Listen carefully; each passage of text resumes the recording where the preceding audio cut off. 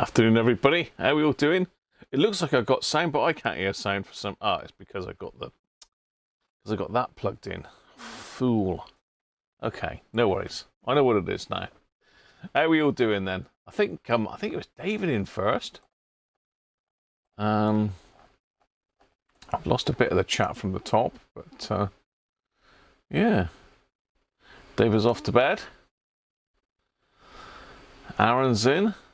Sunny Penzance, so it's not too bad. I can't actually see out the windows at the moment. We're supposed to be having the walls painted, but they keep messing us about, to be fair.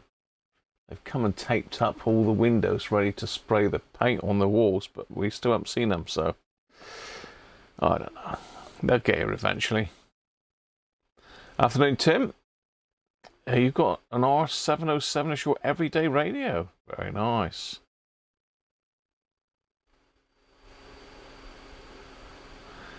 Yeah, I will stick a diode in it, Gerard. I have done it on some of them. I don't think I did it on this one, but I haven't taken it out of the box even yet, so I don't know the state of it.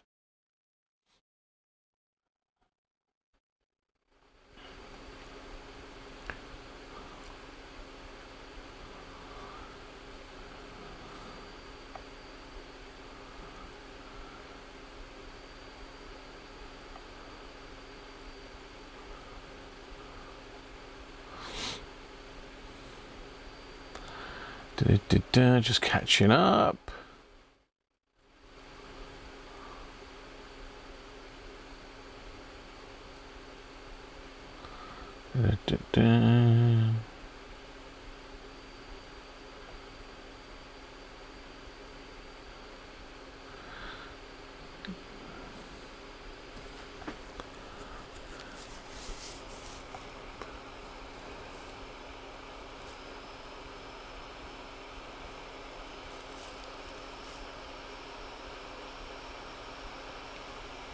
Still catching up.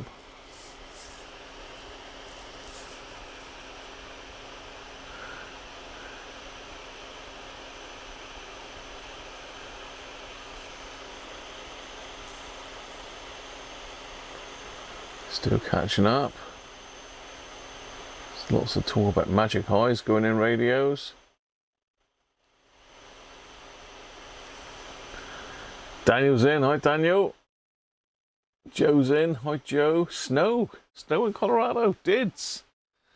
Oh, so do you got a chest infection, mate? No, I don't want that. You can have that and keep it yourself.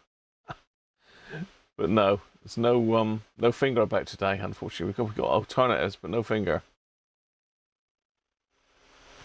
Afternoon, Chris. Afternoon, Les. Hope you're getting a bit better, Les.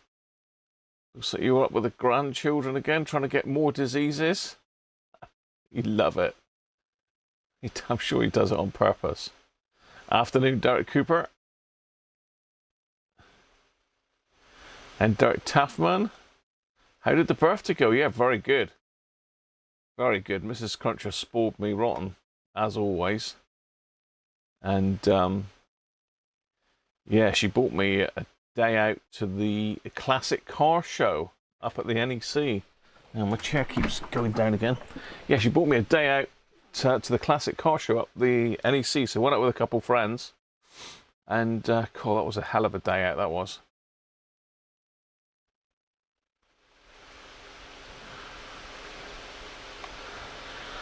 Afternoon, Benji. Benji's in the house. Rob's radio channel. Afternoon, Rob. Tom and Susie. Hope you're both well. Oh, hang on, we've got a big jump. Big jump.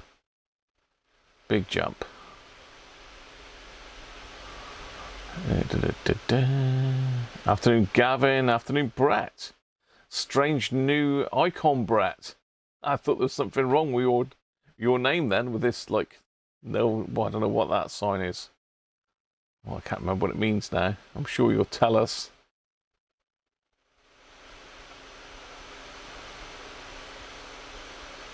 $50 years old, Derek. Yeah, it probably is, isn't it? I think they started making them in '69, didn't they? You're in Ilfracombe, Derek. Not far from us. You're not far from us. Ivan, how are you? Yeah, it's got to be the best of the Roberts radios, definitely. 1.5 foot of snow. No stopping, is it, Brett? I knew you'd know. You're not stopping then today? You're in and out. I could show you all the pictures from the show, Brett. I know you're a bit of a classic Ford man, and that's pretty much where I spent all my time photographing stuff.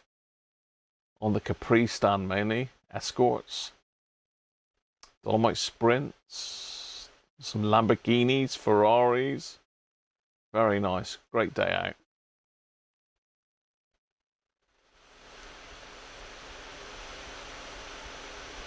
But it was a 74. You got one of the later ones then, Derek. I can't remember which version this is. I've just put a generic picture that I took ages ago on the stream, because this actually hasn't got a case. It just makes you jealous, Brett, will it? Michael Rigg, how you doing, mate? You've got a poorly R707 to do. Unfortunately, Michael, you'll need to start from scratch and get that module out, I suspect. I wish I could have done, Joe, but they're crazy money now. The cars we had as youngsters are phenomenal price now. Rob seems to be repeating that his R707 is still working. We understand, Rob. We urge you. It's very good. They are great sounding radios. Great sounding radios.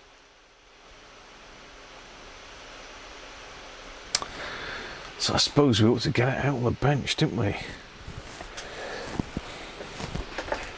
Let's have a look then. Now this has come, I restored this for a GT Jeff, and this was a present to his dad. The story with it is he thinks it was connected up in reverse polarity, and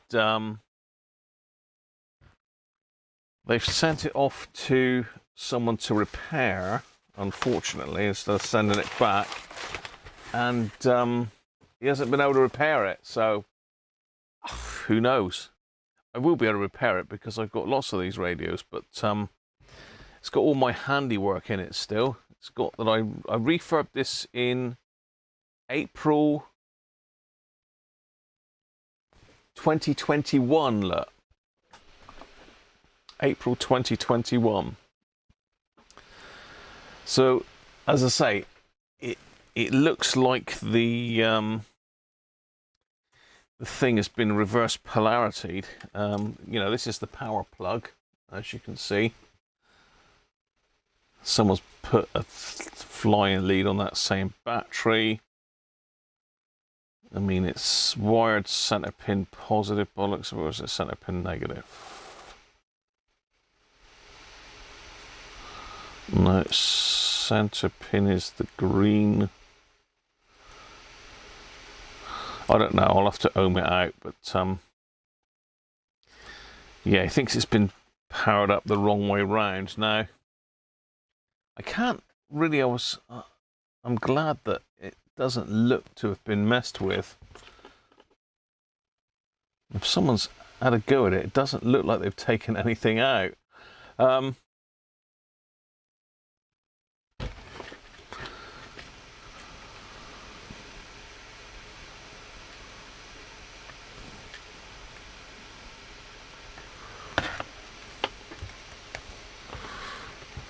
Okay, so just make sure we got this the right way round. They put a speaker on that one, look. Sure, that's the speaker, which it is, because it goes to the headphone socket. Now, as I say, on this one, I've done the module. You can see I put a little, I believe you did, didn't you, Chris? So I put a little sticker on there saying I fitted GT322s and caps in it. So that the module has been done. So that is the hardest part to do of this radio by a long shot. So I mean, if it's been reverse polarityed, it's got a Bit of heat shrink on there. I'm not sure what that is. Might have been me covering up a damaged wire, maybe. I don't know. But yeah, it doesn't look to have been messed about. The output transistors are here. If it's been reversed, the first place to look probably would be the output transistors. Difficult to see whether they've been out or not.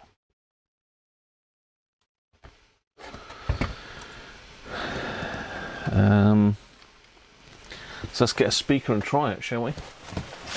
Can't remember what the speaker is in this thing now. Is it one of those? Is it 4 ohm? I can't remember. Whee, Chris. How you doing, mate? Thank you for that, Chris.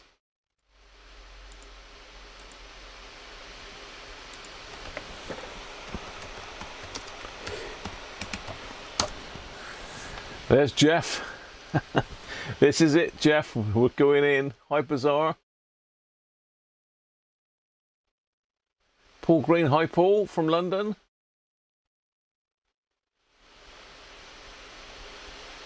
Afternoon, Anthony.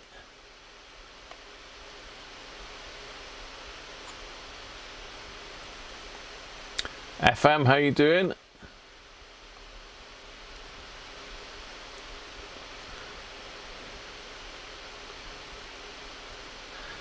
It's yeah, the later ones had the power socket on it. The early ones didn't. But let's get the circuit up then and just have a look, see what the potential issue could be.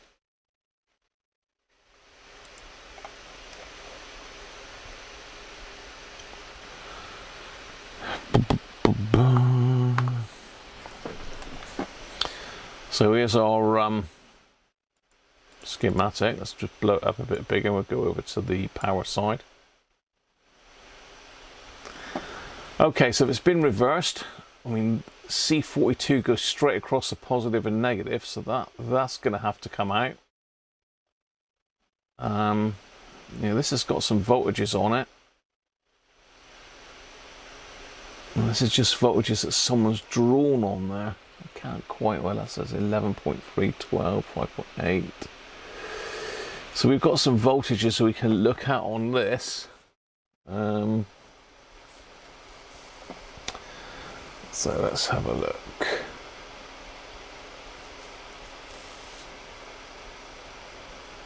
So this top line, I believe, is a positive, isn't it?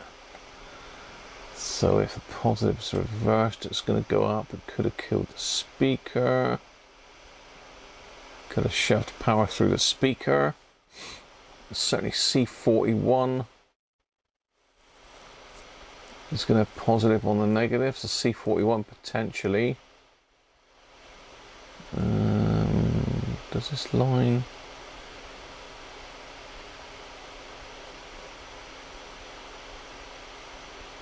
Yeah, that literally is right across the positive and negative, so that would have potentially been knackered. Just trying to see how this is powered up. So yeah, we would have had... Should that be negative bias, that one? Let's have a look a bit further on, just make sure this is a positive line. Yeah, okay, so this is definitely positive, so that would have been negative. And this down here would have been positive. This whole bottom rail is positive. So we're putting a positive voltage on there, so that's going to be jumping up to 12 volts instead of 6. Well, we've got resistor to limit it there. So potentially,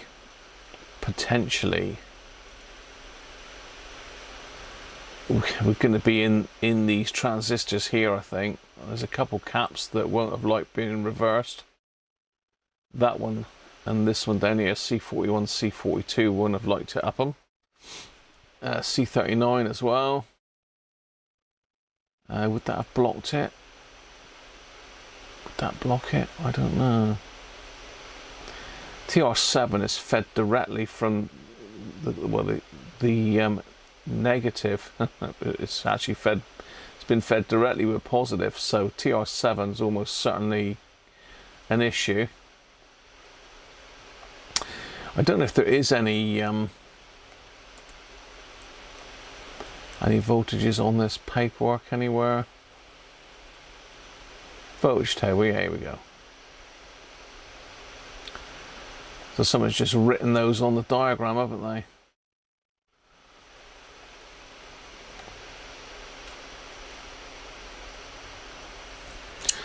Right, so it's just a case then really of going through it and trying to find voltages on these transistors. Let's get it fired up. I was going to see what the speaker was. 4 ohms, so we're okay on the 4 ohm speaker. So I can hook it up to this speaker. Oh, Derek's just said it's 4 ohms.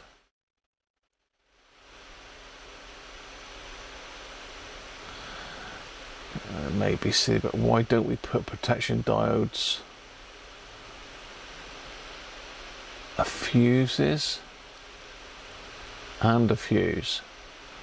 Well, it would be sensible to do that, Anthony, wouldn't it? I suppose, but I haven't done it in this case. I have done.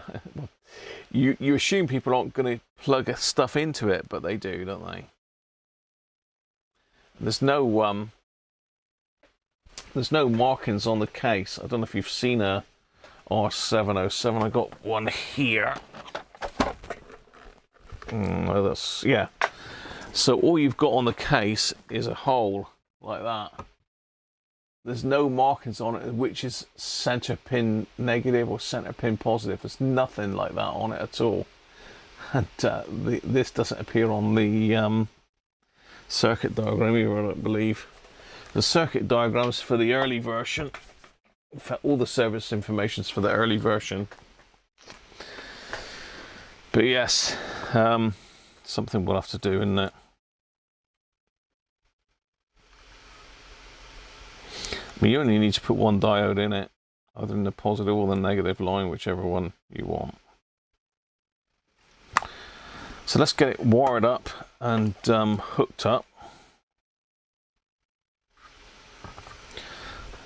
And see what's going on.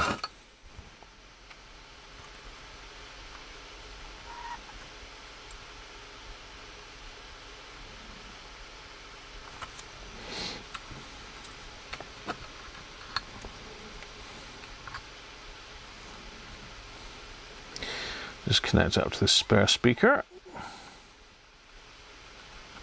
which hasn't got a lot of solder left on it by the looks of it, but enough to connect it to. Let's grab the bench supply. Let's say it's a 12-volt radio. So I'm just going to connect it up to the battery wires.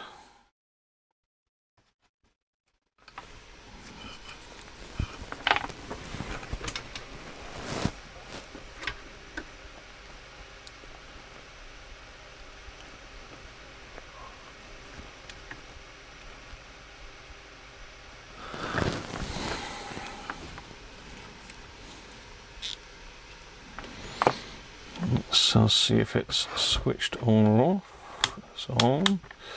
Let's leave it off for a minute then. Let's connect it up.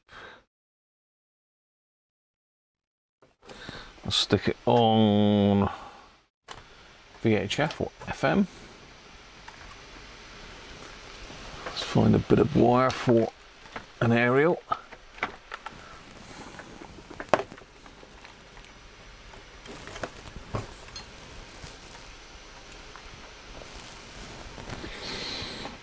Fire in the hole.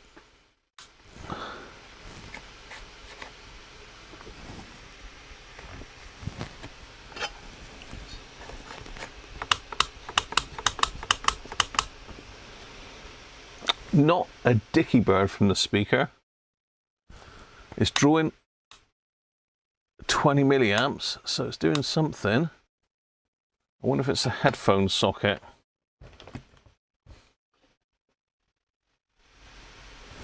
Let's have a listen to the headphone socket, see if there's any noise on that. That's the first place to look. The dreaded headphone socket, because that's normally what kills them dead. People think that they can plug modern headphones into these things, and they can't really. They're designed for earplugs, not headphones. Let's connect onto the ground there.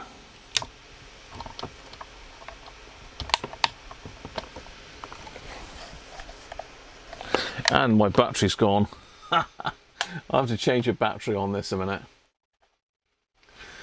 Don, how you doing, mate? I haven't watched part 1 yet.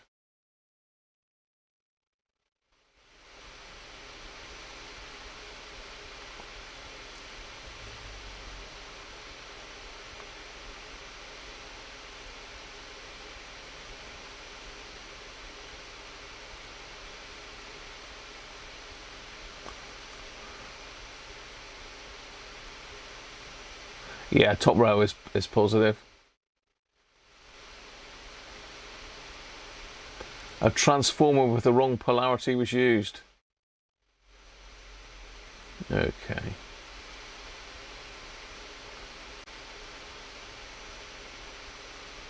I bet it's quite a nice looking collection, Chris. You'll have to pop us a picture over of your collection.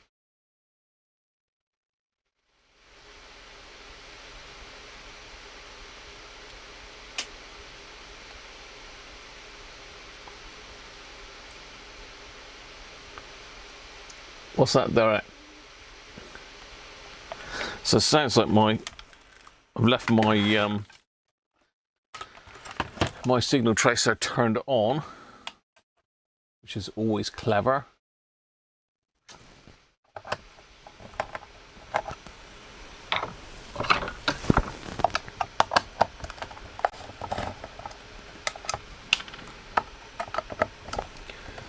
So let's just pop another battery in it.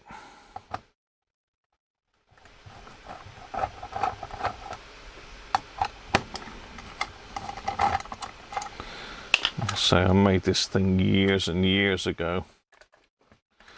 I assume it's the battery. 32 ohm speaker in it. Just see if we have got a battery. Dead battery. I suspect we have. Yeah. Yeah, 1.5 volts. I think that one's gone. Well, that's the first fault sorted.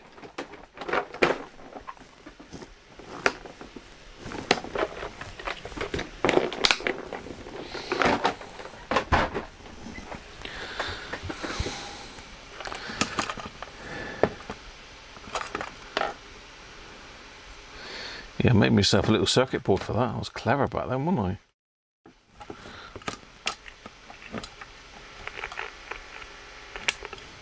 Yeah, that's working now.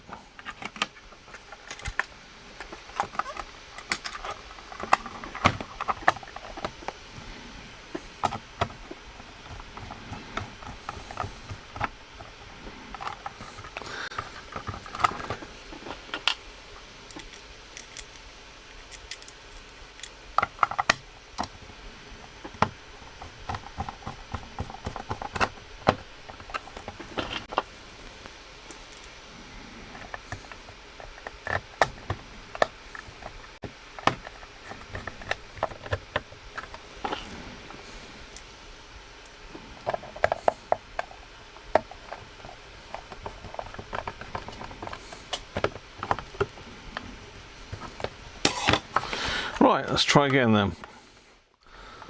Let's connect up to a negative. We'll use that one. That's just as handy.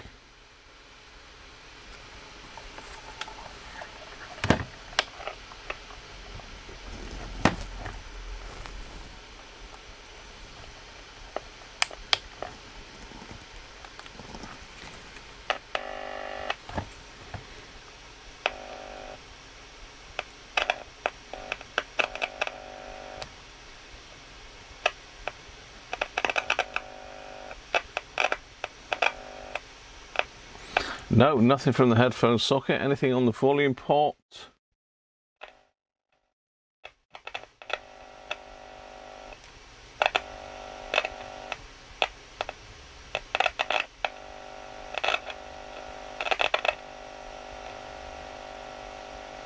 Nothing on the volume pot. Anything coming out of the module?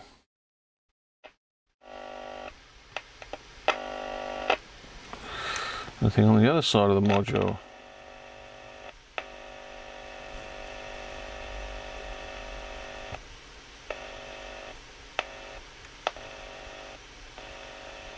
Yeah, we do have a little bit of hash there, so let's tune to something.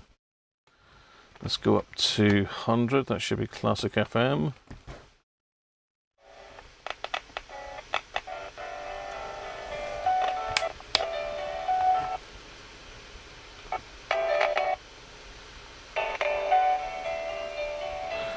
So it's coming out the module.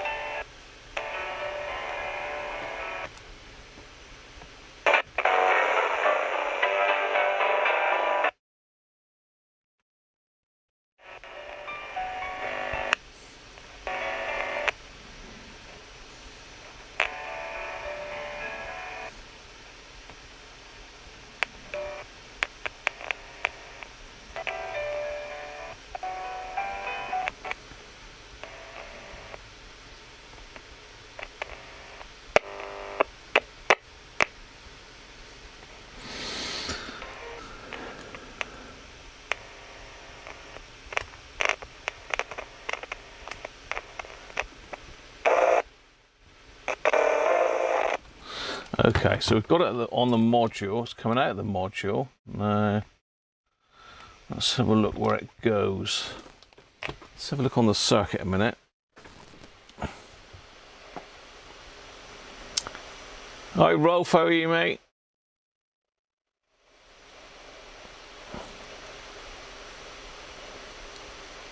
Oh, you said the headphone socket. It doesn't appear to be the headphone socket. Let's just check it.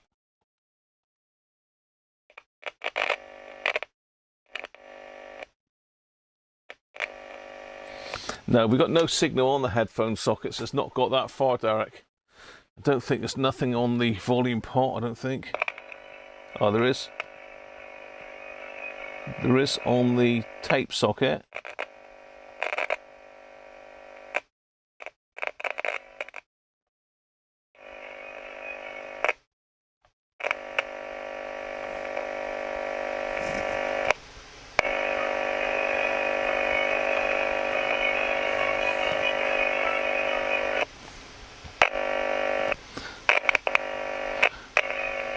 That's the loudness tap, so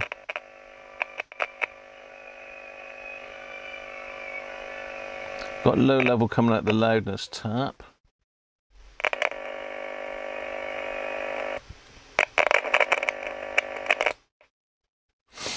Let's have a look at the circuit anyway. Let's have a look at the circuit. Yes, Rob, yes. Brett's already said that. I'm going to look at the circuit first and see where it goes from the IF first, not the output. I'm going to go straight for the output sockets. Output sockets. Oh dear.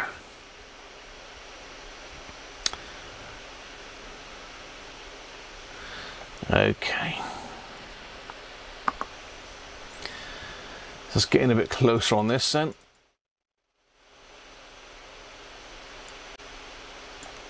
So here's our FM out, comes down through the switch, through lots of switches, a VHF switch, which we've got it at the VHF switch.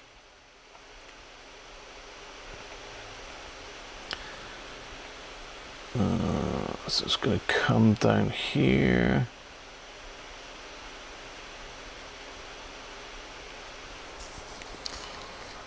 So it should go into the volume pot. 0.25. That's probably 0.25 up here.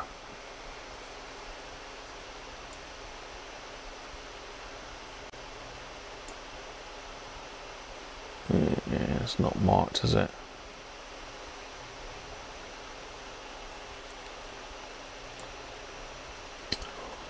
Okay.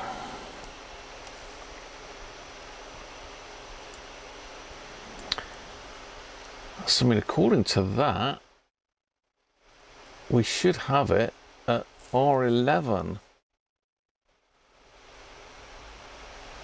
0.25 is not marked on the picture above. Where's R11 then? I expect R11 is on the board itself. R9. Pin 0.25 is there, look, so it's the very last one.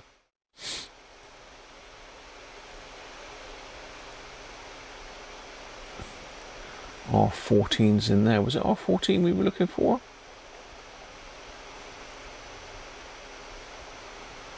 Going on to the volume pot. Hang on, no, I'm getting confused here now. I'm getting confused. That's not the volume pot. Volume pot's further on. What is this? Oh, that's the first half of the volume pot. Okay. So yeah, we have got it to the first half of the volume pot. So then it looks like it goes out of that and into TR1. So the signal, yeah, it's a bit strange. There's two halves to the volume pot. This is like there's a loudness control as well, I believe, as well as the main volume potentiometer. So there's two sections to the volume pot that you can see there. So we have definitely got it here. So R11 must be over by the volume pot, probably where we were testing just now.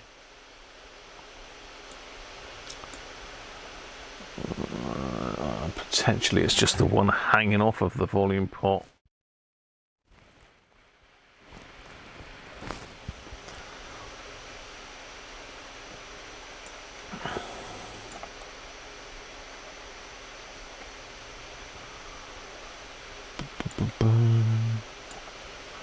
It's going to be in here somewhere. Where are you?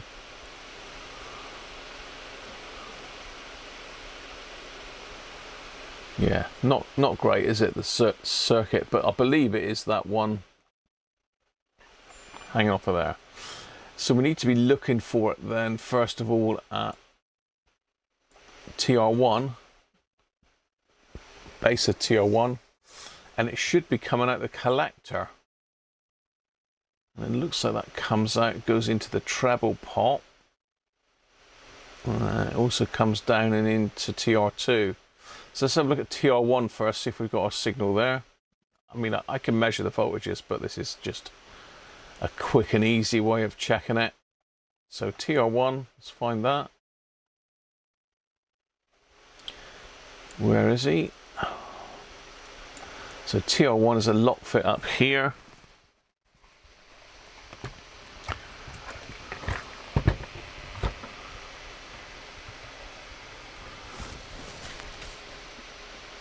Okay, so I can see that. I don't know which way round it's orientated. It did have a picture of the... so it is... So the base is the middle one, the collector is on the right. Let's get back to this then.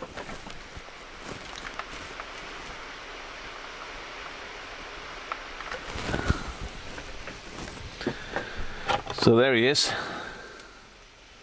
T1. So the base is the middle one.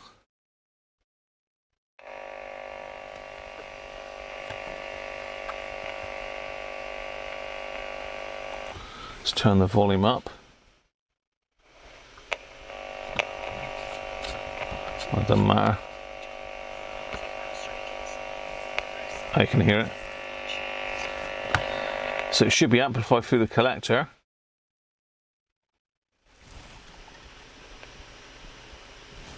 But it's not.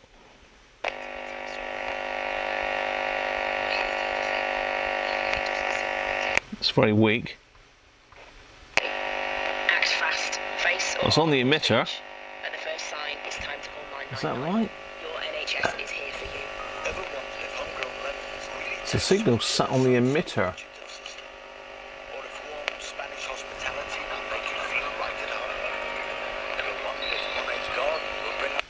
So it's weak on the base, amplified through the emitter. Let me just check that circuit again then. Am I cracking up? Probably.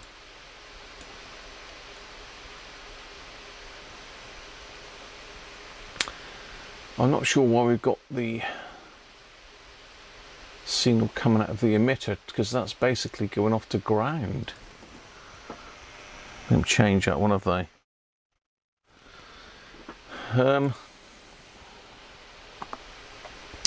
So looking at TR1, so I've got the signal on the base. I've also got it on the emitter. In fact, it's amplified through the emitter, which is this connection, and this goes down to ground. So I'm not sure why that is, because we should have it on the collector. So let's check these voltages on a minute. So we've got 0.73, 3 and 1 by the looks of it, according to this. So let's get the multimeter out. Let's get this out of the way. I will check in a minute that it's not been changed for a wrong one. Easily done.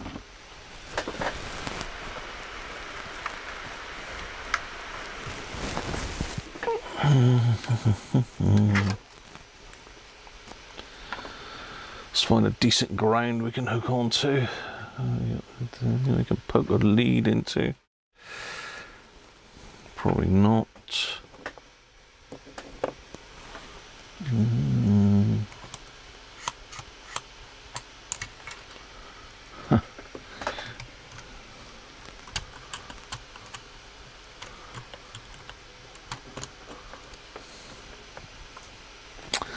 Okay, so which screen are we on? I think you're back on with me, aren't you? Yeah.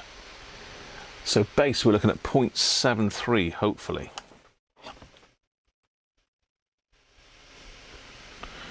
.72, pretty good. Emitter 1, 4.5. And the collector should be 3. But nothing. 0.8. It's almost like that's the wrong way round. Trying to see if I can see which one it is. Make sure we haven't got the wrong transistor in there.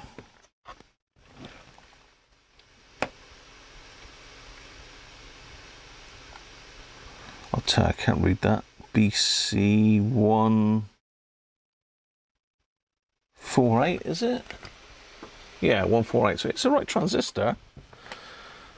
I'm just wondering whether their picture's the right way around up here. Because we're looking, unless that's looking at the base of it. Hang on, if that's looking at the base, that's looking from the base, isn't it? So that is right then. That is right, so ignore me. If we're looking at the base, then the collector's on the left. So that is correct then. So let's just do that again then. So you should have just under 1 volt on the emitter, or around about one volt on the emitter. We got too much voltage on the collector, really.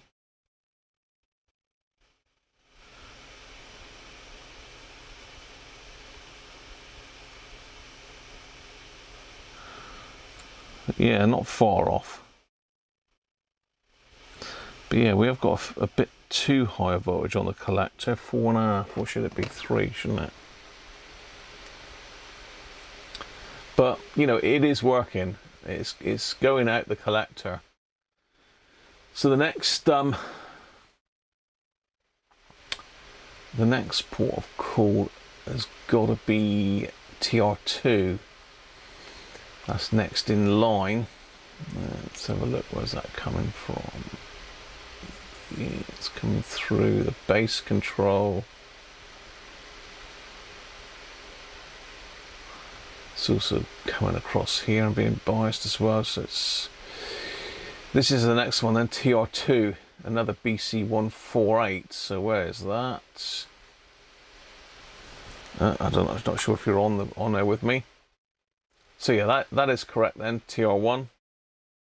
Our voltages are correct, and we have got the signal on the collector. Now I've got the sus of it, because these pictures show the underside of the transistor. I'm thinking this is the top, but it's not.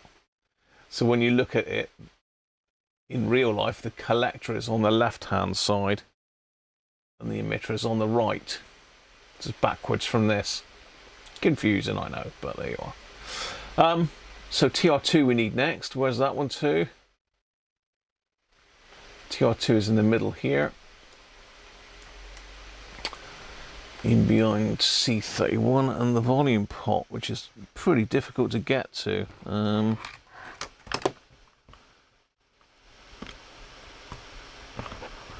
I think I can see it on the underside.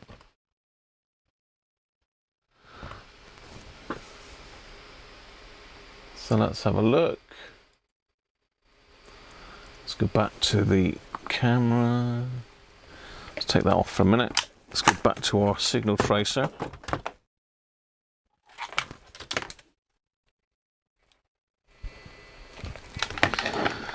Connect back up. No, I think it's here, so I think that's the base. No. Which way round is it? It's in there.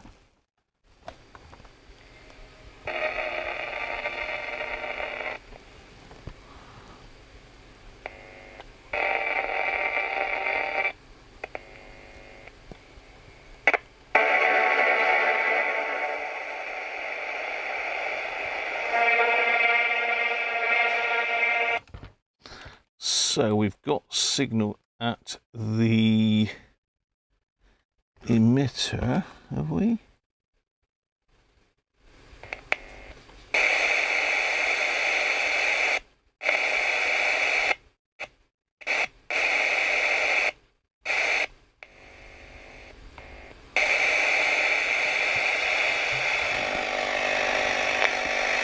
We did have, but I think I've just moved it off station. Try that.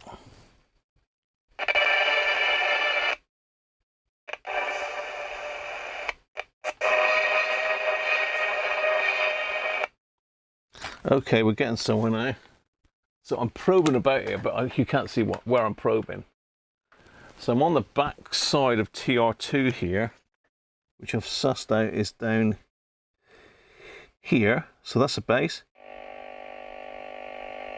A weak signal.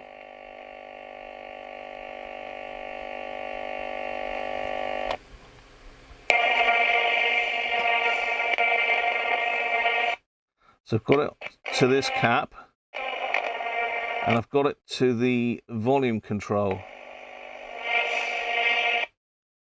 Coming out of the volume control. So we're now coming out of the volume control, which is interesting. So we've got it on the wiper of the volume control. It's like a bit of detective work, this, isn't it? So we've got it here on the wiper. We got it both sides of C37, have we? No, hang on. Where's C37? C37. There. We've got it the other side of C37. Yeah, we're passing through C37, which is right. So we're going up to TR3 now. So we need to find TR3. So TR2 appears to be okay. I haven't checked the voltages yet. TR3 is down here now. It's a big jump, isn't it? So we're down here.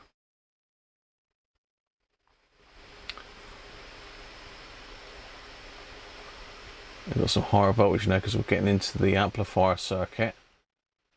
So again, we should have it on the base, which is the middle, BC149.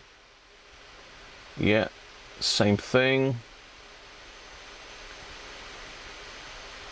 So we should have it on the base and then on the collector.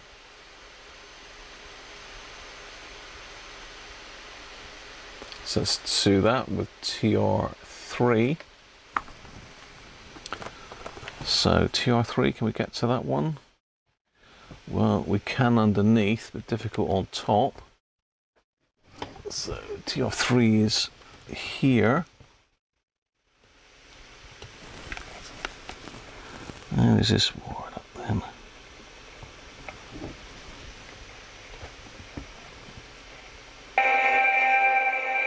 base.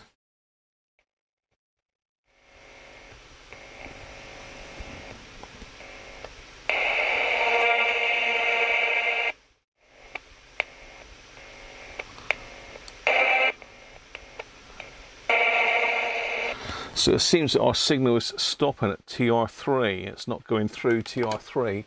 So it should be on the collector of TR3. I'm going to get my bearings again now. So the collector is the bottom one.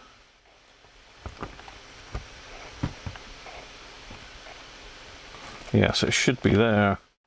Hang on, I've got my leads disconnected. Let me just try that again. The negative was disconnected.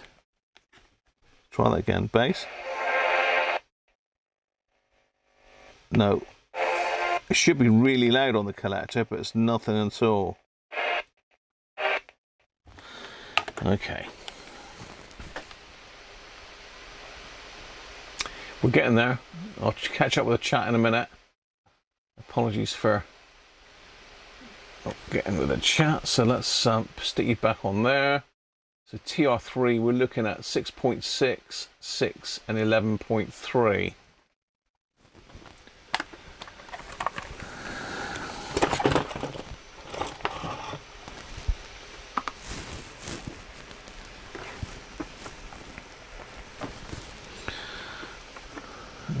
Let's have a look. I'll do.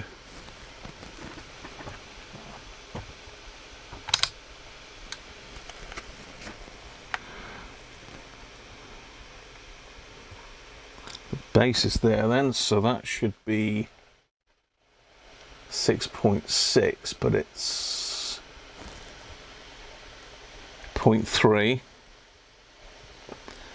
Emitter there, that should be 6, but it's 0. And the collector should be 11.3, but it's 0. Now, it could be that something feeding that has gone kaput, but there's nothing really else there. I mean, I suppose R34 could be shorted here. R36 could be shorted, but looks to me like TR3 is kaput. Let's catch up with the chat and open a beer.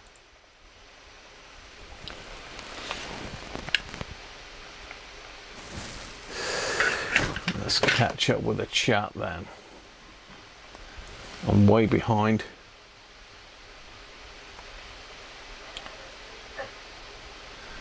Afternoon, Joe, or good morning to you. Derek spotted it's a collector. It's the base of the transistor that I'm looking at. Yeah, pins are backwards. We got there. I got there on my own. Let's see. Bob Anderson, how you doing, Bob?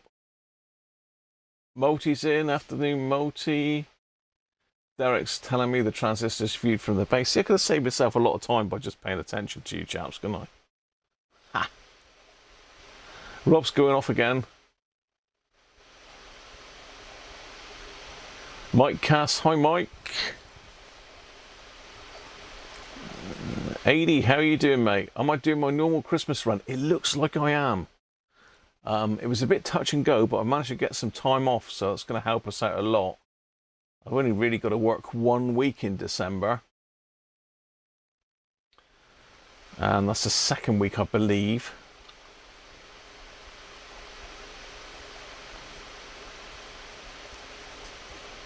Yeah, TR3 is definitely looking short in that. So what is it again? TR3 is a BC149. So let me see if I've got a BC149 anywhere.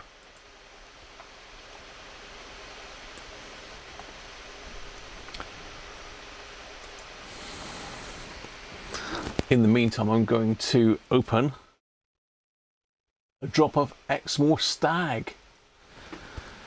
Nice.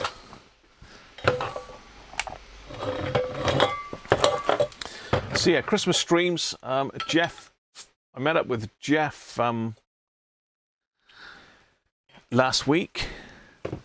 Jess very kindly given me lots of bits and pieces to have a look through for Christmas, including a couple giveaways. Well, one giveaway and one that may be going to somebody else we know to have a look at. But we need to have a look first. That's a bit of a head on that, isn't there? Right, let me just see if I can find a BC149 or equivalent. Anybody know an equivalent for a BC149 without me having to look it up?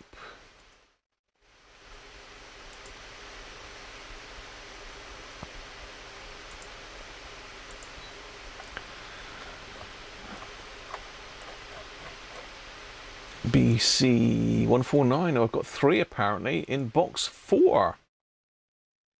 In box 4 I have 3.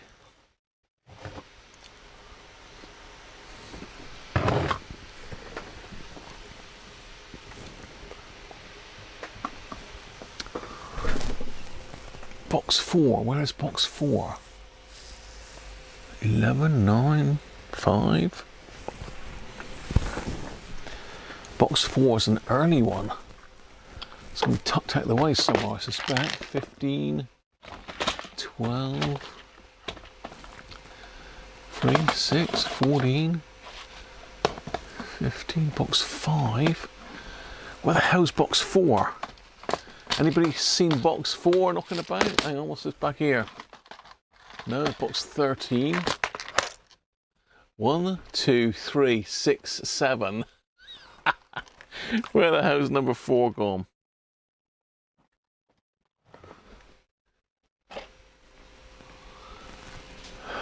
Let me have a think. Box 4, Graham. There's box 16, box 5.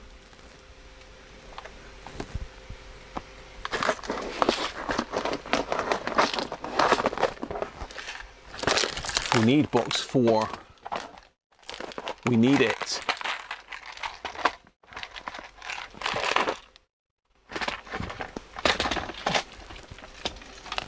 Hang on, there's another one stuffed. Ah, I found it. I found it. Box number 4. Come on down.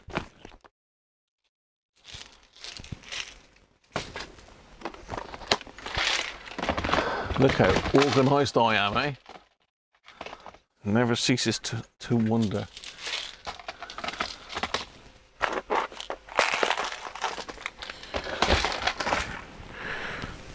Right, so we need to check these first before we go messing about.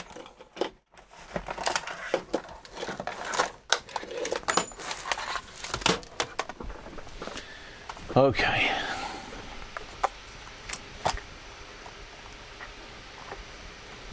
Peek.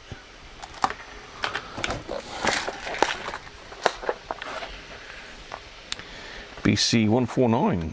Here we go. I'm sure there's an equivalent to a BC149, but you know, let's keep it authentic. Make sure it is a BC149, 149S allegedly. Does that mean superb? Let's turn on the desoldering tool while I'm doing this, just to gain us a bit of time.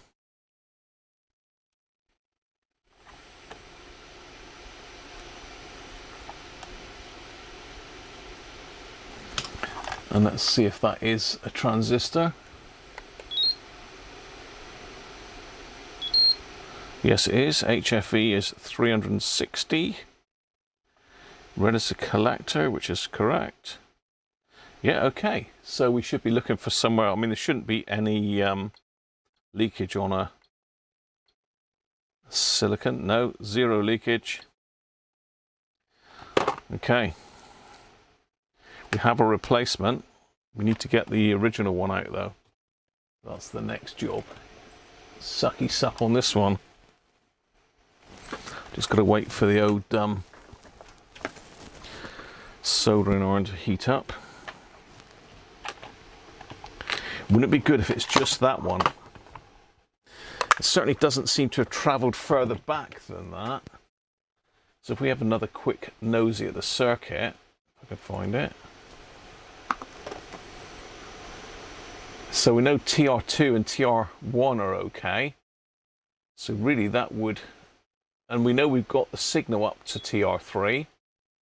So really it's going to be from here onwards that we've got to worry about. So we've only got, well, I say only, we've got 5, or we've got 4 left if this one is shot.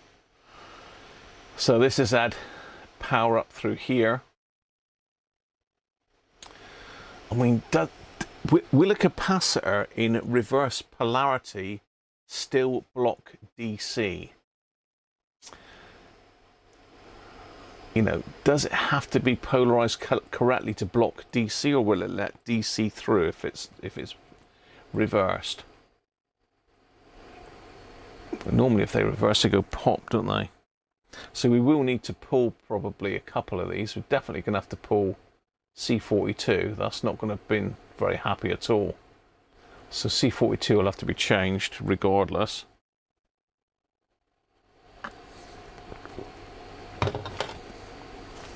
So yeah, we've eliminated 2/3 of the radio, really, haven't we? Because we know that right up until this point here, we have got our signal. So we could end up having to do all of these, which could be quite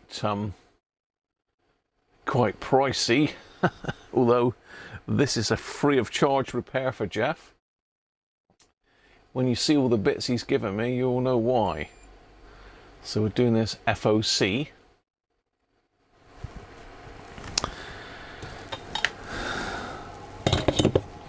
So let's pop this one out.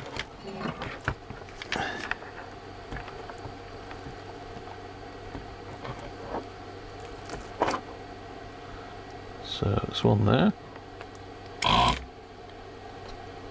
One there. Hoping you see what I'm doing. Yeah, you can.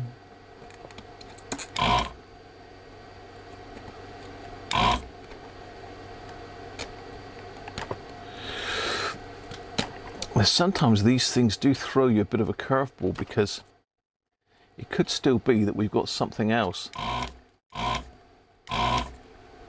causing our issue. Let's say we could have, I don't think it is though, because basically we have got it right up to that transistor. Now, it's being a pain, isn't it? Now let me get my eyes on. I can't see nothing. I can't see nothing. I'm sure my overhead light is getting duller and duller as time goes by, or my eyesight is getting duller and duller as time goes by.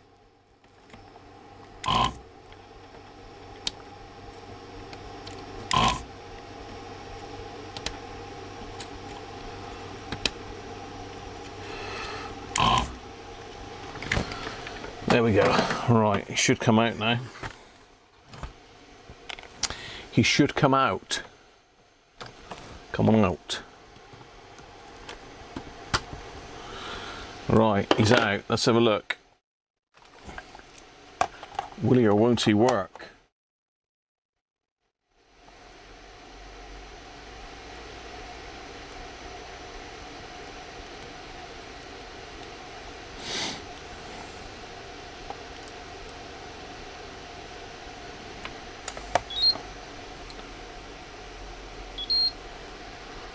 Well, that's a strange one. That is okay. Ah. Right. Hey. There is nothing wrong with that transistor. So what would be causing, well, I say nothing wrong, I mean it's, what else could it be then? Could it be the R34? Oh, sorry, you weren't on that then. But basically, let me just connect that back up again. That transistor is reading correctly. I thought I was on the screen then, but I wasn't.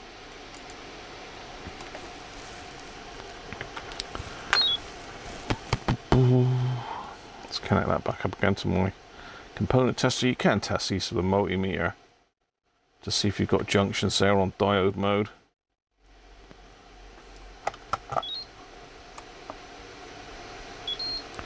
So it is showing as, if I can get it in shot. So you've got an HFE of 200, which is nice and healthy. So that transistor I've just pulled does seem to be okay. Okay, right. Interesting. So as I said, I was looking at the circuit.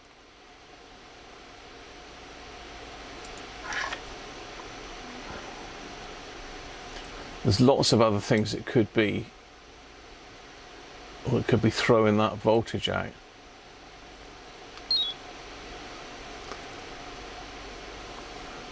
We've got two resistors and a potentiometer there that are in line.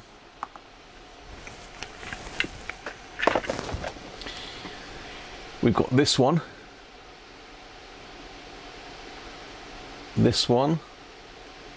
this variable one here. We've also got two caps. We've got C39 to check. So I think we'll start with R34 first. So what do we know about R34? We've got any value for R34 anywhere?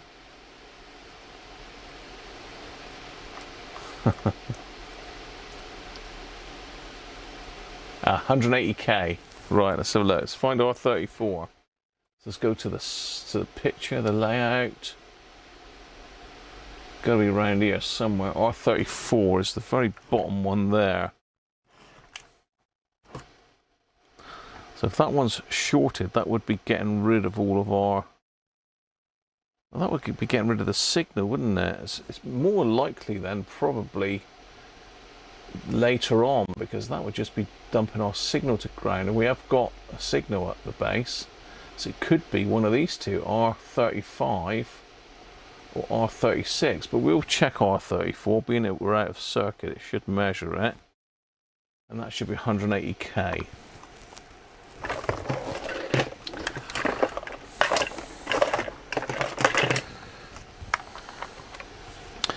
It could be a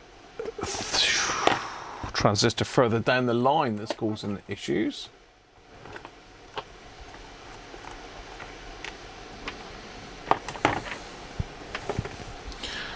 Go to ohms.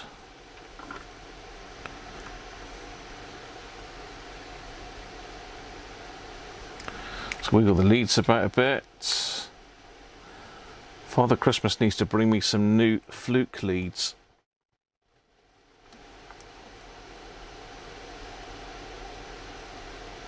Good enough. Right, let's have a look over that one. So we're looking for 1.8k, sorry, 180k. Can't see myself here.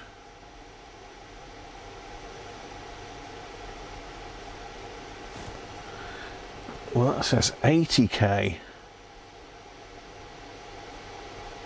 Let's make sure I've got a good connection there.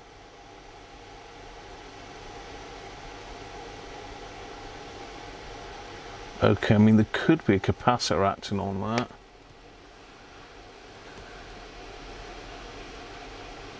But that's definitely not 180k.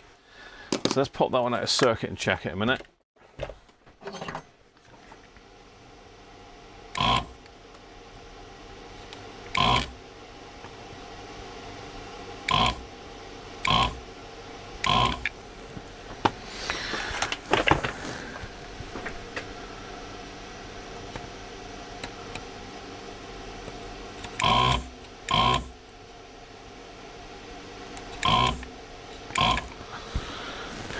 Come on. Let's make forceps.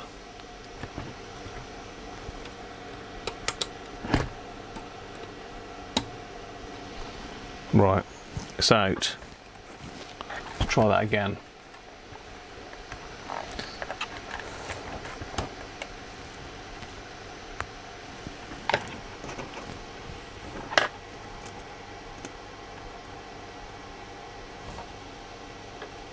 $187k, so yeah, that one is all right. Something else is dragging that down. Put that one back in.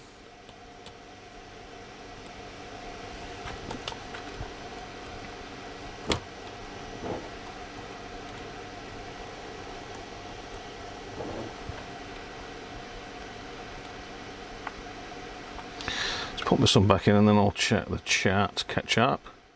We'll get your opinion on what you think's wrong.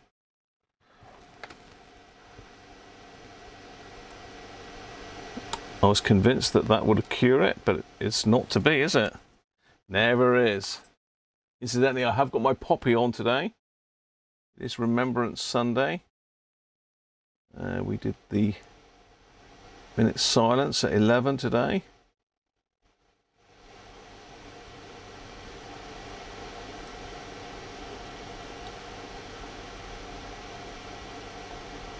To remember our lost ones and those that fought for us.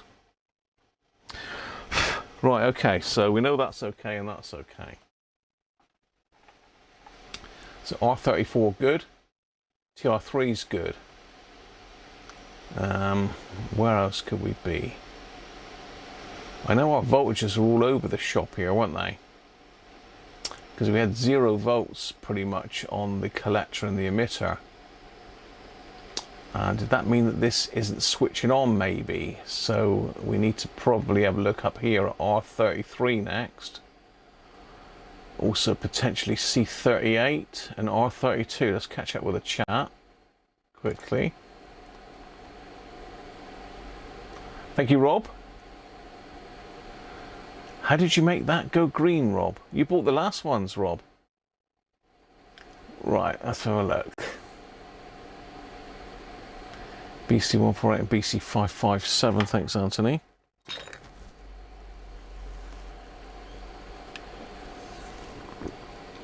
Bjorn, welcome. BC549 will work as well.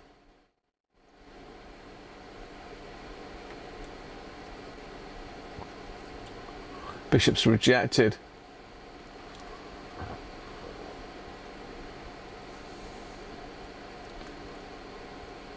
Yes, I've got the Weira Advent calendar. It's a bit of a disappointment this year, I think, the Weira calendar. But you know, you get a sneak preview on the back of the box as to what's in it. But you know, I've got it. Mrs. Cruncher forgot all about it this year, so I've bought it myself. Or you chaps have bought it. Where am I? Yeah, you chaps have bought it. My Patreons and channel members and people that put super chats. Bought it out of my my PayPal money. Tim's saying reverse caps get hot, so must take current. Bob's still playing catch up with C39 in the wrong way round. No, someone reverse polaritied it, Bob. It's a cap, not a diode, so it will block DC at least until it pops. I thought that was the case, so that would protect the junction, really. That's what I was trying to get at. You can't see me? You can't see me? That's okay. You don't need to see me. Oh, hello. What's going on here now?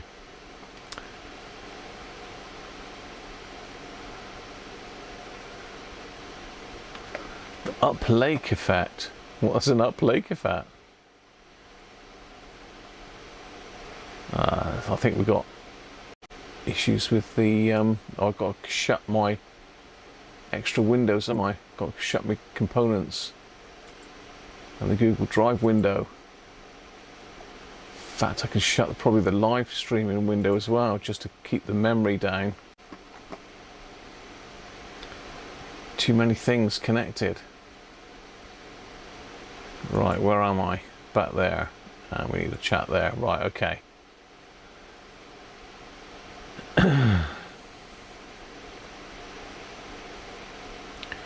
Rob's radio channel became a sponsor, apparently.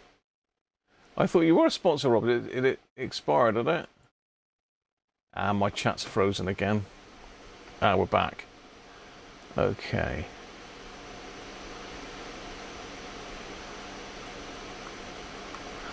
No, I think I'm having these memory issues again. Penguin's at the ready. You're wondering if it's a cascade effect of TR4. I don't know what's going on here now. What is going on here now? Let's get that. That's better. You saw too many of me then.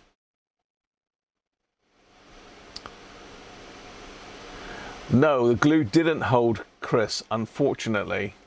So it's back to the drawing board with that one. I think I'm basically going to have to mould something and then drill a hole in it. It's been a bit of a pain. I had to go at putting it back together this morning. It's not happy. Yeah, why have we got issues here? Let's close one of these cameras. It's not the Logitech off. I don't need that one. But, reload. Yeah.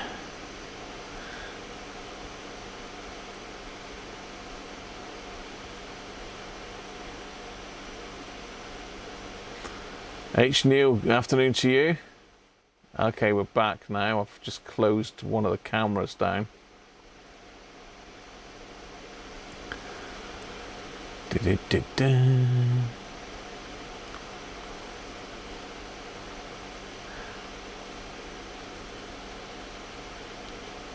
Locked in his box, yeah.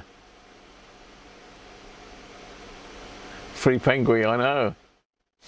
So yeah, Anthony reckons it could be a cascade effect of TR4.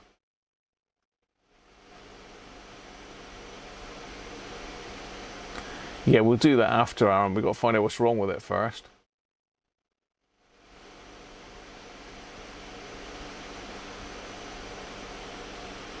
Free Penguin. Okay. So I'm just going to have to basically poke around here and see what I can find. So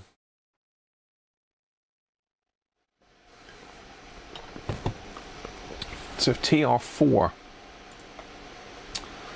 fails us, what is that likely to do?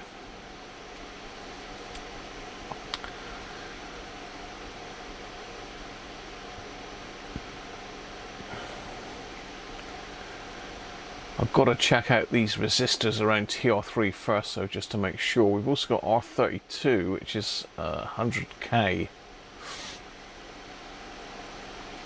potentiometer. Let's make sure that hasn't been mullered all the way around, which it has. So someone's had a screwdriver in there and whacked that one up full tilt by the looks of it.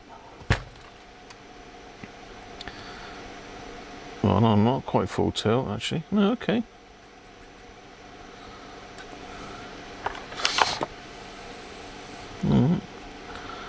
No, that's not full tilt. Let's just see if that is 100k.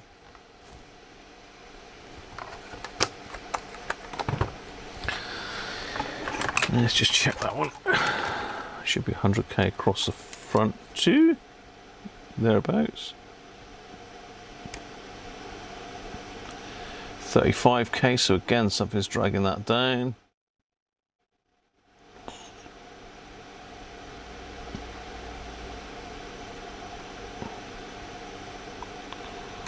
Yeah.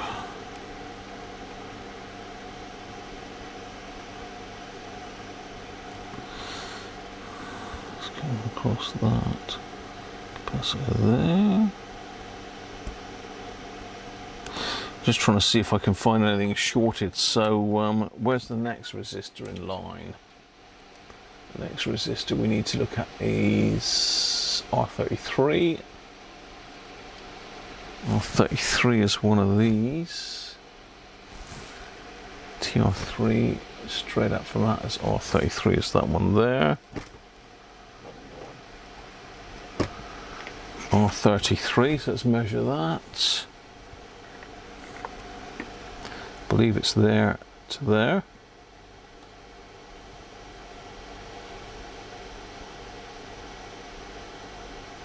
$69k. R33 should be 100k. Let's lift the leg on that one then. Have a look.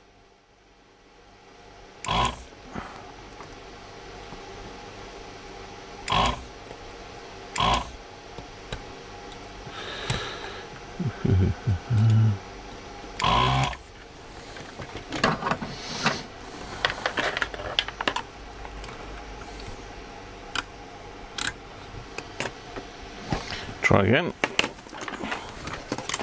Because these are connected across capacitors, so the capacitors are messing up my readings really. 98k, that one's good. Good to go.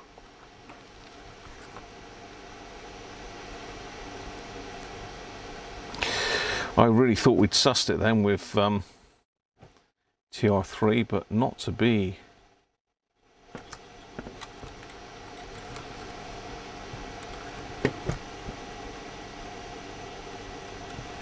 Stick that back in. Too much disconnected, you sort of lose your place a little bit.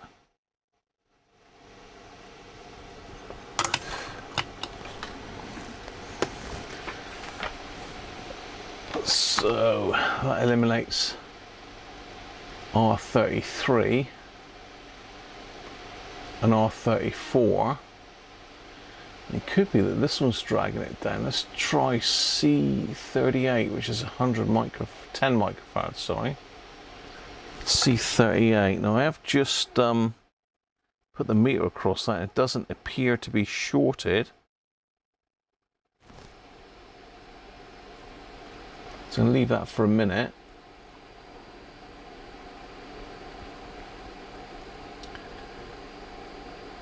C39 is the big one there. What's that look like?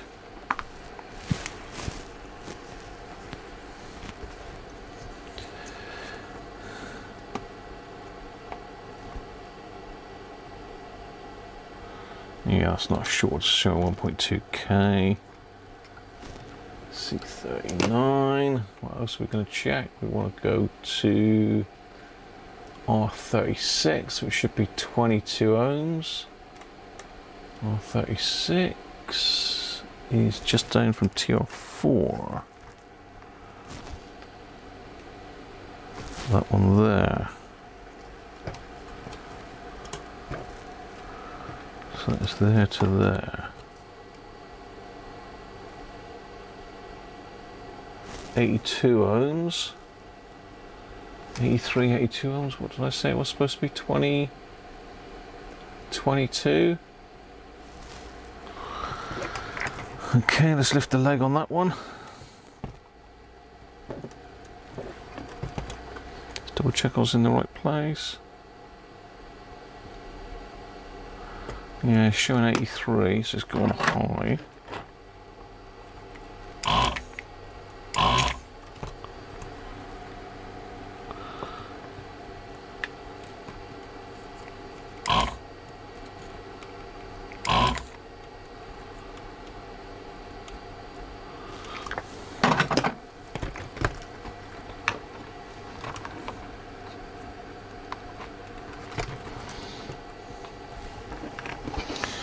I just bent the end of that one over.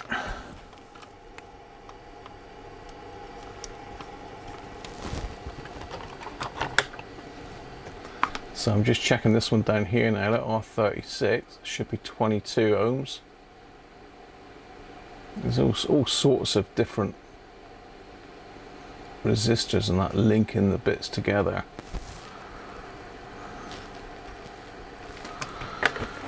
Pull this one up, see if that makes a difference. Put them out of circuit, if you'll come out.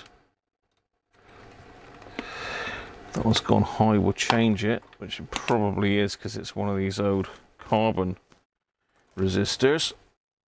So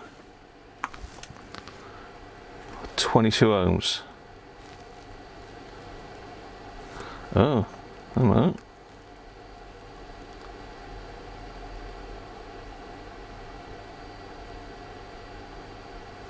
What's going on with this?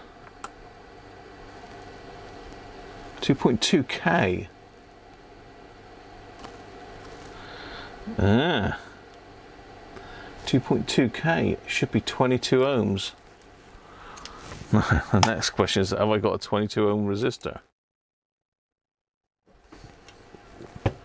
I will check the code. So it's red, red, red. Oh. Red, red, red.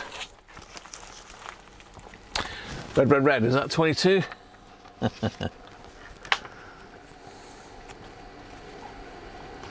No, that is 2 point. That is 2.2. That is 2.2k. Have we got another messed up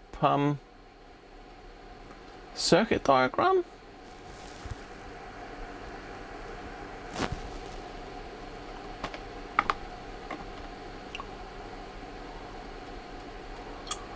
Unless I'm looking at R35, that's 2.2k.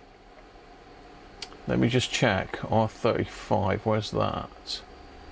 Ah, yes I am. Okay, that's R35. Okay. That's my fault, not reading that picture properly. R36 is the next one on. Ignore that then. That is correct. Let's go to R36 then. This is the one that's 22. Which is there to there. And that's 21, so that's okay. So it is potentially looking like it could be another resistor, sorry, another transistor.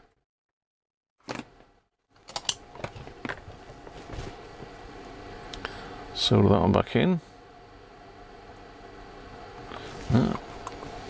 Soldering on decided it's had enough. It's been on long enough and it's turned itself off. Does heat up really quick though. There we go. That's that one. That one and that one's okay. So our next one is TR4 then to look at. So I think what we'll do is we'll put TR3 back in and see what voltages we got on TR4. I think that's pretty much covered that, hasn't it? So we know that that one, and that one are all okay around TR3. I haven't checked R37.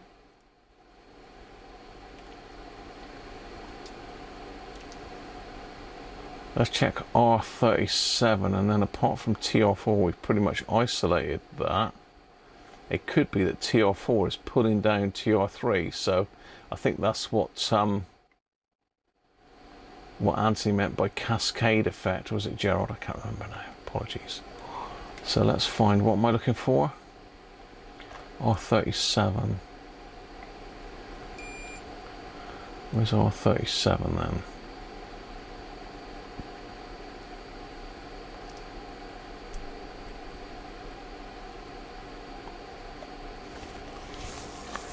$38, $39.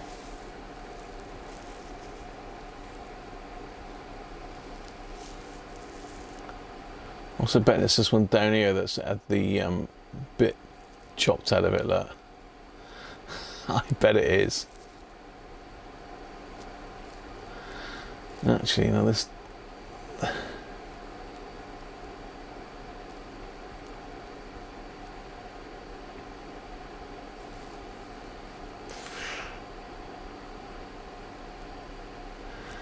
I'm probably staring it in the face, but that's the only one that hasn't got one.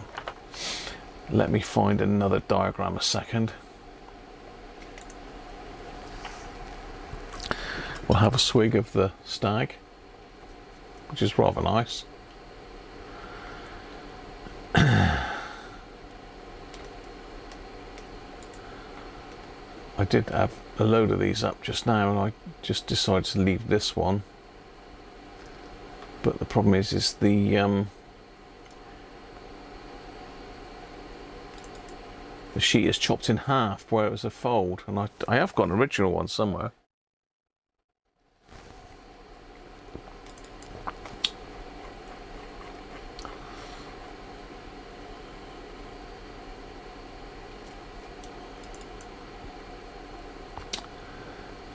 ERT R707.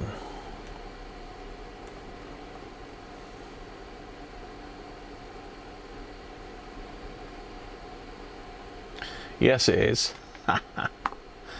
Yes, it is. Look, R707. The only one that's got chopped off is this one down here.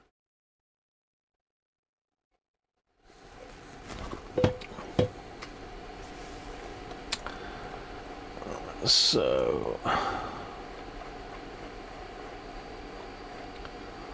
R707 is 1.2K.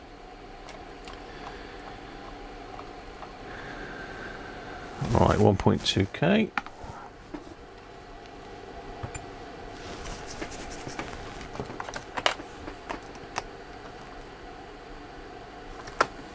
So look then, so it's got to be this one here.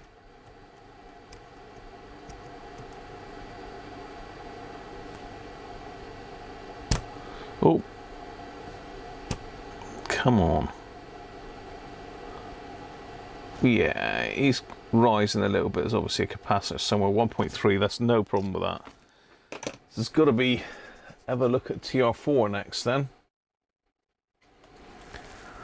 That's next in line. So let's put TR3 back in.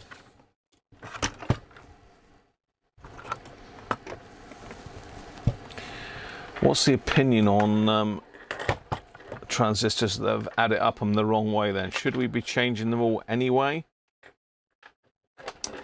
I'm pretty sure back in the days, if something had reverse polarity, they used to have to change all the silicon to resurrect it.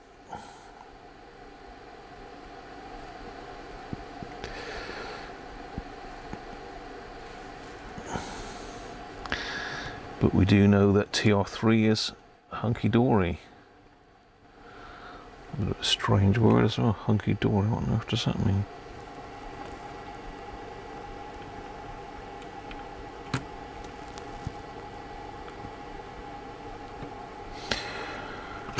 Oop.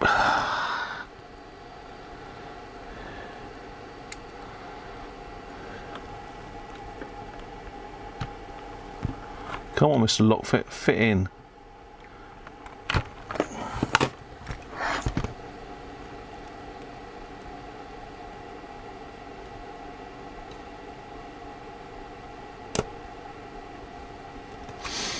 Well, let's put that one back in.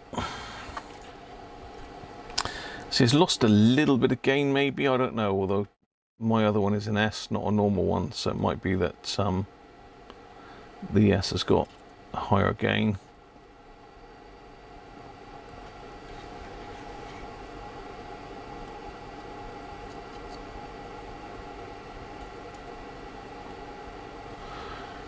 Right. That's everything back in. So far we've not replaced a single thing and we haven't found any problems. So let's power it back up again.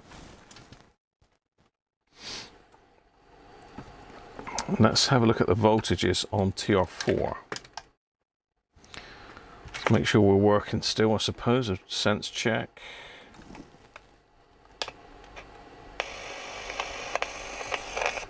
Yeah, well, I've tuned it now.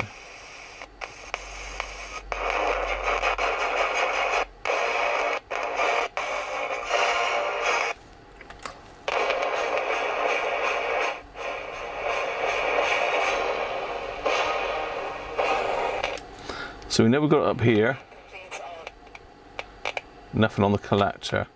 So something's dragging that down, and we think it could be potentially this one here, I believe. Right, okay. Let's get me bearings just to make sure we're in the right place. So it looks like that is the base. Right, let's look at the voltage readings for TR4 then.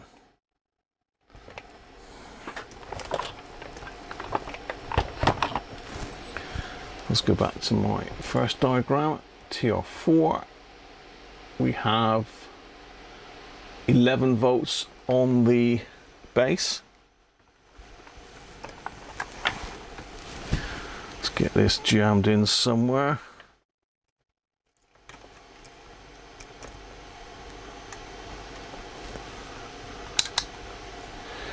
So the base, I believe, is that one. No, let's make sure, yeah. So it should have 11 volts, so we've got nothing on the base.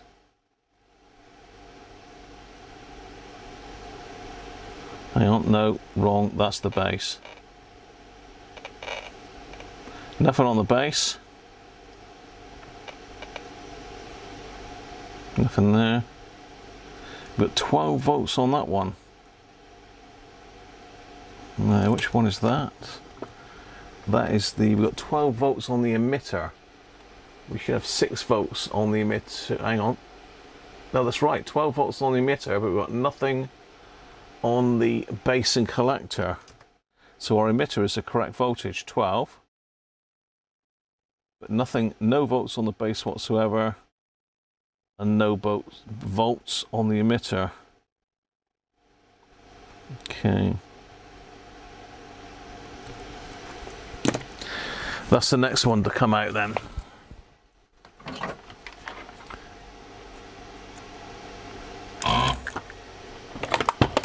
Down out of the way.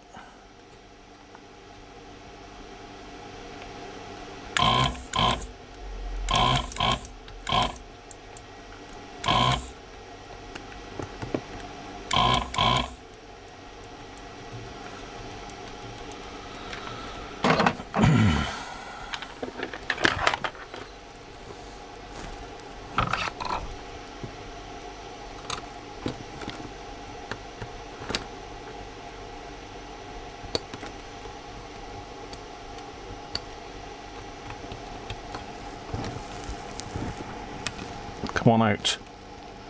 Get out.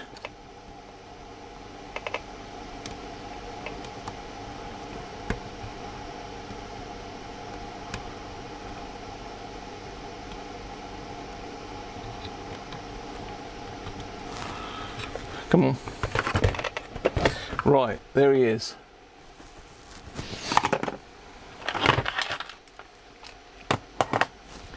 And what's this one? This is a BC158 now.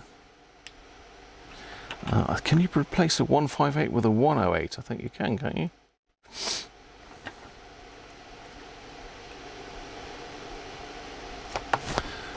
Here we go then. Red and blue shorted. So the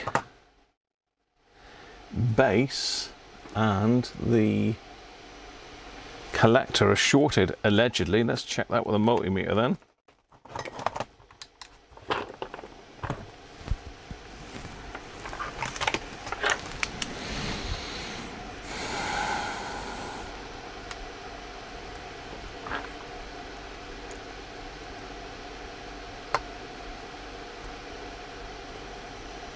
Yep, they're shorted. So BC 158. I'm pretty sure I can use a BC 108 for that, but I will check first before I just go haphazardly chucking it in there.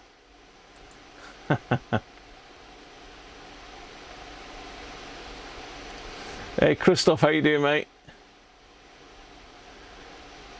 BC 548. What did I say I've got here? BC 158.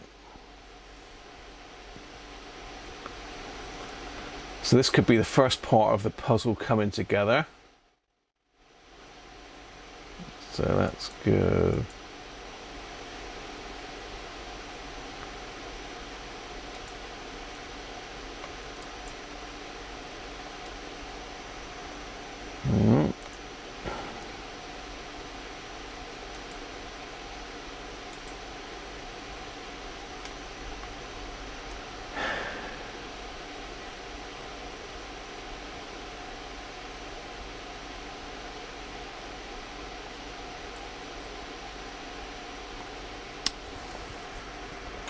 What I say is a BC 158. Allegedly, I have a 158.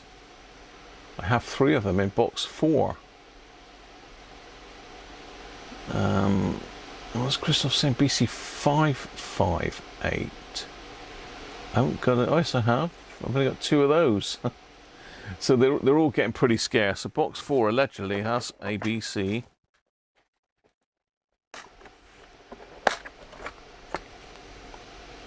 $158.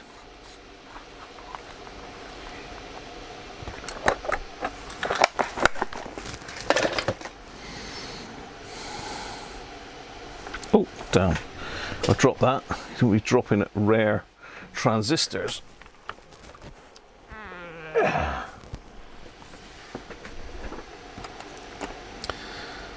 Let's have a look.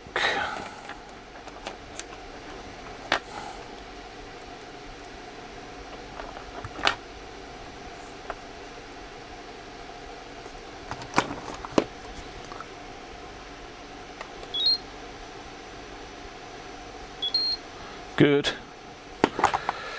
All right. Let's chuck that one in.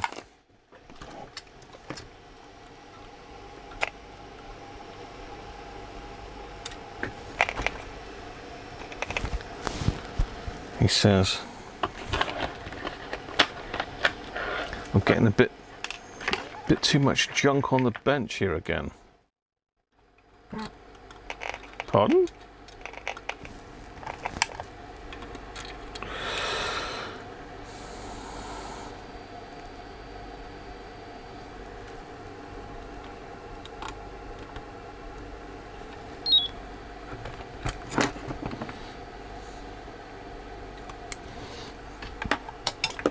Solder this one in.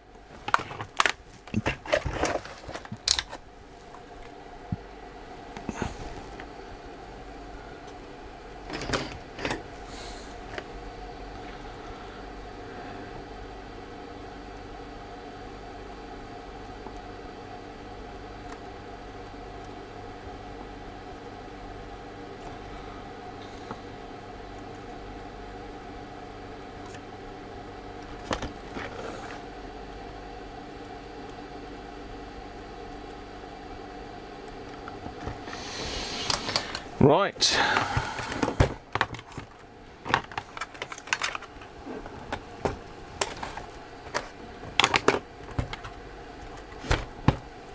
What do you think? Is that it? Have we cured it? Have we cracked it, I wonder? Martin, how you doing? I haven't got any BC15, well, I've got 3 actually, BC558s. I think I've got 3. Yeah, I've got 2 BC558s. So maybe I need to find some more of those, don't I? I've got a load of BC108s. I've got hundreds of them things.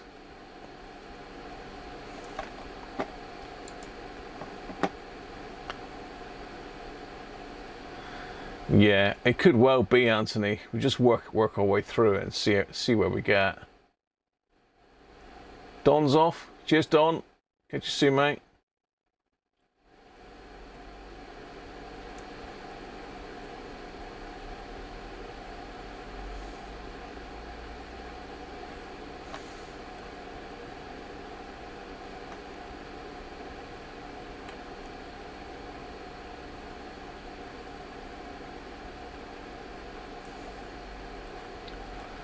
Right,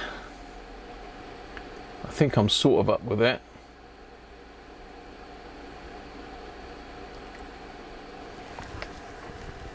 It's more fun if we go for it bit by bit, isn't it? It's obviously there's going to be, you know, this is just the first stage. I mean, we could, so far we think that 1, where have we got to? 1, 2 and 3 are okay, aren't they? So 4 is the first one that's gone. Let's pop it on and see if it works.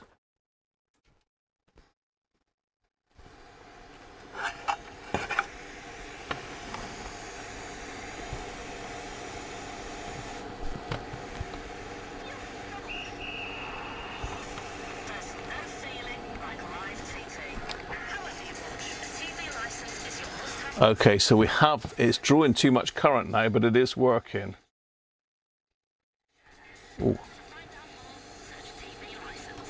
Oh, yeah, okay, something's not right, because that transistor that I've just put in has got very, very hot very quick. So we have sound coming out now. Yeah, that's drawing way too much current. Let's shut that limit down a bit more.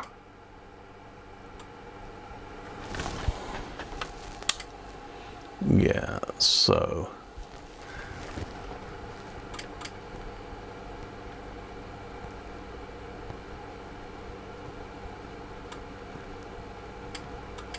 yeah, drawing way too much. So something's getting pretty hot there. This is where you want a thermal camera. So where's the next one? That one in there? No, that one was okay, wasn't it? So we've got this one down here, which is one of these glass ones. These are not great.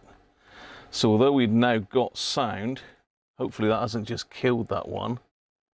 It's holding on current limit at 50 milliamps.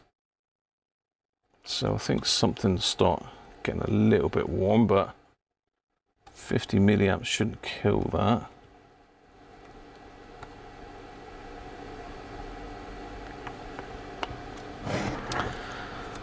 So let's have a look. So we can't test anything as far as the... I'm just trying to get my head around this now. I'll tell you what we want to do is we want to get that capacitor out.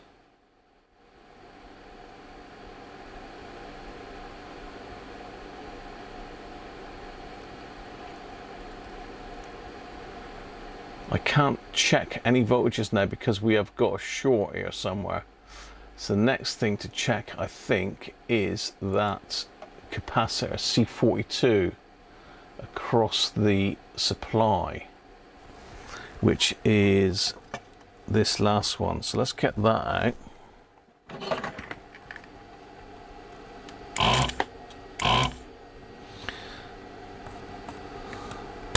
Oh, steady.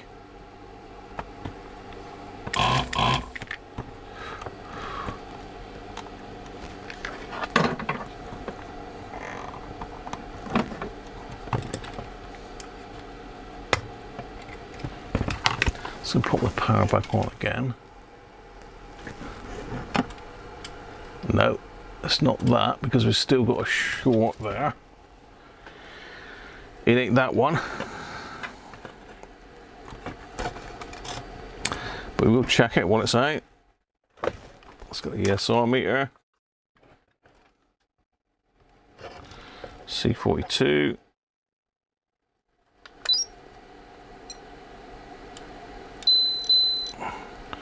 173 at 0.16.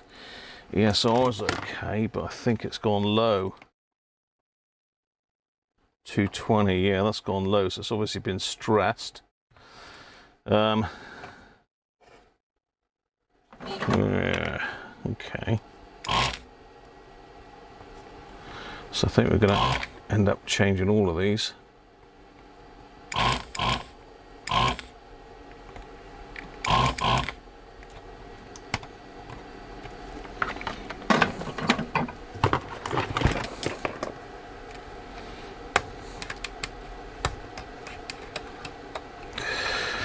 Let me check these other two. So I think that was a 220 as well, C35. Doesn't like it up, it does it? Don't know how long the power was connected to it before it sussed that there was a problem. 196, that was a bit closer. I think this last one's 470, isn't it? Yeah, 470.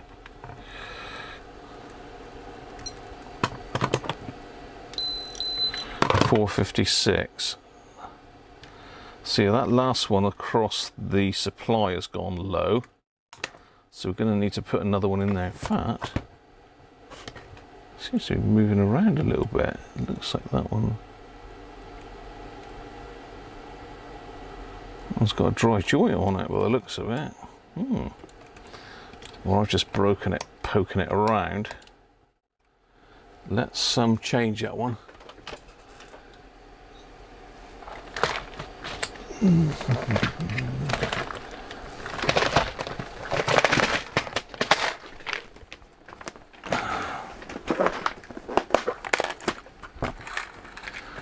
Stick another 220 in.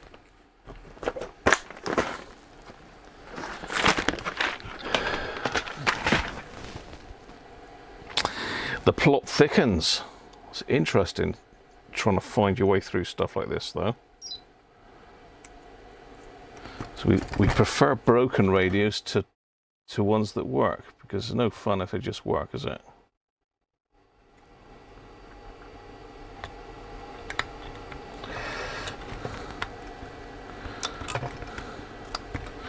So that is the one that was across the rails.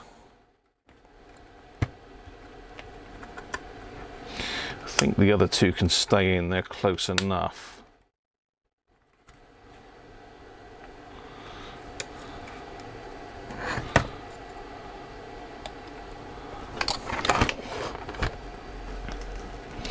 That isn't our issue though. We've got a short, I think, on one of those outputs.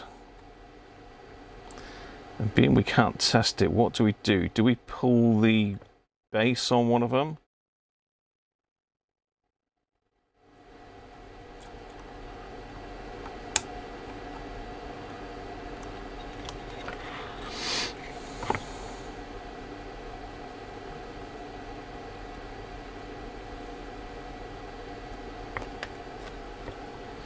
Not forgetting to solder this one in.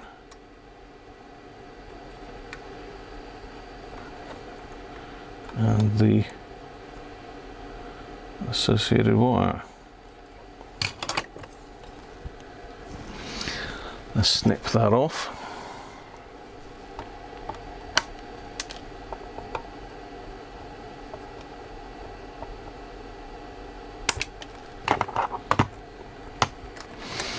Going to momentarily power it back up again. Okay. No.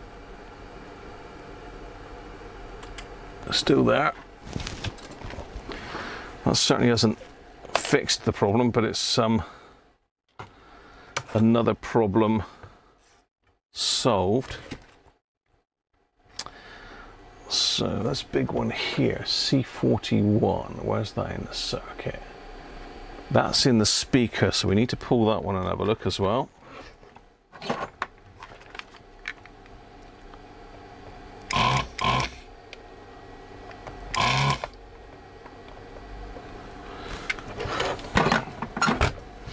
You don't see these old radios reverse polarity as much as you do the more modern ones.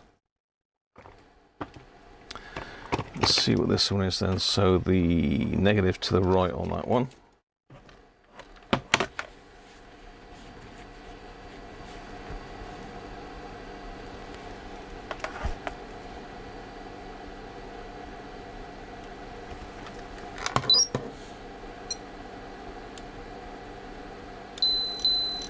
.656 and it's a 680, that's good enough.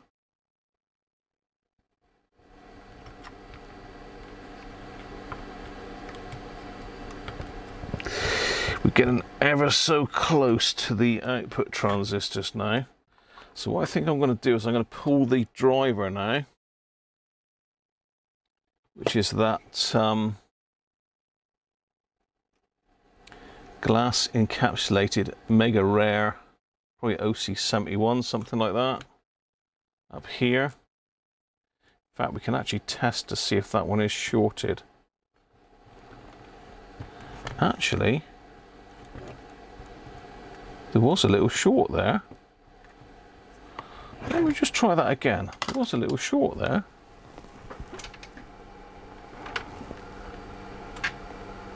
Ah, ha, ha. There was a little short on the board there. There's a little leg of something was touching.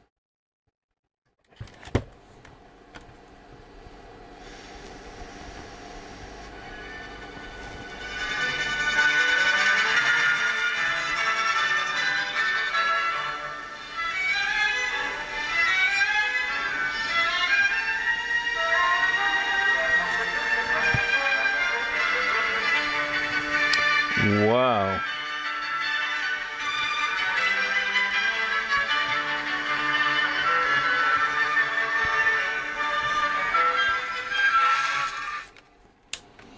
It's only done it. Right, okay, let me show you what I found there then, because you probably wouldn't have seen that.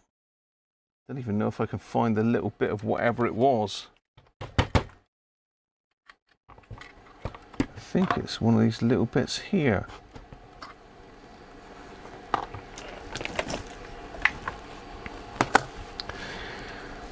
So there's a little tiny bit of solder, or a little bit of leg or something. Just get you in close. So can you see where I am here? Yeah. Just turn that off a minute. So this is the transistor I was just about to pull here in these three.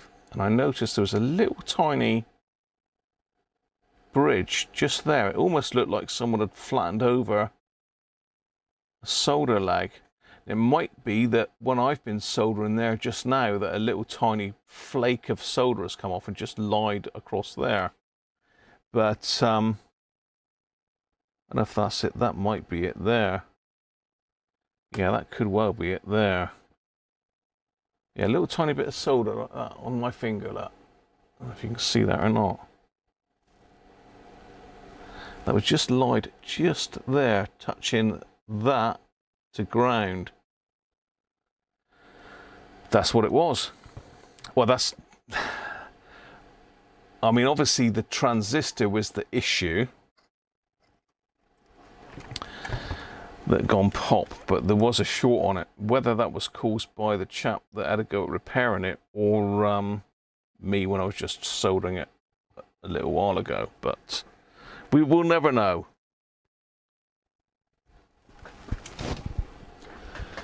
But what we have got is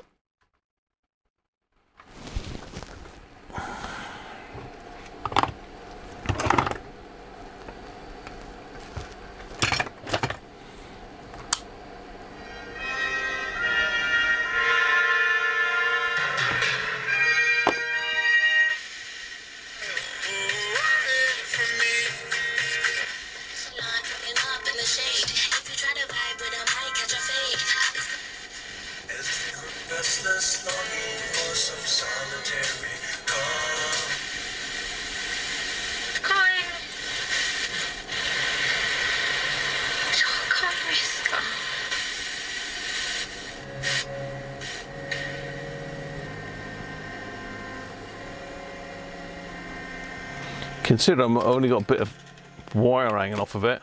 Oh, it's not doing bad.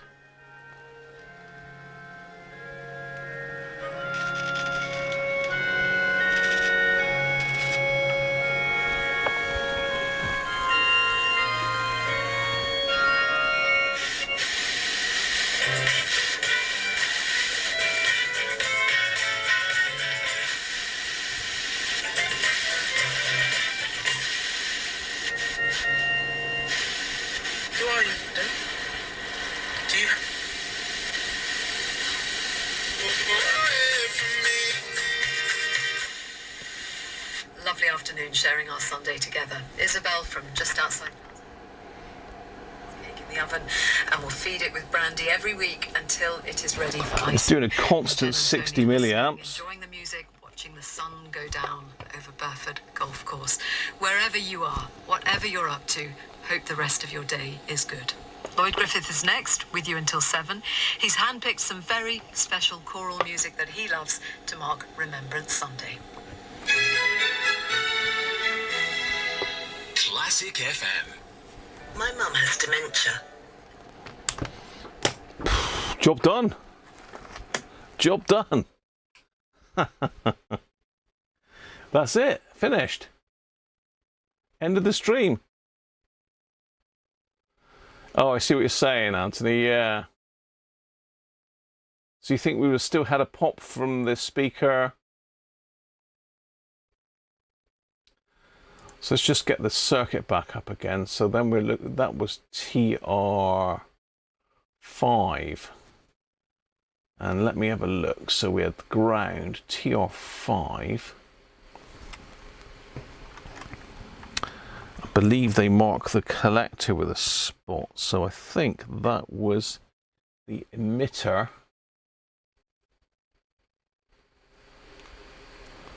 of TR5 was shorted to ground. Yeah. So this is TR5, which was our OC71. And it looks like the emitter here was shorted to ground, so that would have disabled the output transistors, wouldn't it?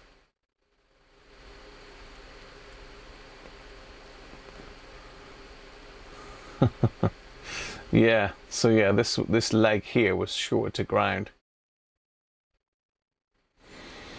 Interesting. So definitely we had TR4 gone, BC158, but it looks like that's all that the reverse polarity took out. The rest of them seem fine. It's drawing 60 milliamps, which is about right.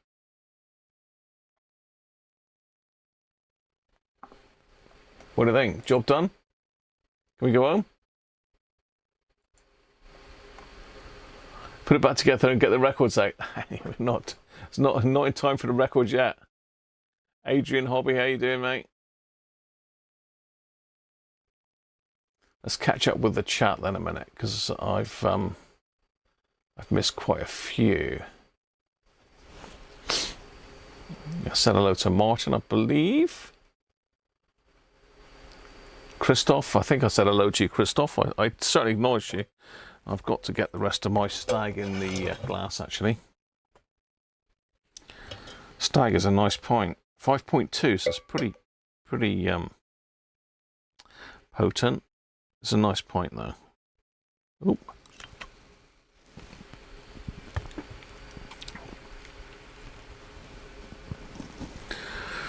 So we can get that one back off to Jeff, I believe.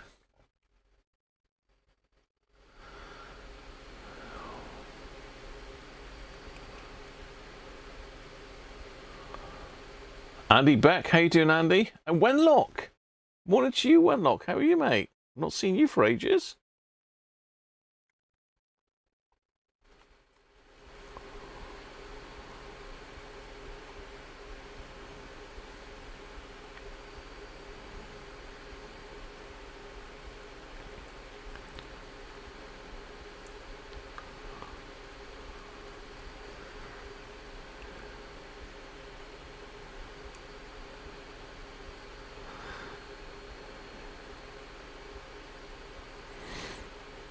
Yeah.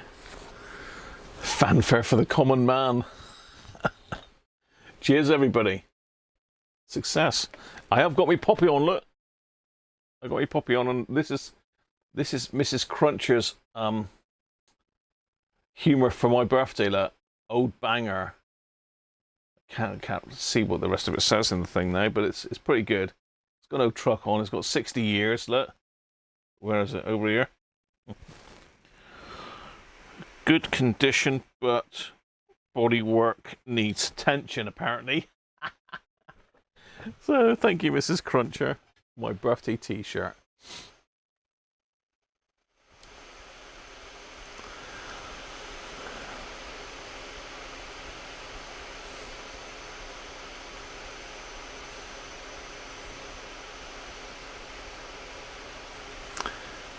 Yeah, it was, Bob. I've just put it back to where it was before.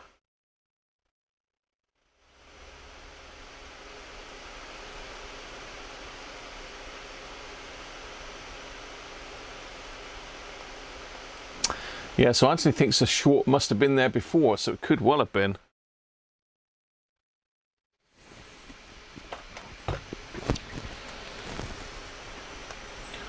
But it was connected up backwards, so that's got to be what popped it.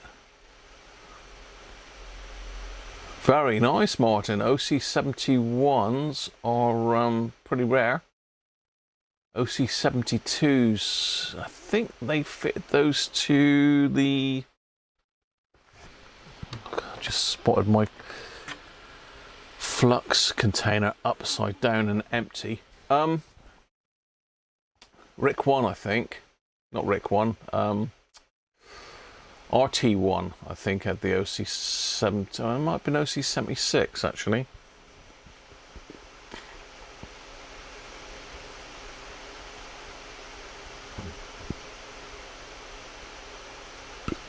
Check heat per Tony, though. Yeah, say it won't be hot anymore, I wouldn't have thought. Simap, how you doing, mate? Yeah, I don't know, because, I mean, why would there be solder on it? It clearly wasn't there when I fixed it originally, because the radio was working fine, and it worked fine for 3 years. So unless whoever had a go at repairing it dropped a little bit of something on it, I don't know. Very strange. Say the capacitors seem to check out okay, apart from that one that's gone a bit low, which I've changed. We can check to see if it gets hot, that transistor still. It's drawing 60 milliamps now.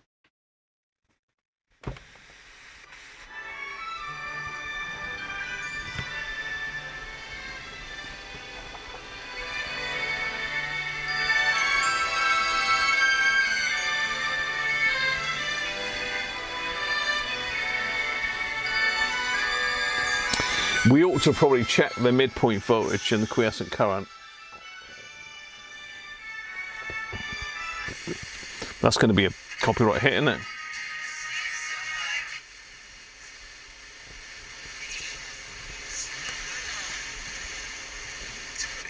I'd been given a number for her. We chatted, and then she invited me to her home.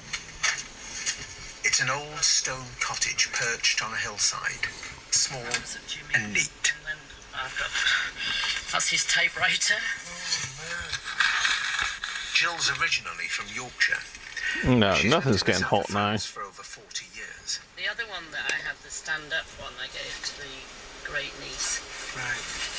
And for the last 20 of those years, I just said, take whatever you want. her house, her cupboards and shelves, in fact pretty much her whole life, has been surrounded by objects and possessions belonging to the Harlem-born novelist, essayist, playwright, activist, the American writer, James Baldwin. That was taken in my house. Married well. Yeah. He looks so young. Manuscript. Wonder what engine's in that car. It's clapped out. You don't know which manuscript's under his arm. Yeah, we're just following the circuit along, really, Simap. And there, lo and behold, there it was. Described Baldwin as one of our greatest writers. The French president, Francois Mitterrand, awarded him France's highest civil honour, the Légion d'honneur, for his contribution to the Right, let's have a look at the... It was the subject of a 2016 BAFTA award-winning documentary, I'm Not Your Neighbour. Let's have a little look and see then what the hot should be.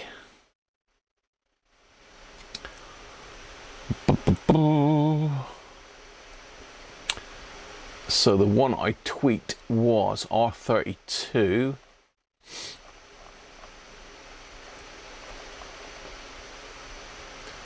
Let's get my picture back. Specifications, socket facilities.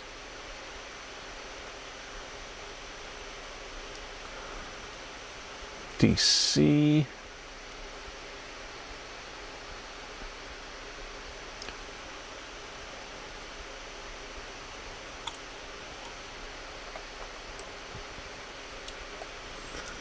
So let's check we got exactly 12 volts across. Our capacitor that went low. Just now got a new one.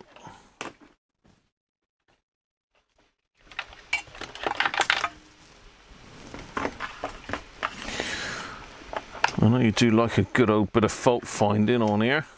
I seem to be doing a bit too much of it recently. Right, let's measure the voltage on C42.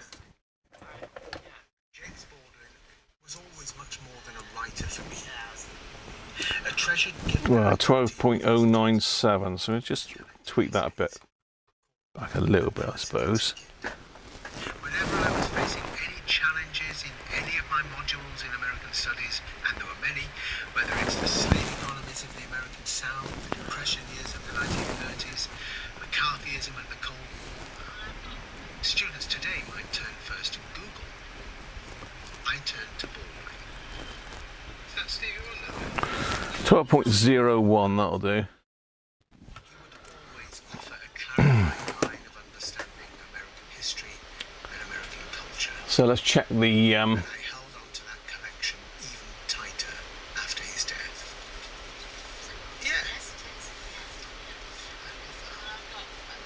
R38. Which one is that?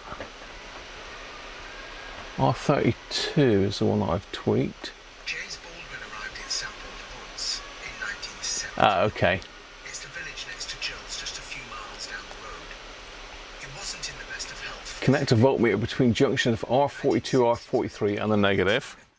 Time shuttling between Paris. Where's R42, R43 then? Where he played a pivotal role in documenting and reflecting on civil rights and human rights. He lost friends and acquaintances. R42 and R43 are these. Okay. Let's get a clip lead on there. Baldwin was living with a fear that he might be next. The peace and quiet of St. Paul-de-Vence clearly worked, with frequent visits from friends like Miles Davis, Sylvia Mathieu, Nina Simone and Harry Belafonte. And this needs to be... Where are we?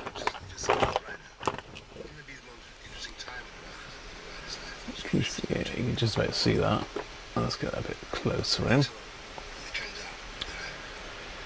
So between that and ground, it needs to be 5.7.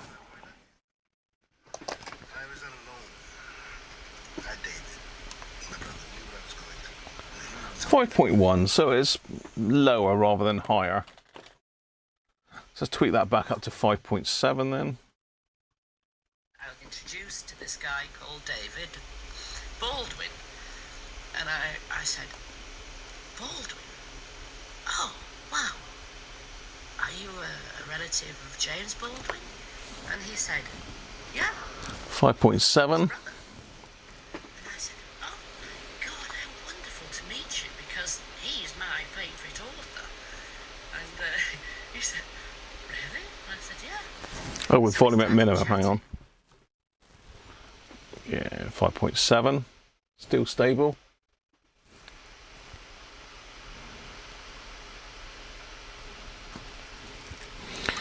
And we've got to disconnect the link underneath. We'll check the quiescent current as well, because it might have altered that, having a load of extra nastiness up it. So we've got to remove this link underneath here. If you'll see it, there's a link on the board here. There's this red wire on this particular one. Zoom you in so you can see it.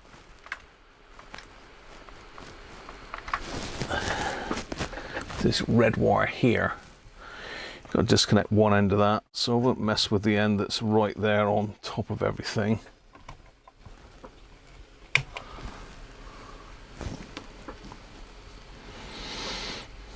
And we've got to put that in the milliamp hole.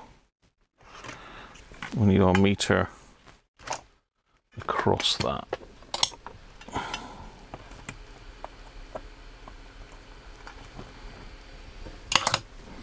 So I'm going to connect one lead of the meter to that one. It's bound to be the wrong one.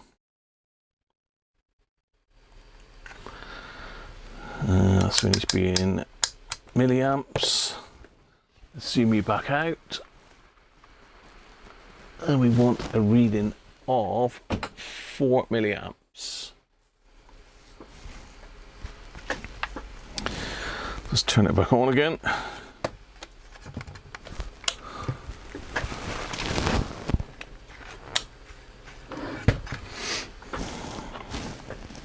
Where's my other lead gone? There he is.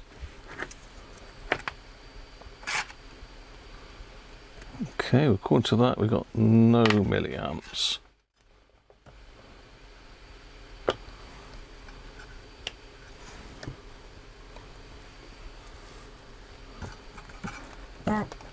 Oh, Pardon?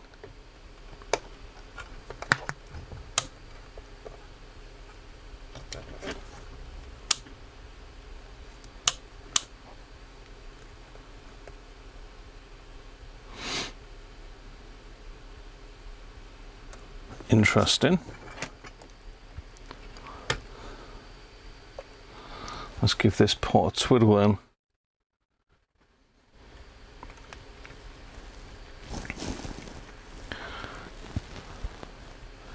Where's my little screwdriver gone? There he is.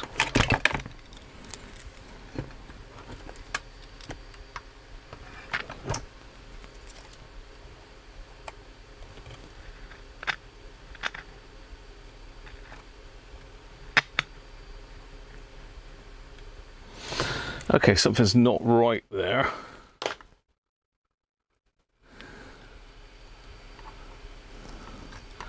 Something is not right there because I should be getting more than that. That's definitely the right place, isn't it?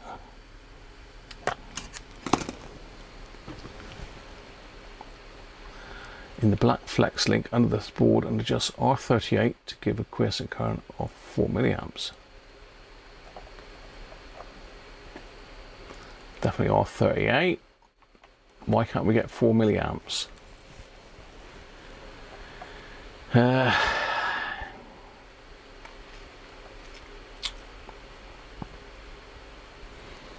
me zoom in a bit.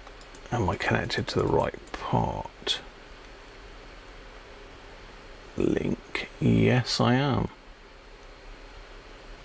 So why can we not get our quiescent current then? So if I just get you onto the board there, you can see that where it says LK, this is where I've disconnected it from. So it's from that second track up, goes across and sits down on R, on this bit underneath here. That is where I'm connecting my multimeter on the milliamp scale. Unless my meter isn't reading milliamps properly. That's the other question for you. It seems to be drawing too much current again.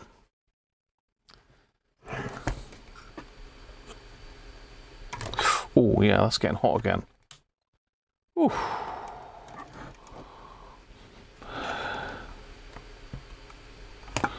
Yeah, so let's cool that back down.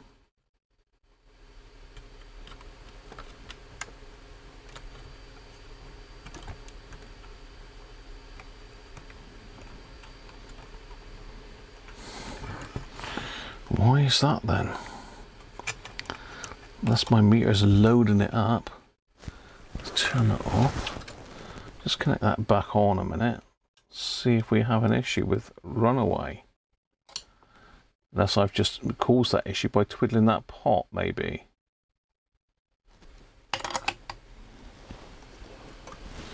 Let's pop that back on, turn it back on.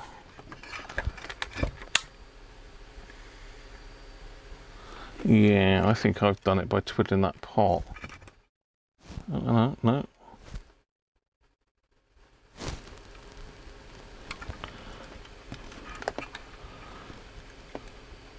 Ah, okay. We have another issue. Just to complicate matters, in that it looks like one of the wires from the headphone sockets come off now.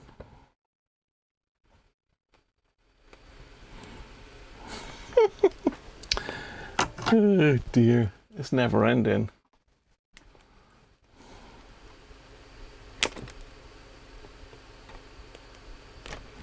But you know, sod's law and all of that, isn't it?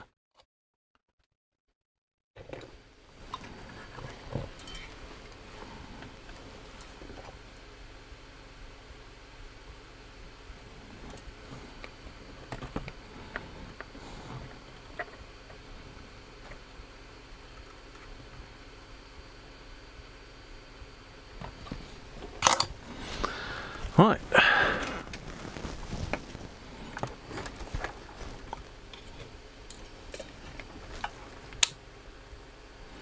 Yeah, so we're drawing 10, 11 milliamps again. So what is going on here?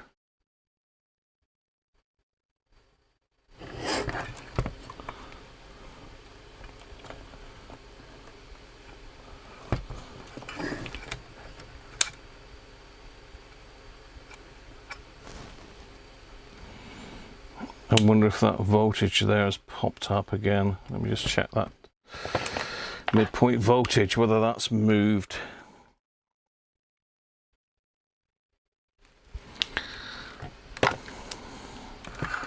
The problem is you find that these tend to be a bit interactive.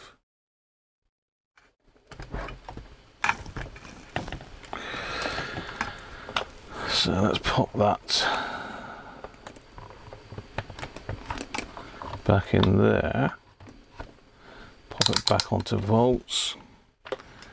Let's make sure we haven't wound the midpoint voltage up too high.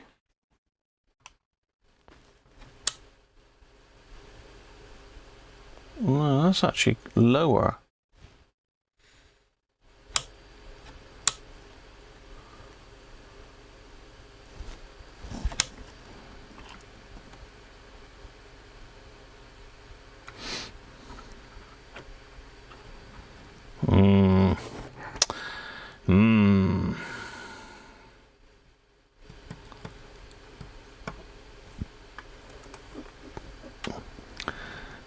Potentially we've still, well, that's strange because it was definitely only running on 60 milliamps just now.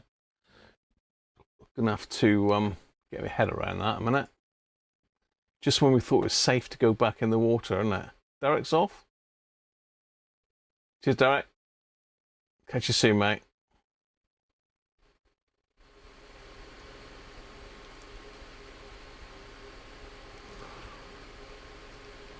I think the one in the middle is just the oscillator.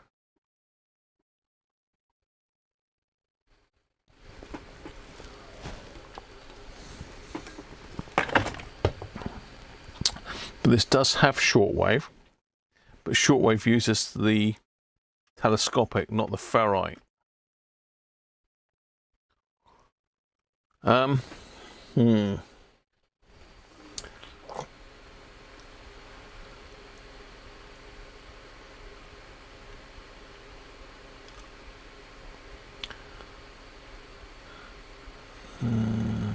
Reset the resistor you moved. Done that. Lead on meter in right place. Yeah.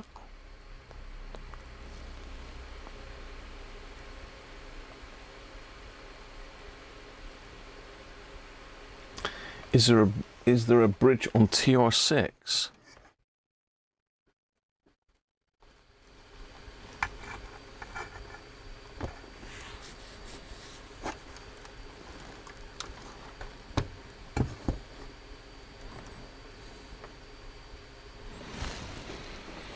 Let's have a look at the circuit.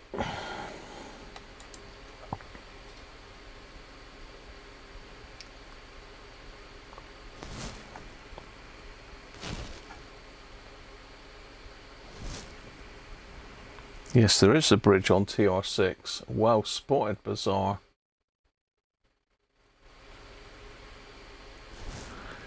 Yeah, this could be where our friend has come into play. That could potentially answer the question as to why the wire is... There was a bit of solder up there. So TR6, if I put you onto the layout again, so you can see where the... It looks like the emitter of TR6 is joined just here. We've got like a figure of 8 print on the board, but it's not connected to this track here, look. But on my board, it is connected to that track there.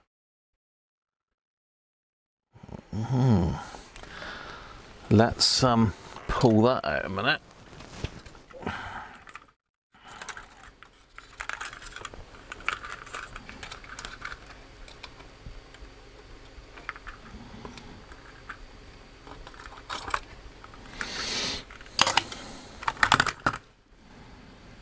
Let's try that again.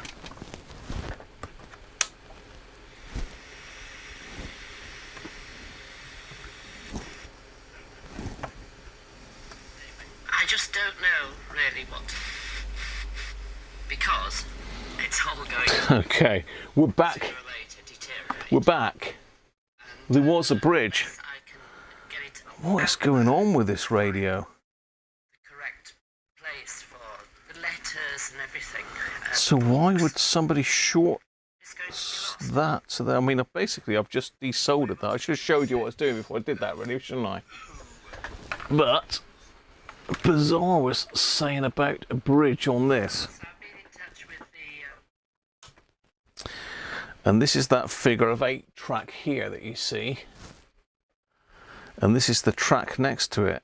Now, it looks like someone had tried maybe resoldering this joint and blobbed it across onto here and shorted this out. That would explain why I wasn't able to get my quiescent current right. So we need to go back in now and check the midpoint voltage and quiescent current again. So it's dropped down to 4 milliamps now, because I mean on low volume it should be about, say, 2 milliamps, and then it ramps up as you turn the volume up. But it seemed like a steady what am I trying to say, a steady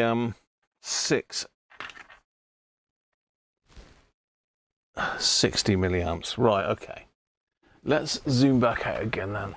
So let's check the voltage again. We're going around in circles with this, aren't we? So let's check the voltage again. So that's ground. We know that's ground there. Turn it on. Okay, we're too high now. So yeah, this would explain a lot of things. So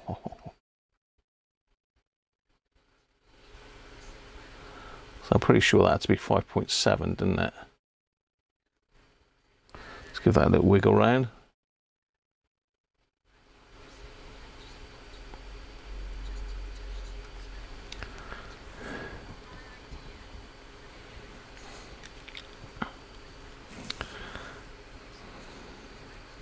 That'll creep slightly as it warms up, as you can see. 5.7. So let's disconnect that link again. Oh, hang on. The other side of the wire has come off now. This is a nightmare, isn't it? So we're going to need to redo that quiescent current again, because the other side of the wire came off. Let me just do that again. Midpoint voltage even.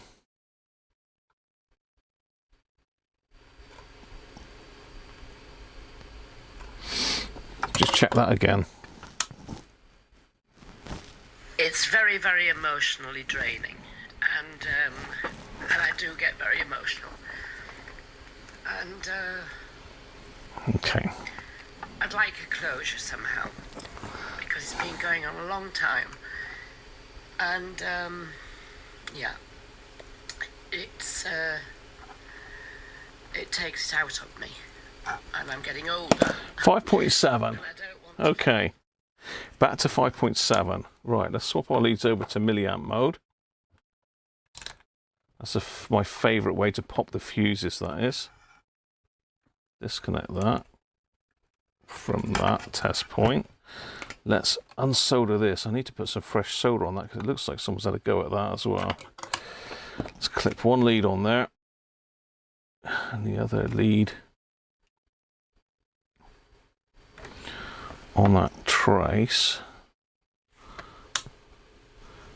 Oh, we got 21 milliamps according to that. That seems mega high.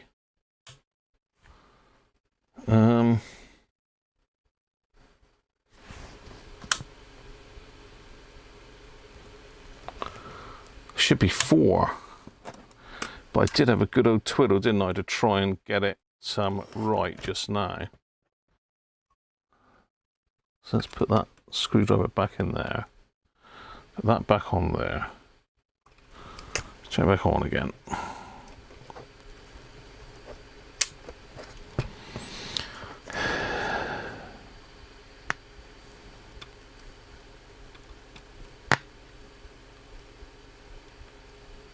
Whew.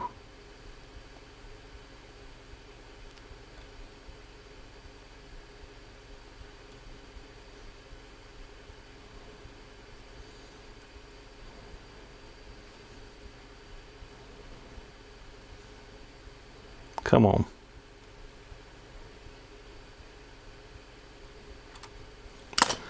.016. It's dropping a little bit as it's heating up by the looks of it. So back to 30 milliamps now, which is looking a bit more sensible. So it says to leave it for a minute and then try it again.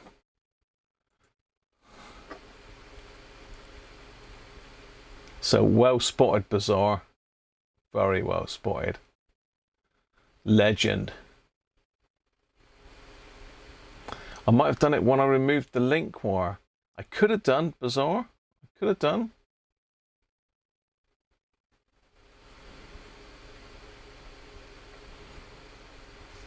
Superbike Rider, how you doing, mate? I haven't seen you for ages. Clive, isn't it? I think it's Clive, Superbike Rider, isn't it?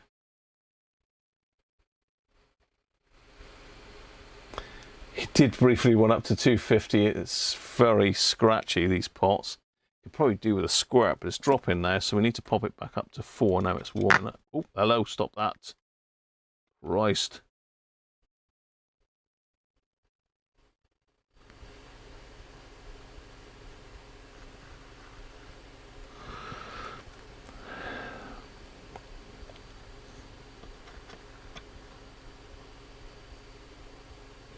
It's very touchy.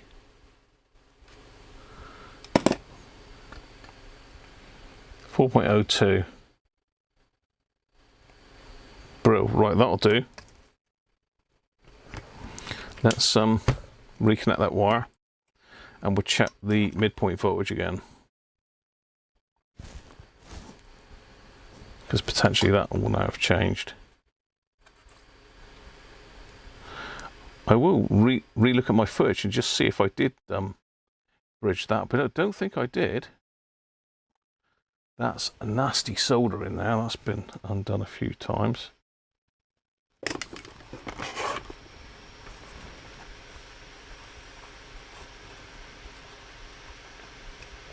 Better.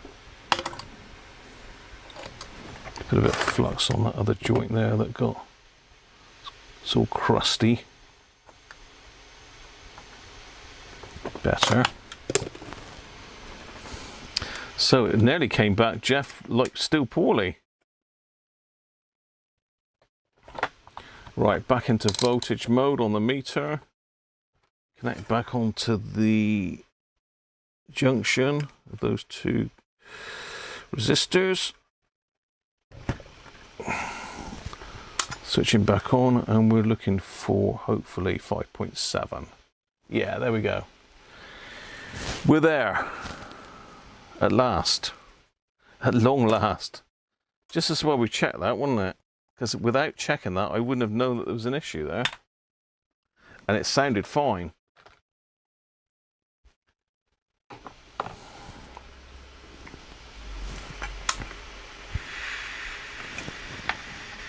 Oliver Arnold's as you wind down in the evening with ultimate calm.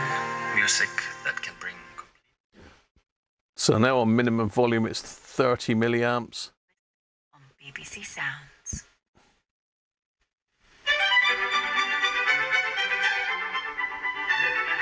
Brain of Britain, the nationwide general knowledge contest, chaired by Russell Davis. Brain of Britain then, come on, let's have you. Hello and thank you. You join us at the Radio Theatre in London. I'm still definitely up to my eyes in it, Clive. Hope you're doing right, mate. It's good to see you back in. Very soon we'll know our full semi-final lineup for this year, and that includes those who get through as the top-scoring runners-up. 4 bright-eyed contenders have been waiting patiently through the series for their turn in this 11th heat. Let's find out who they are. Hello, I'm Suzanne Bosman. I'm a picture researcher from... Hello, Suzanne. Hello, I'm Joan Dell. I'm from Gosport Hi, in Joe. Hampshire. Hi, Joe. And when I worked in insurance. Hello, I'm Farrah Hornby, an arts administrator from South East London. Hello, I am Ryan London, a portfolio analyst from Poole in Dorset.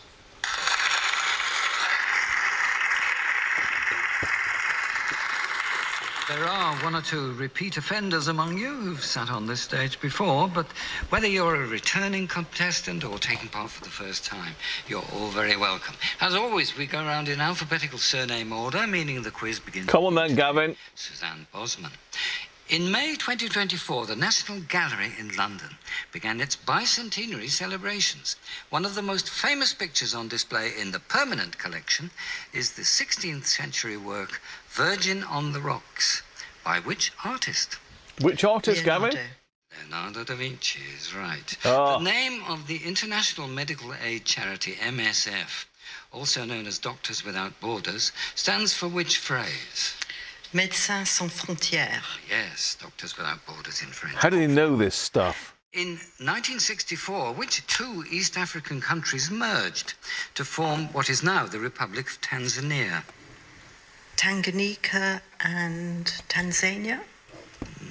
No. No. Ryan Lewandon. Tanganyika and Zanzibar. Zanzibar, yes. Zanzibar. At first, the union was named the United Republic of Tanganyika and Zanzibar and became the United Republic of Tanzania very shortly afterwards. Joan Dell, whom did Charles I marry in May 1625, shortly after his accession to the throne? Catherine of Braganza? Nope. Farrah Hornby. Henrietta Maria? Of France, yes, she exerted a powerful influence in We her are own going right over the back court to the and 70s. Zanzibar, Gavin, well done, mate. Your turn, Farrah Hornby. Kampala is the capital and largest city of which landlocked country in East Africa? Uganda. Yes. When Joe Biden withdrew from the 2024 US presidential race, he became the first incumbent president to do so since which 20th century figure? LBJ? Lyndon Johnson. Lyndon Baines Johnson, LBJ, yes, in 1968. In the modern table of the elements, the vertical columns are known as groups, and the horizontal rows are called what? Classes? No. Any guesses? Anybody? Periods. They're known as periods. Periods. And Ryan Lewandon, which mountain range acts as a natural border between Spain and France? The Pyrenees. Of course, yes. In the ITV drama Mr. Bates versus the Post Office that first aired in January 2024, which actor played Mr. Bates? No, sorry. Okay. Suzanne Bosman? Toby Jones. It was indeed Toby, Jones. you see? Us to the end of round one, with the scores standing like this. Joan Dell yet to score, Ryan Lewandon 2, Farrah Hornby and Suzanne Bosman 3. Well, how many did you get? Well done, Gavin. Right. Gavin got 4. Suzanne Bosman, it's time for music for you. Music. Here's the late American opera singer Jesse Norman performing a role from a Richard Strauss opera. Can you identify that opera?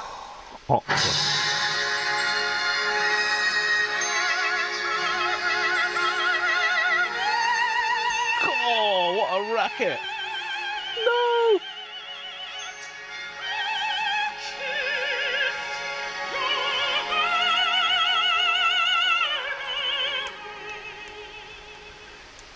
What a racket. Salome. It is indeed Salome, yes. Salome, Say about that. yes. Shortlisted for the 2019 International Booker Prize, Drive Your Plough Over the Bones of the Dead is a mystery novel by which Polish author?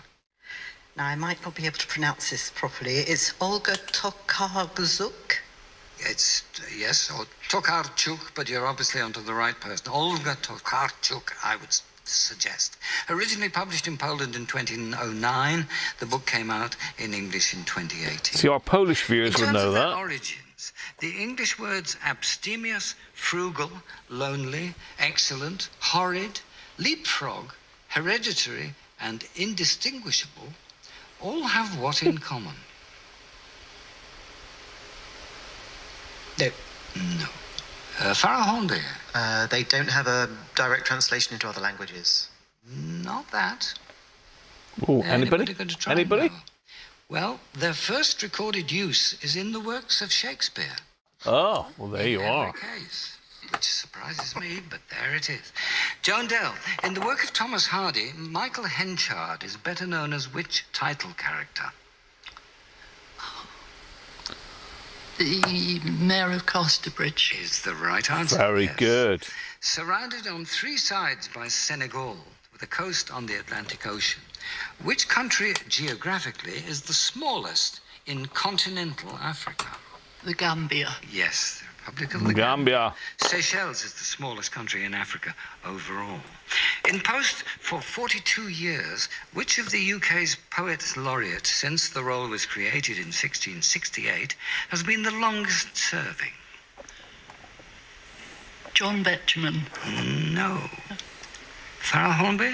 Ted Hughes? No. Yes, Ryan Lewington. Auden. Not Auden, no. One more guess? No more guesses, no. It was Alfred Lord Tennyson from There you go, 1850 Lord to Tennyson. 1892. He had been there so long Gambia. that there was Oh, a break hello. of 4 years before Mr. the next Darcy. one was chosen as a mark of respect to Tennyson. Farrah Hornby, what's the title of the 1990 debut novel by the writer Hanif Qureshi, which opens with the words, "My name is Kamir Amir, and I am an Englishman born and bred"? Almost. The Buddha of Suburbia? Yes, televised in 1993 with a soundtrack by David Bowie. Broadcast on the BBC in 2013, the television drama series Dancing on the Edge, about a black jazz band in London in the early 30s, was written and directed by which British playwright? God knows. Roy Williams? How do people know this stuff? Some more tries. Playwrights who write and direct? No. Stephen Polyakov is the answer. Polyakov. Brian Newenden, in February 2023, Joe Mazzulla was officially named head coach of which NBA team of the Professional probably Basketball do. League in North America? Come on, our American friends. LA Lakers. No. Farrah Hornby? The Boston Celtics. Yes, nicknamed Boston Psycho Celtics. Joe. Mazzulla, at the age of 35, became the youngest head coach to make the NBA Finals with the Celtics since Bill Russell in 1969. How do they know this stuff? End of a round. And here are the interesting scores. Joan Dell and Ryan Newenden, 2 apiece. Farrah Hornby and Suzanne Bosman, 5 apiece. Very good. I think Brett deserves a round of applause. Now, Suzanne Bosman, which classic work of literature begins with these lines? Call me Ishmael. Some years ago, never mind how long precisely, having little or no money in my purse, and nothing particular to interest me on shore, I thought I would sail about a little and see the watery part of the world. Moby Dick. By Herman Melville. Moby. Which designer of the London Aquatics Centre was made a dame in 2012 for architecture services, and in 2015 became the first woman to be awarded the Royal Gold Medal from the Royal Institute of British Architects? Is it Zaha Hadid? It is indeed. In 1820, the writer and political pamphleteer William Cobbett coined a phrase describing the city of London, implying that it was an ugly, dirty blemish on the face of the nation, which has been used by its detractors ever since. What phrase is that? I just don't know how they know it. No. No. Okay. Farrell Hornby? The Big Smoke? No. Joan Dell? A blot on the landscape? No. No more, no. It was the Great Wen. W-E-N. A wen is a sebaceous cyst. Joan Dell, music for you now from the BBC Proms 2024, with a celebration of one of the great poets of the folk rock movement. 50 years on from his death at the age of just 26, this tribute prom brought together a selection of artists to join the BBC Symphony Orchestra for a special concert in his memory. After you've heard Marika Hackman perform the song Riverman, I'd like you to name the singer-songwriter being honoured. Gonna see the riverman. I don't think we can probably play that because the Riverman will probably get us a copyright hit if we haven't already got one. About the plan. You see the Riverman about the plan? Time.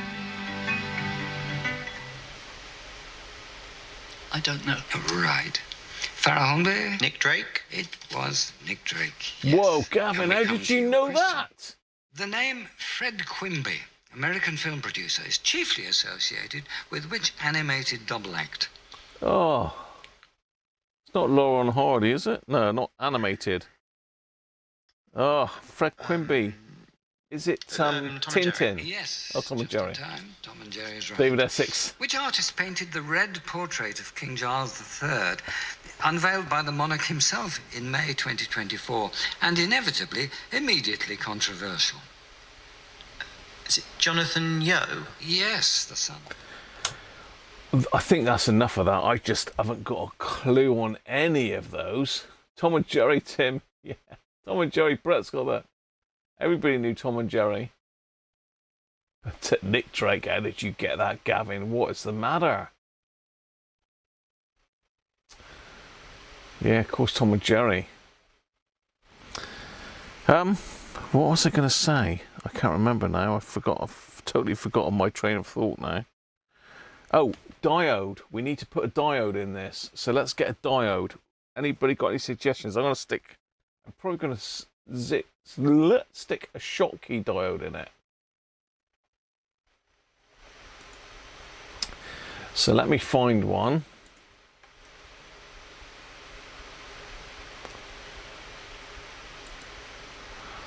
Basically, it's less drop. Box 5, 1N 5189. 5189, box 5. 5189, box 5. I've used a lot of these. I'm going to need to get some more. I usually put these in the Roberts radios, to be fair. Well, this is a Roberts, but the newer Roberts radios, the RFM3s mainly. So 5189, where are they to then?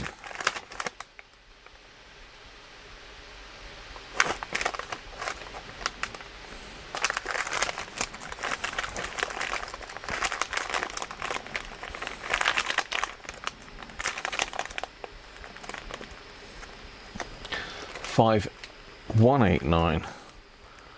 I got this 5819. I think I've got that written down wrong. 5819 they are.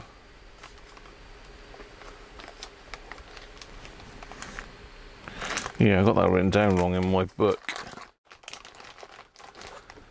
So I'm going to stick one of those. It doesn't really matter whether it goes in the positive or the negative, as long as you get the right way round.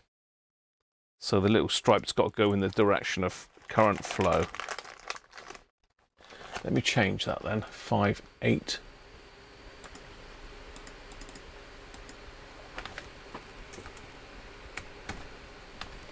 $5819.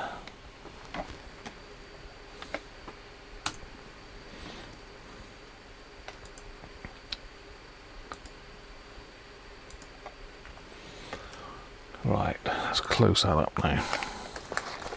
Let's just grab one of these then. I mean, really, a rectifier diode would have probably been fine, but I tend to use these. If we're feeling really lucky, we could try connecting it backwards in a minute and see if it stops it. Well, we will do. We will do, won't we? We've got to. Done with the lid. Have I dropped the lid somewhere? Oh, yes, I have now, because it was on my lap. Ugh.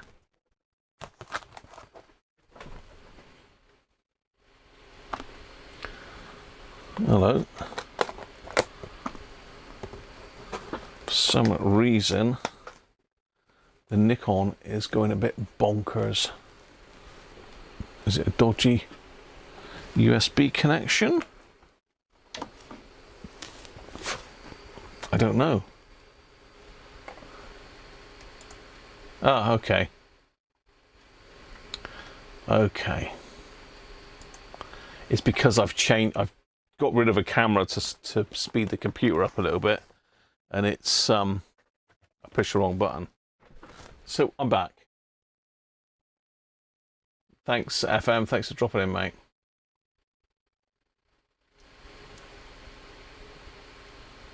Danish, how you doing, mate? Getting silly.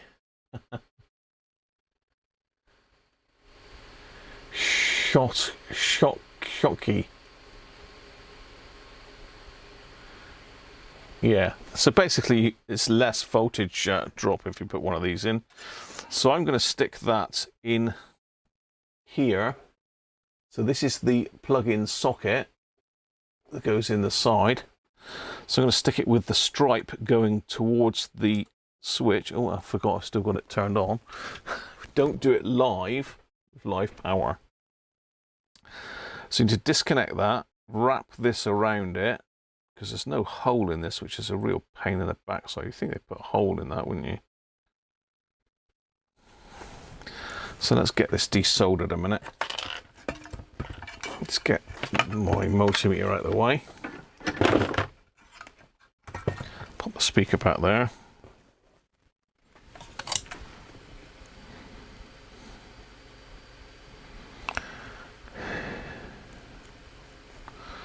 Oh, there might be a hole in it, actually. Let's have a look.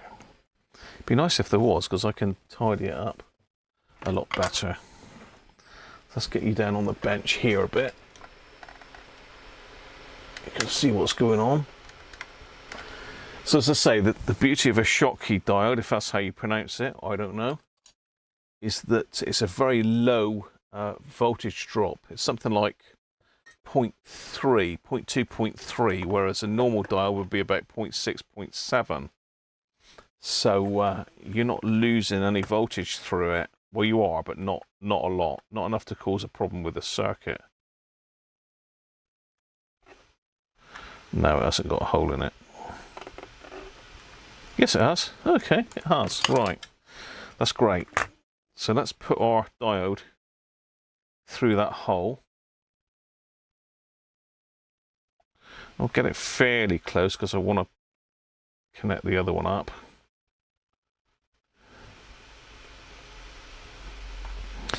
I wonder if we can get this wire in there as well. Can if we cut it back a bit and tidy it up? Maybe.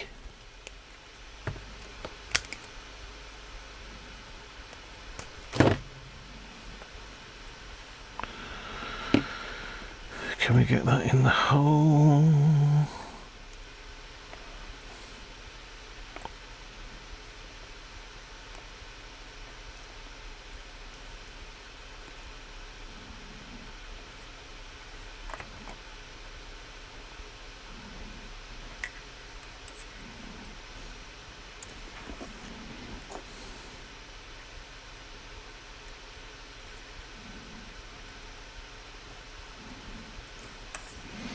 Well, that's those two in the hole. Holy.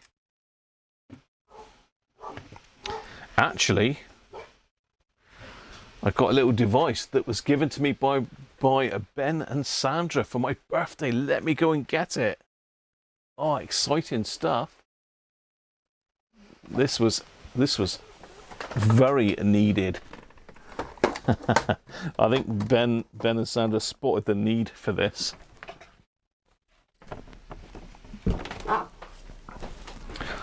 I get to use my new toy.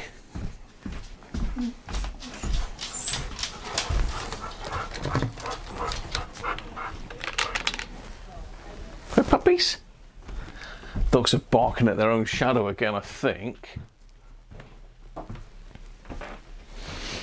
Yeah, this is very kindly sent up by Ben and Sandra. Very thoughtful of them. I did have some whiskey from Chris as well. Sorry, from Chris, not from Chris, from Rob. What about this beastlet? Look at that for a third-hand tool. What a monster. What a monster that is. So thank you, Ben and Sandra, if you're there.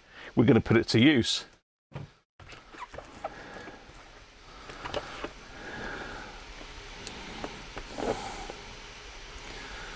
Going to hold that like that.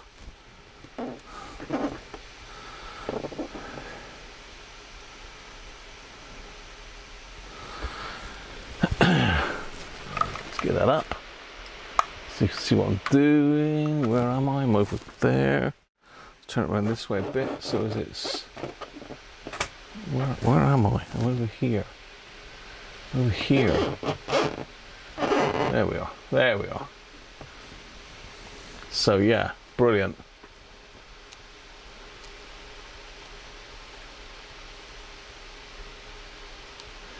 You put the diode in the negative line if first polarized, it's a diode that's first to meet the adverse current. Okay. Yeah. That's actually a good call, that, Gerard, shall we do that? You can, of course, put one in each if you really want to go mental. But I like your thought process behind that, Gerard. So we'll do that.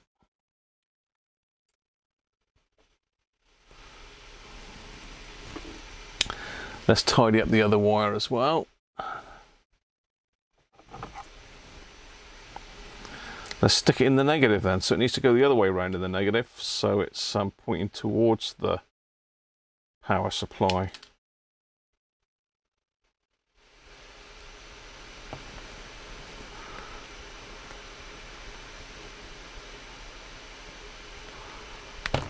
I don't suppose this will go through the hole, will it?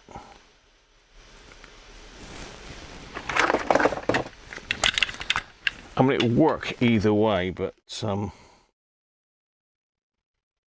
think Gerard's logic is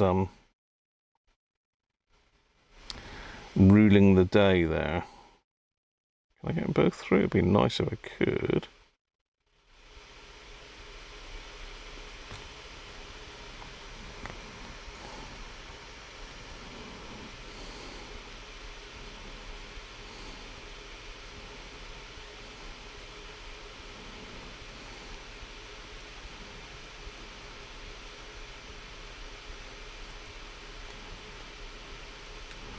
It's not made to have both of those put through there, is it? So you can literally just get one in there. I might try and put the biggest one in first and then add the smaller one after. That might be a better plan.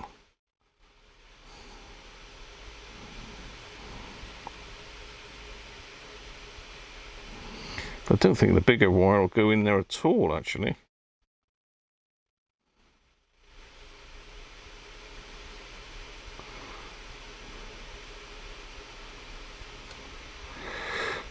Well, it sort of did bar one strand. I don't think we'll argue about the one strand. It'll still be connected, it just won't be through the hole. Can we get the one in there then? Yes, we can. Make sure our strand is all part of the same bit. Oh, I lost my connection to me thingamajigger. Right. Whee! Catch you later. Catch you later, Christoph. Well, the rest of the radio is fine. It's all done now. This is just a bit of a belt and braces to stop it happening again in the future.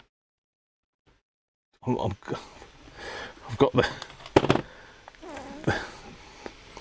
third hand tool wants to love everything.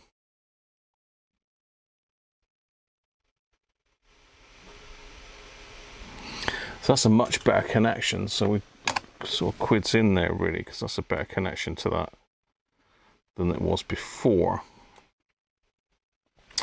So let's do this with the negative then. I don't know if there is a hole in the negative terminal. Be nice, but I don't know. The problem is I'm getting my soldering iron caught up with the third hand tool, so I need it this way round really, like that. Then I'm not getting tangled up. Right. If anyone wants these glasses, they are in the description of this video. Yeah, we have got a hole there, okay.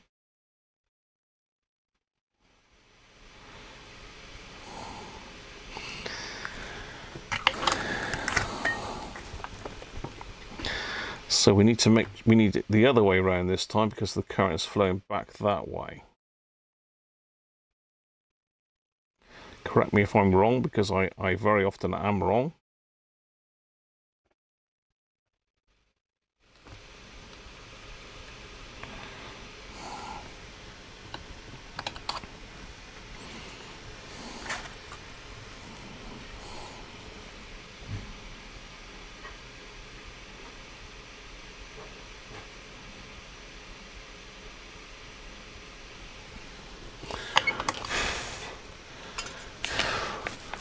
I've always put them in the positive, but I don't suppose it really matters an amazing amount.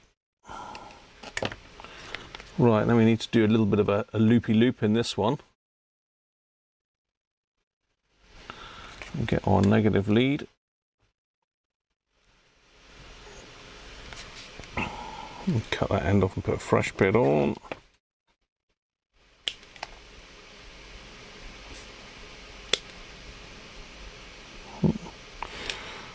Okay, let's do that.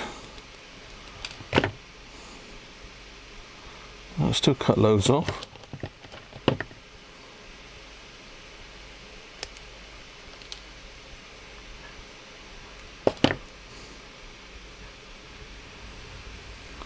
What's going on here? Oh, got the wrong wire cut. So I was wondering why the hell I'm cutting so much wire off here. That's better. Alright, so let's put that through there.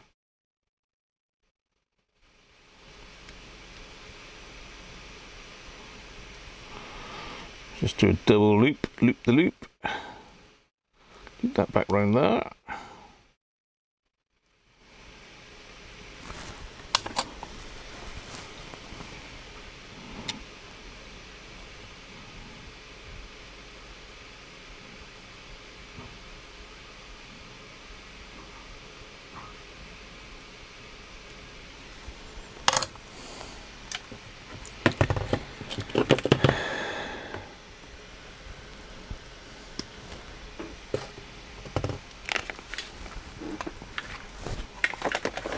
There we are, one diode.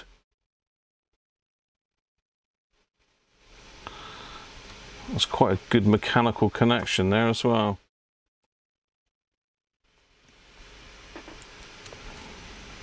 So yeah, thank you Ben and Sandra for my octopus toy. But very useful. You see the state of my old one. It definitely needed a new one. So thanks very much for that. I know I've lost a little bit off of the end of one of those.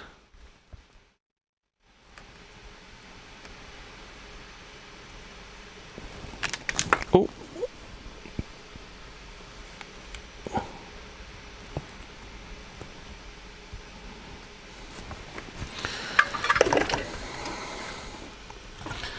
Okay.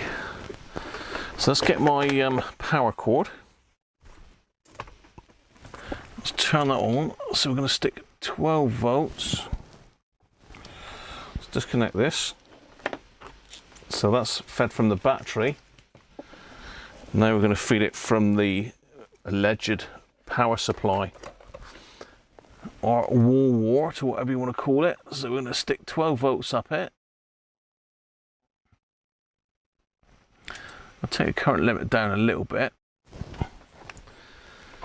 So we're going to stick 12 volts up it.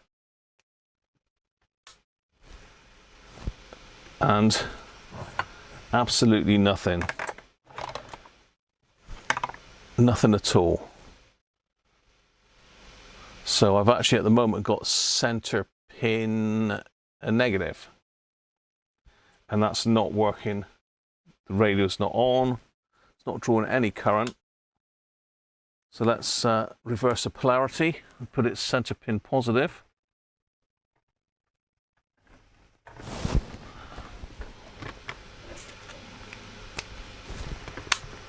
The veins in an animal's ear from 120 there you meters are. above. Job done. To monitor snow leopards.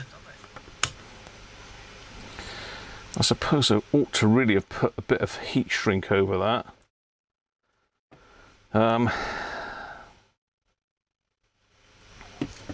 think I will, because it does need just resoldering down here as well, because this has got a little bit thin with it being pulled about. So let's pop a little bit of heat shrink over that. But it should stop it happening in the future.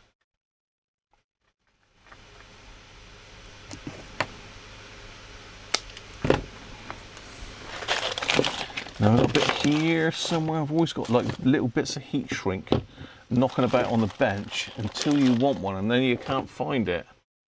No, I haven't got any. Well, I have, but I can't find it. Oh, way! That was good of me not to zip that back up, wasn't it? Oh dear, right. Which one's going to fit over it? Is this green one? Is that big enough? Goes over the wire. Will it go over the diode though?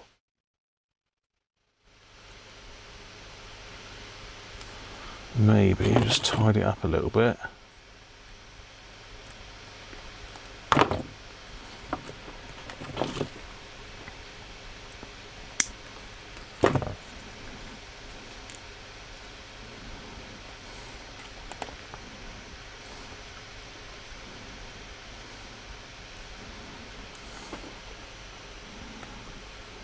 Yeah, okay. That will go on, so let's just shorten that down a bit. Let's zip up the heat shrink. So put this little bit of heat shrink on, little green bits. It's going to go right over it all. Just hit that with the hot air gun just to seal that in.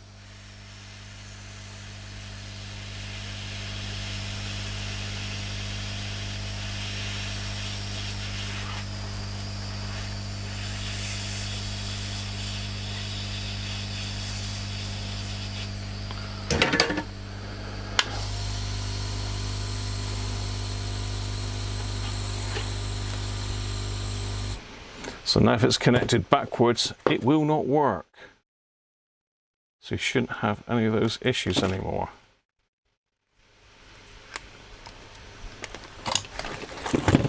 Just connect that back onto the board.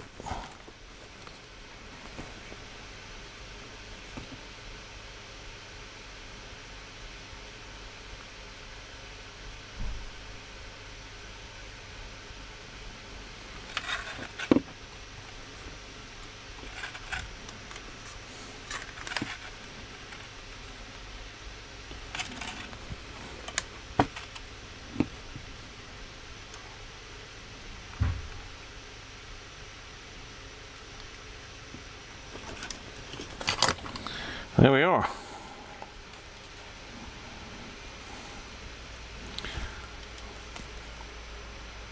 Ready to go back in.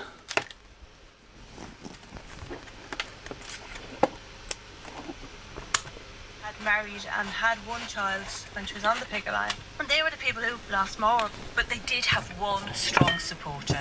Nimrod Sajaki was an exiled South African Union leader who'd once shared a prison cell with anti-apartheid activist Nelson Mandela, and then later sought refuge in Ireland.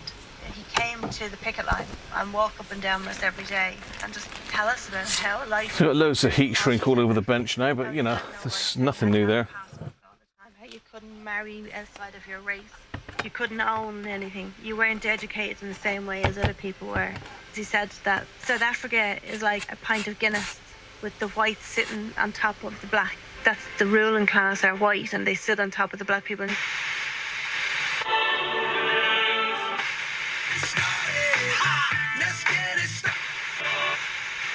What we're doing was the right thing to do.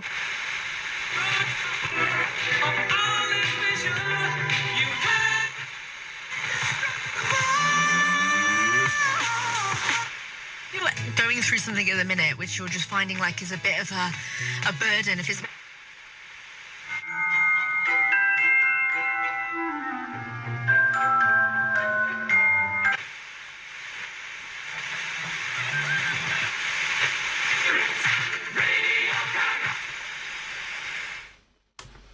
That is a job done. complete with a diode protection. How about that then? So there you go, Jeff. If you're still with us, I shall get that sent back to you. You can get it back in Father's radio. I'm sure. Well, hope you'll be pleased. So all we've done is we've used a diode, a capacitor, and a transistor. That's it. That is it. Ah.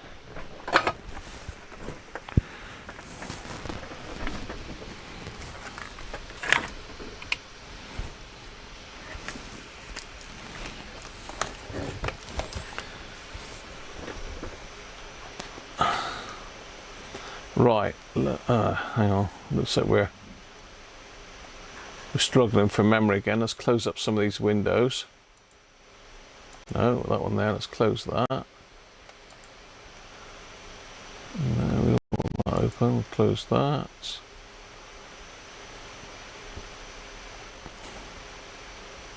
Close that. Right. Yeah, I still can't really scroll up and down my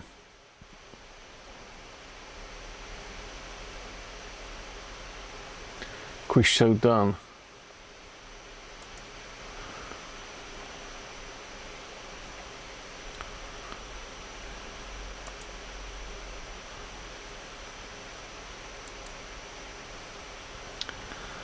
Okay, now my chat's frozen up again, and we seem to have this memory problem all the time.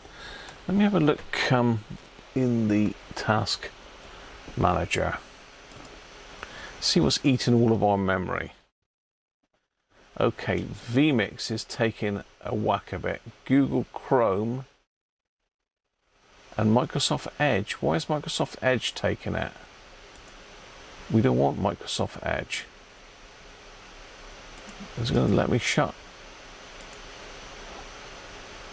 There we go. Yeah, Microsoft Edge was swallowing up a load of it. What is FFmpeg to 32-bit? We're back. Yeah.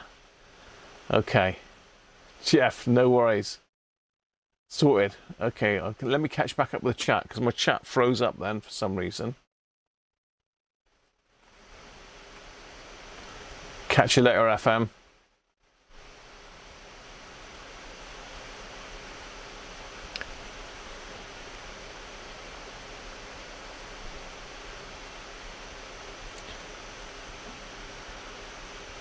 Yeah, where is Harvey, old ZX? We haven't seen him for ages, have we? I hope he's okay.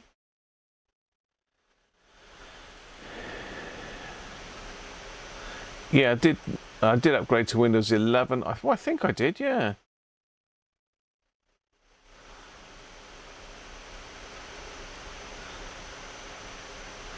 AAZ15 does a 0.15 drop.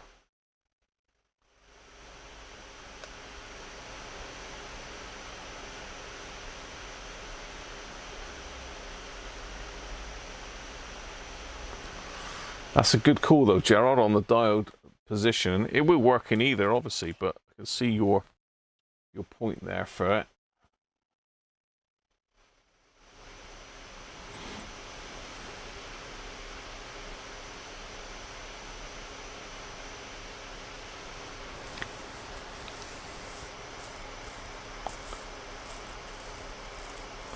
Catch you later, Christoph. I think I said that anyway.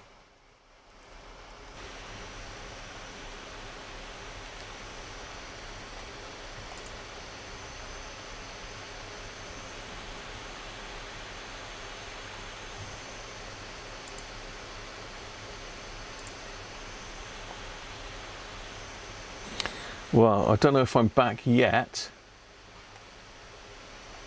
but I'm attempting it.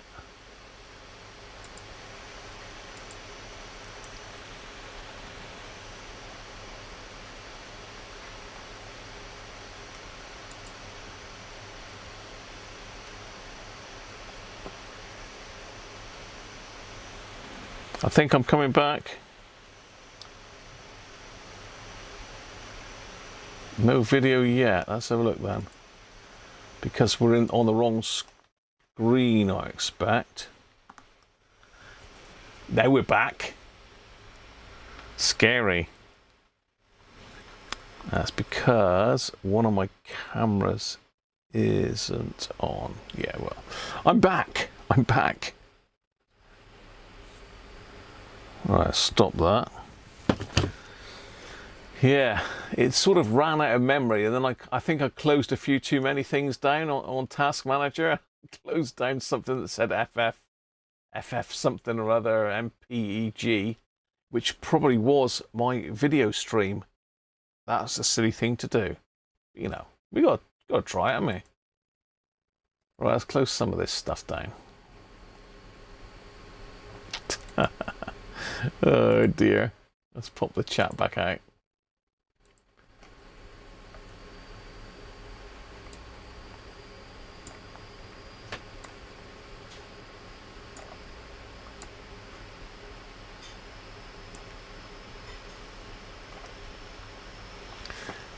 How much RAM have I got? Good question, Bizarre. This is a gaming laptop, so when I bought it, it was a pretty high spec. Let me have a look in the, what's its names, the system thingamajiggery. As I say, I am using Windows 11 now, not Windows 10. I never had a problem before. I need Windows System, but I don't know how to get it up on this new software.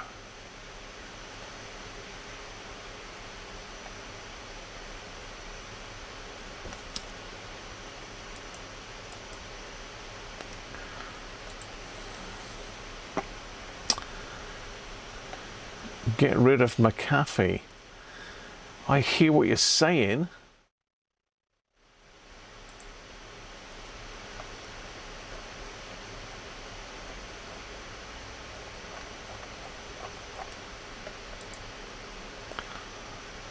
All apps. There we go. We need Windows. There must be an about thing, but I think it's in the system, in that settings system. Here we go.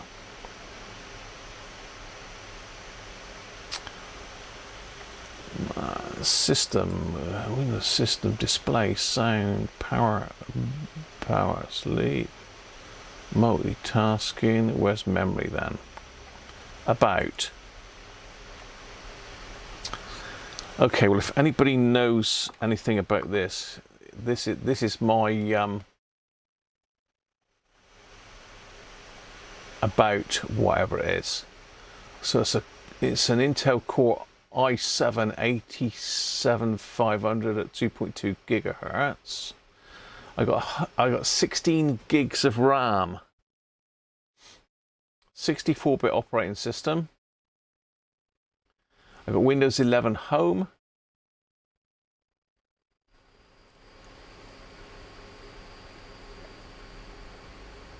That's it.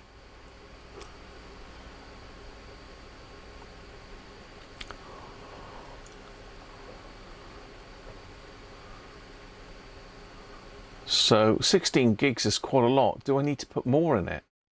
I don't know what type of RAM is in it though.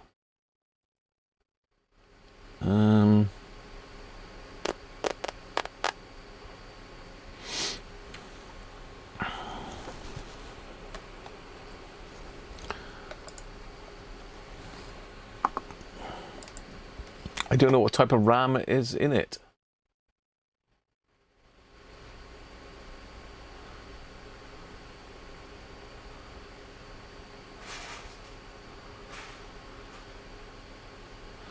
DDR4 seems a bit light for streaming Bizarre. It's never ever been a problem.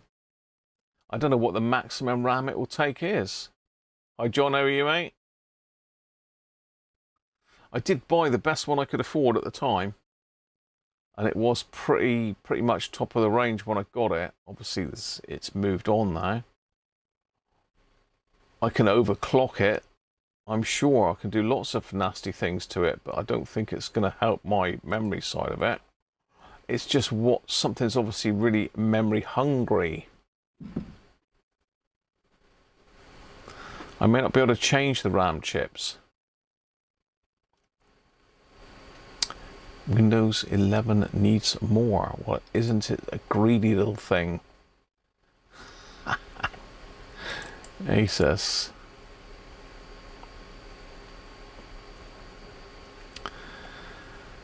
Yeah.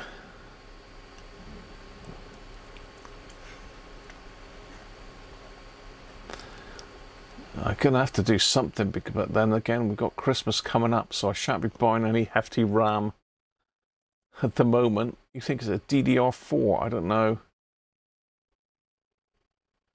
16 to 32 of DRAM is needed for one 1080p or multiple 4K.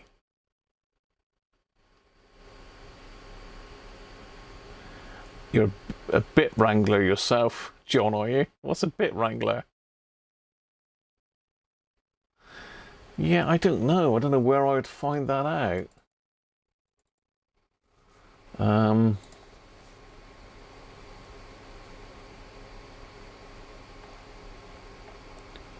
Personalize your device. Get help.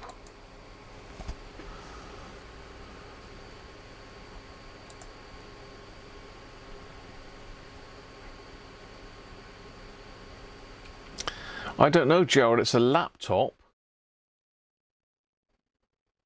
No, I'm gonna try help. Gaming.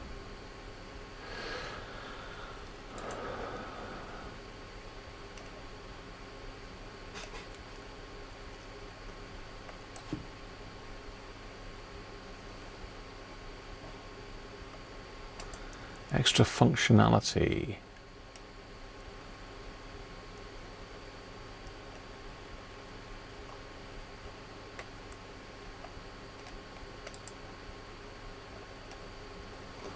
No, it's not that. I mean, it is a proper gaming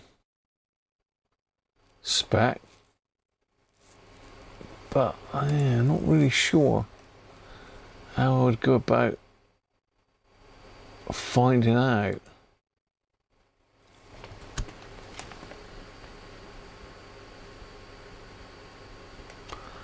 So if I search the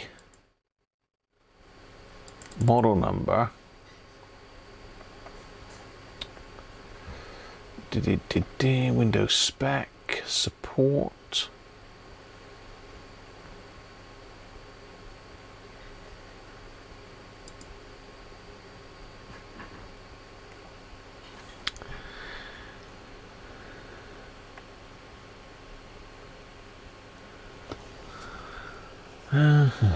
Just trying to see if it's got anything. Audio, battery, biometric, computer.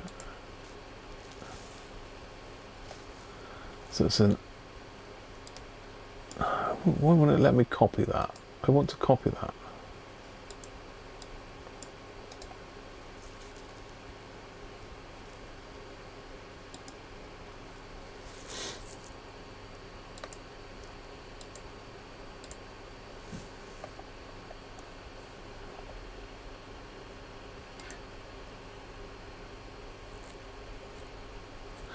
Yeah, it's a Zephyrus GM501GM.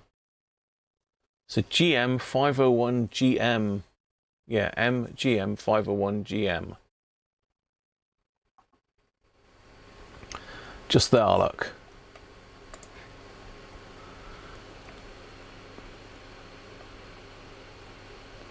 I'm just trying to see if it had any anything about the memory in here.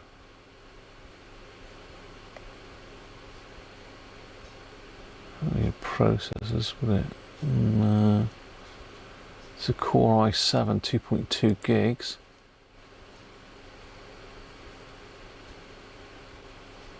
System devices.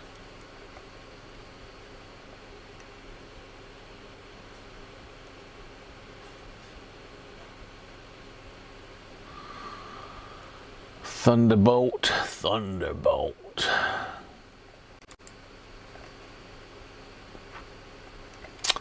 No.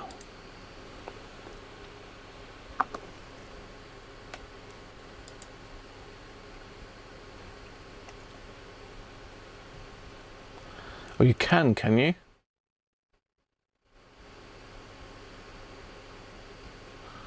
What are you saying, Rob? I don't you have memory problems? I don't you have oh, I don't know what you mean, Rob.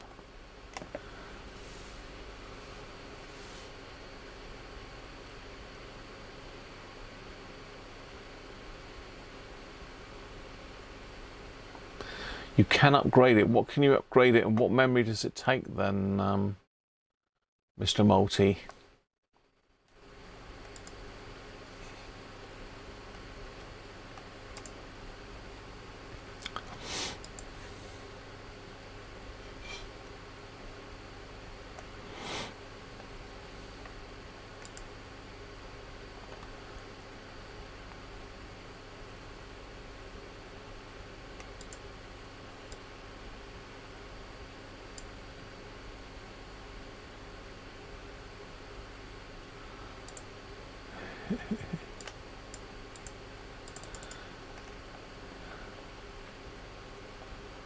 It will take another 16 gig, but what is it? What memory is it? That's the key.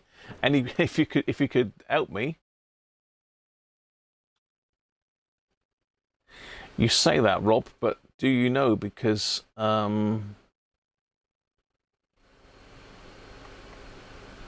think Bazaar was saying I need more than that. 16. No, Multi was saying 16 to 32 gigs is needed. So I've got 16, but it's like right on the edge, I think. So I could chuck another 16 gigs of whatever it is. See, I've got one 4K. Well, I've got two 4K cameras, but I'm only running them at 1080. Bizarre. Mike is saying it's not a memory problem.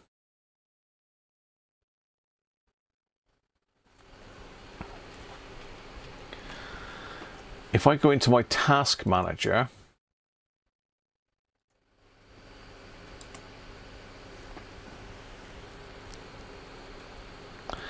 we're on computer.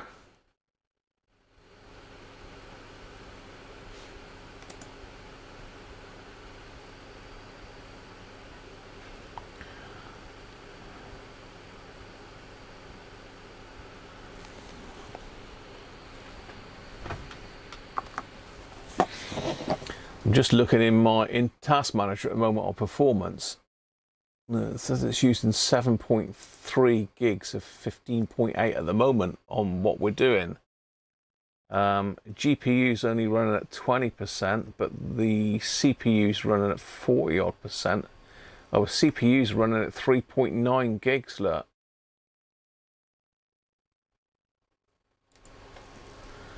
Yeah, so CPU's running at 3.9 gigs.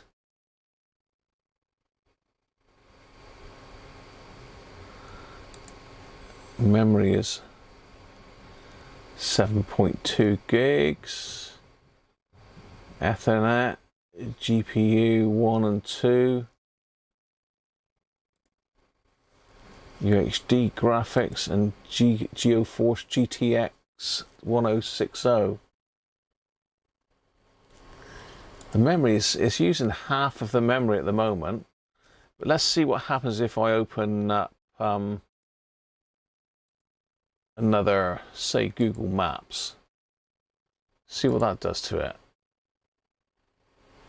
You should open up a bit more than that. Let's open Microsoft Edge.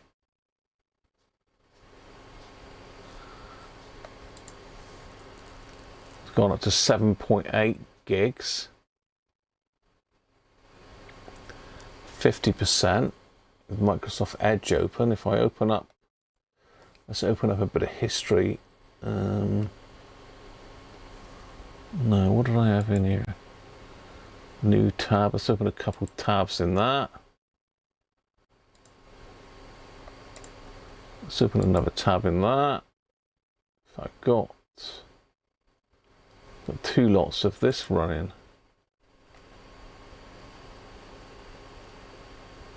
You took Edge off your PC. Bottleneck, Brett?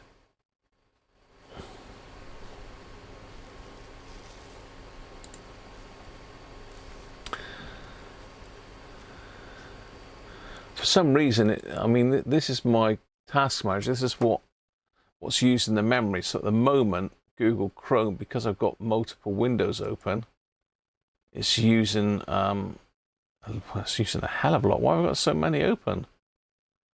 I mean, if I close Chrome altogether,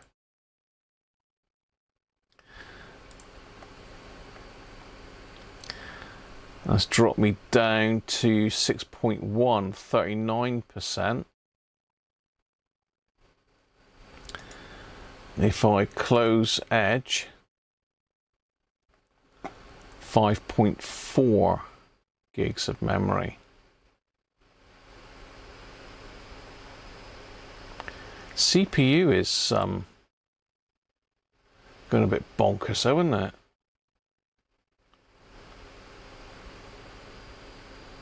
Maybe because I'm closing lots of stuff.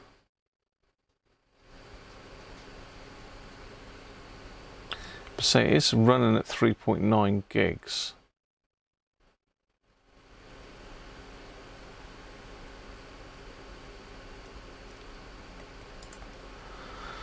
Trying to think what else I've got open. Obviously got Device Manager open, so I can close Device Manager, but that's not going to make a lot of difference. So the only thing I've got open is my vMix and the Task Manager. Obviously got McAfee, I can't turn that off. I can turn the NVIDIA settings off. That's not it. OneDrive Personal, that's the Task Manager, remove Stream Deck I need. Windows Security, Elgato Sound Capture, Elgato Control Center. I think I need that for the Stream Deck. Thunderbolt software I need. Sonic Studio I don't need. But again, that's not changing the memory. Nothing in there is really causing any issues. I don't know. Obviously, without some of the other stuff connected, it doesn't seem to make a lot of difference. Now I've lost my chat now. I got to get the pages back again now. Let's close up some of this Windows stuff.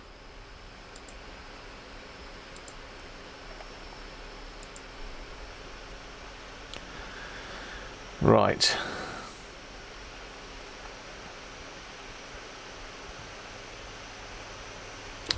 If your CPU supports it, you can safely overclock your CPU using Intel Extreme Tuning Utility app.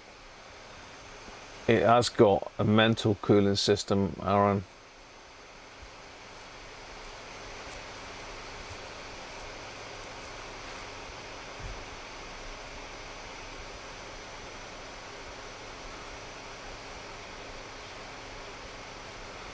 Useless junk processes running in the background.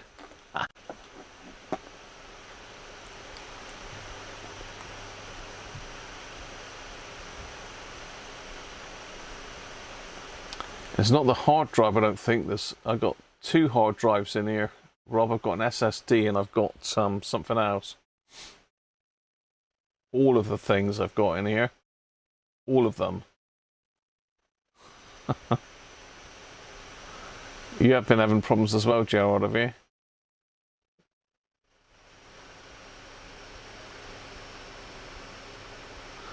Yeah.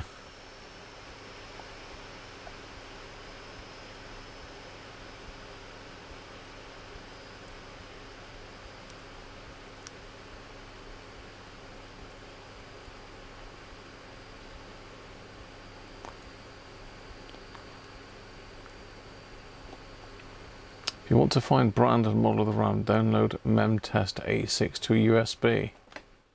Memtest.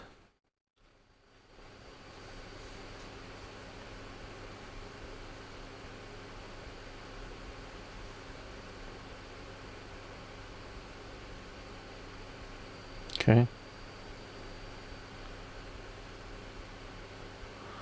A flash drive and boot from it. It will tell all the RAM details without opening the case. Okay.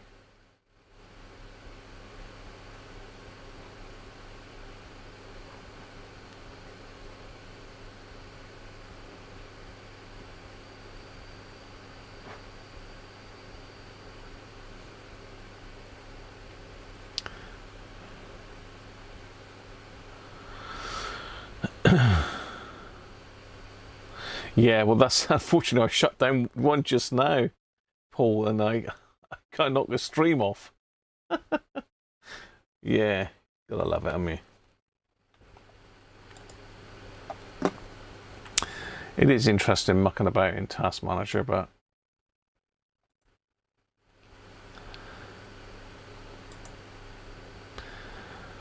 so yeah, vMix is using quite a lot of memory as it would do. Microsoft Edge, I've still got that open. Well, I've closed that, but it's still using memory. Look, I've been naughty, innit? McAfee, that's not using a huge amount. It's only using 70 megs. The big ones are Chrome and this FFmpeg 2, which I closed down just now, and it kicked us offline. So we won't be doing that again. Desktop window manager and Start. Windows Start Experience and Runtime Broker. It's all beyond me, really.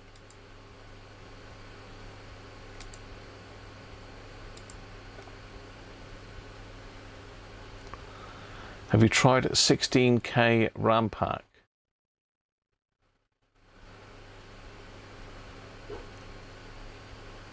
The laptop already boosts to 3.9 gigs. Yeah, it will do.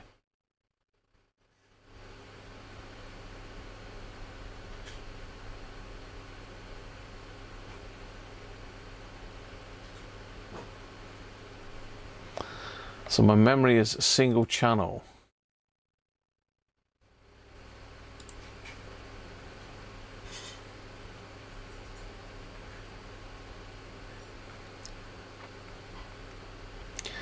Well, it says in the form factor that the form factor is SODIMM. SODIMM.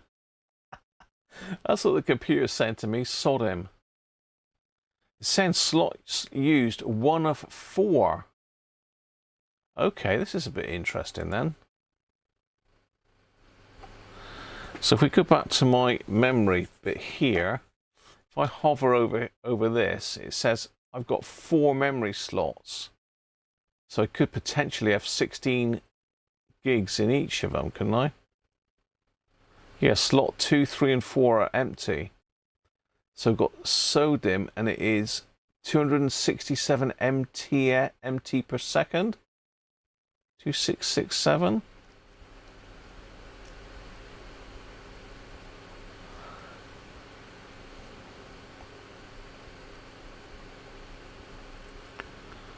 In use, I've got 6 gigs, available 9.6, committed 8.2, cached, paged pool, non-paged pool.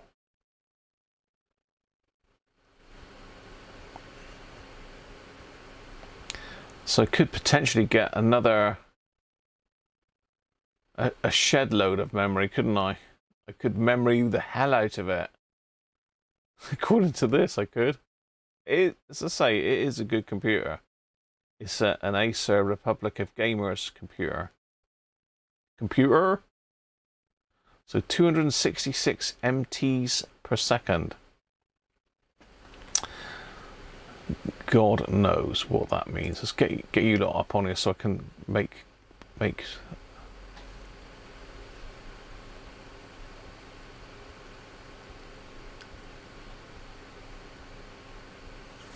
Which ones do I need to disable, John, in startup mode?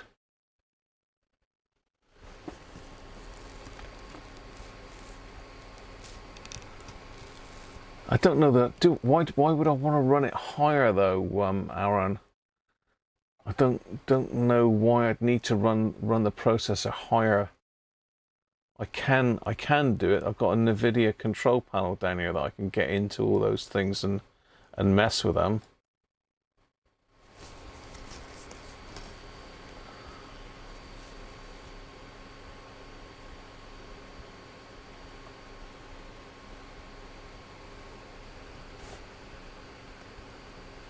Is it NVIDIA though, or is it something else? There's some app I got on here, some Asus thing. Display GPU activity, enable developer settings.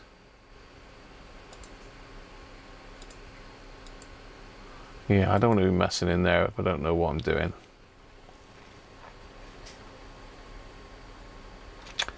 How do you get it in dual channel mode?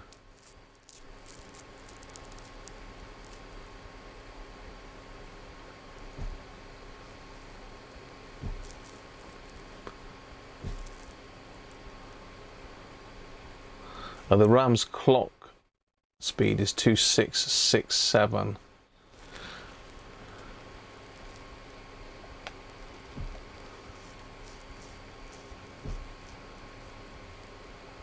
Okay. I just need another 16 gig module, do I, Anthony? Oh, 2 physical slots, 4 memory channels. Okay.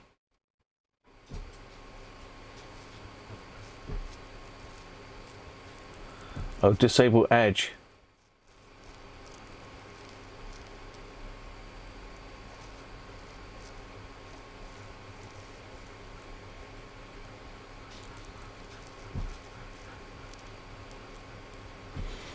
So, do I need to do something? Someone's on about a dual channel memory here. Do I need to put 2 dual channel 16 gig?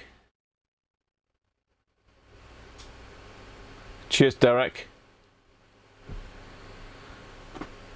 An extra 16 gig won't do any harm. So go for 3200 clock speed, Anthony. Edge is evil. So how do I dual channel it up? Does that, if I... So I've got another hole for another 16. Yeah, I think Multi looked it up.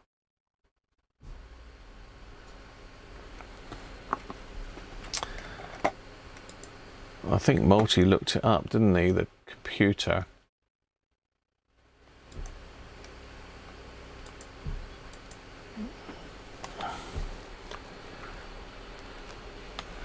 Is it Asus, isn't it?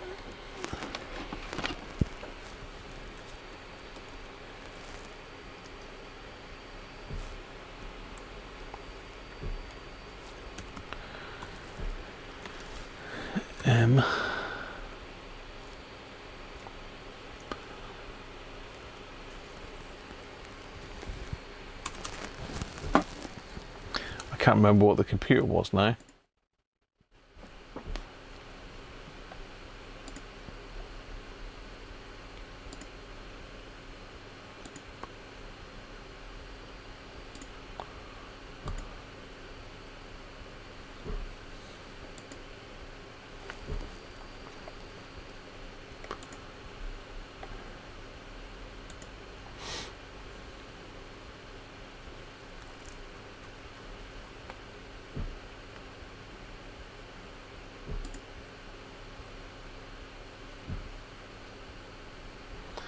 So it looks like I've got a 932 gig normal drive.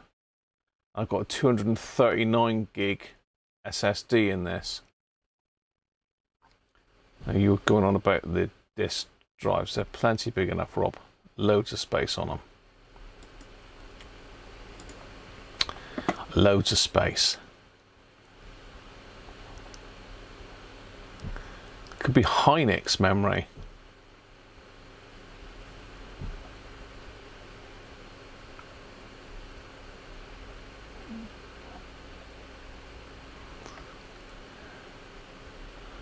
Edge is evil.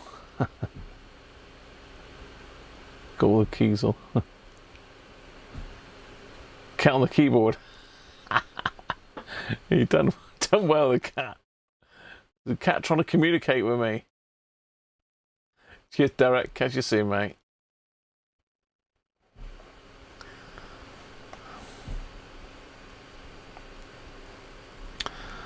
I need some sodium.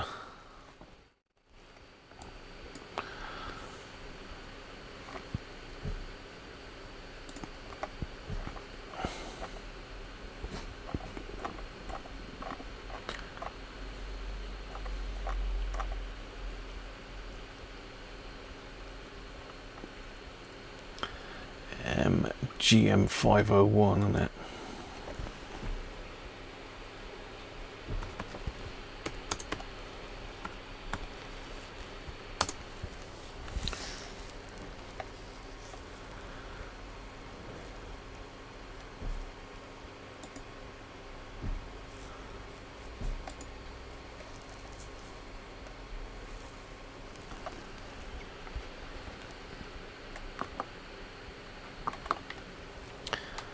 So allegedly this is my laptop, which it is.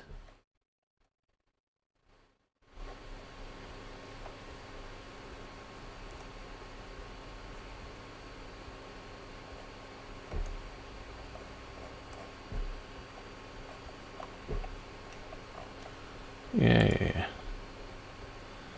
Tech specs.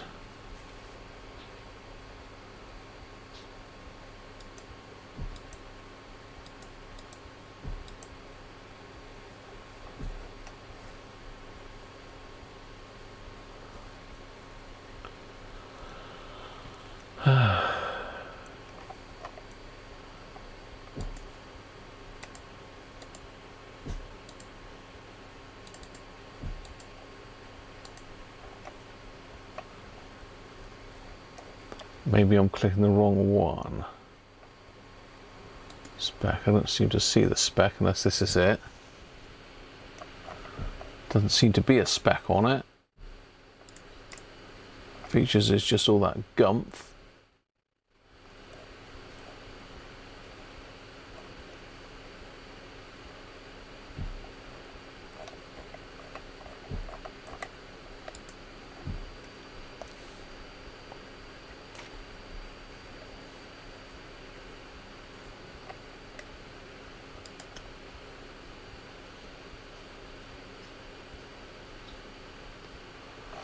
Yeah, I'm not going to mess with all that. Products and motherboards.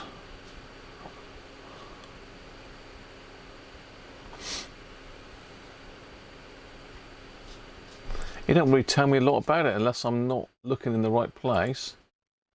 I would have thought tech spec would have told us something.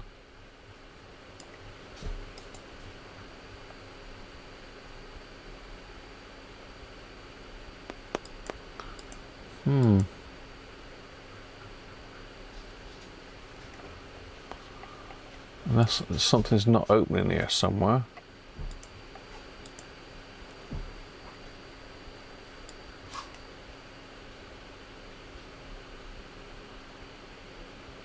Yeah. Oh well. That's what I've got anyway.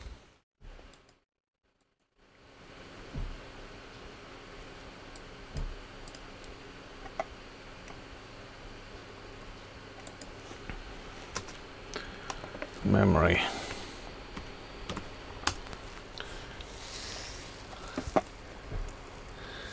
Yeah, see, it's saying 32 gigs.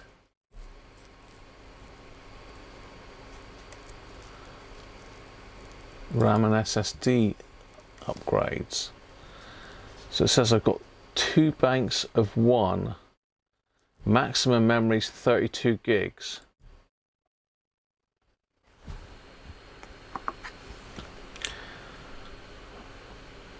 Compatible RAM.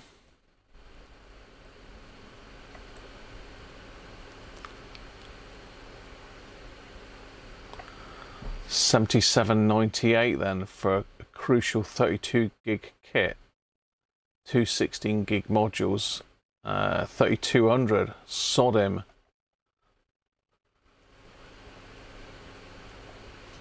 Eight gig, 16 bit gigabit. kit. So I can't put another one in of that in because that's a different speed, isn't it? That would lash it right up. So I probably would need to go with that, wouldn't I?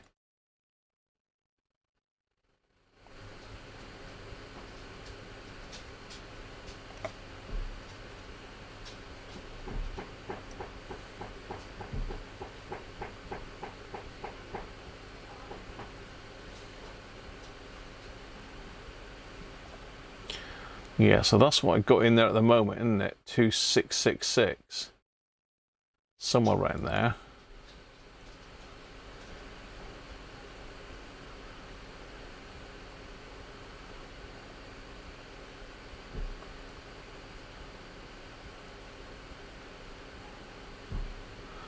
Yeah, so it looks like this. That's old school by the looks of it now. 64 gigabyte kit. Flippin' heck. They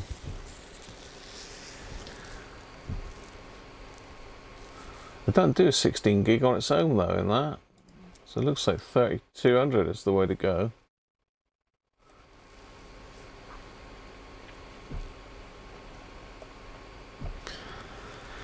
Well, Father Christmas will have to buy me that.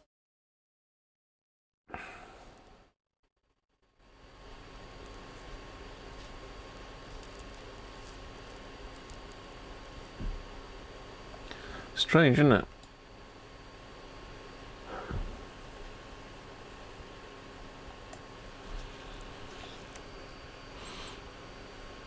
Upgrade advice.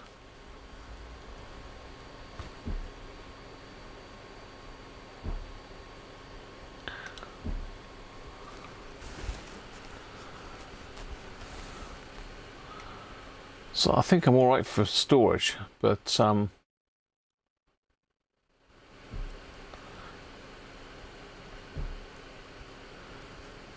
yeah.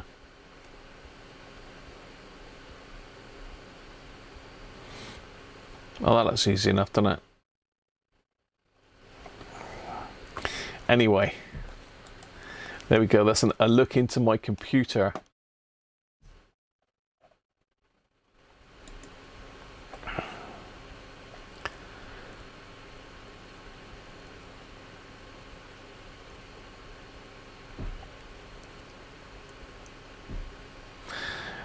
You only pay 45 for yours, Anthony. It could be that I can get it from another company cheaper. That was just crucial.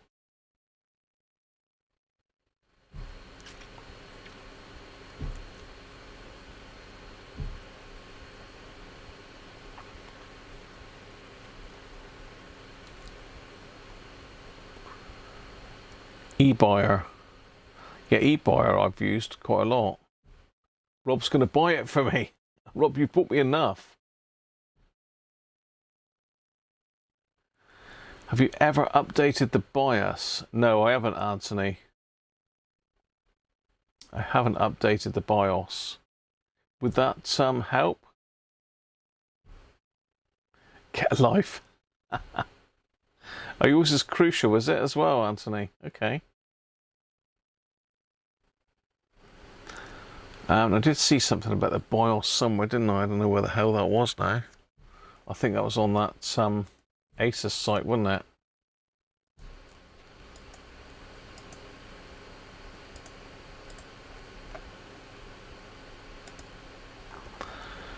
That was in support, but it wanted to know about the BIOS, didn't it?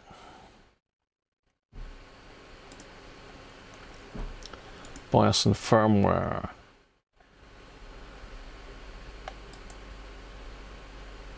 So it says I've got a GM.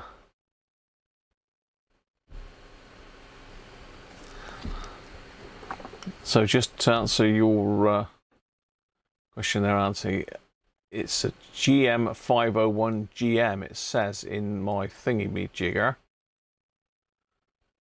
And it's saying BIOS for Asus EZ Flash utility. Optimize system performance. version 317.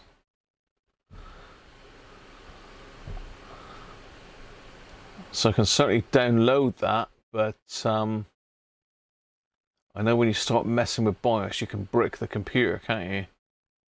No likey.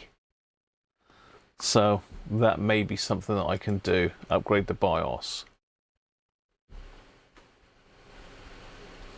You've done that, Rich. Welcome, mate. We've been doing that. We've done that loads. What didn't it like? It didn't like something, Aaron.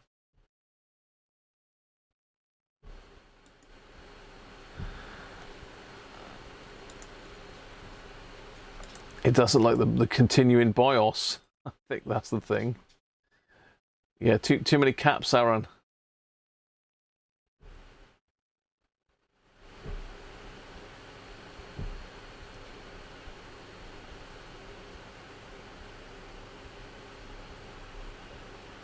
Hey, how you doing? How you doing, Harvey?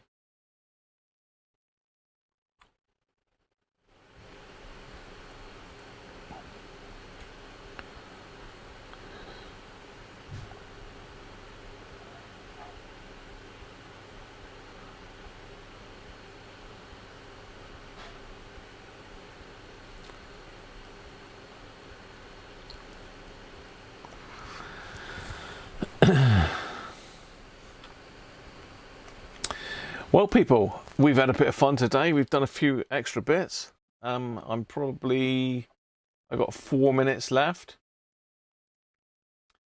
The only thing we can do really is tease Brett by showing him the pictures that I took at the motor show.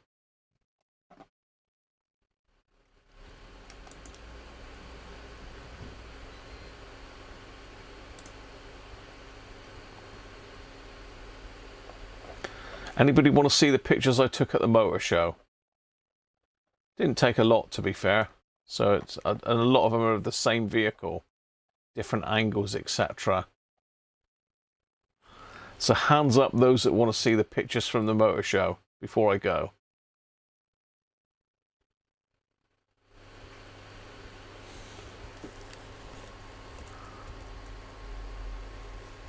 Yeah, I saw that, Rob, already. Someone's already said that.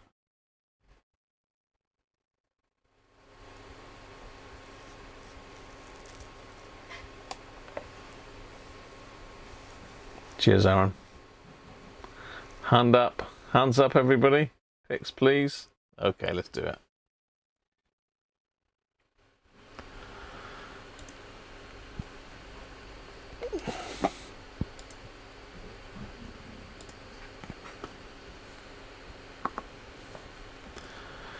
There we go then. So it's going to do like a little slideshow. Well, that I believe is, oh, it's for sale, that one, look. That's the number if you want to buy it, anybody. Is that actually a Cobra? It doesn't say how much it is, though, does it? Oh, it's an AC Cobra replica.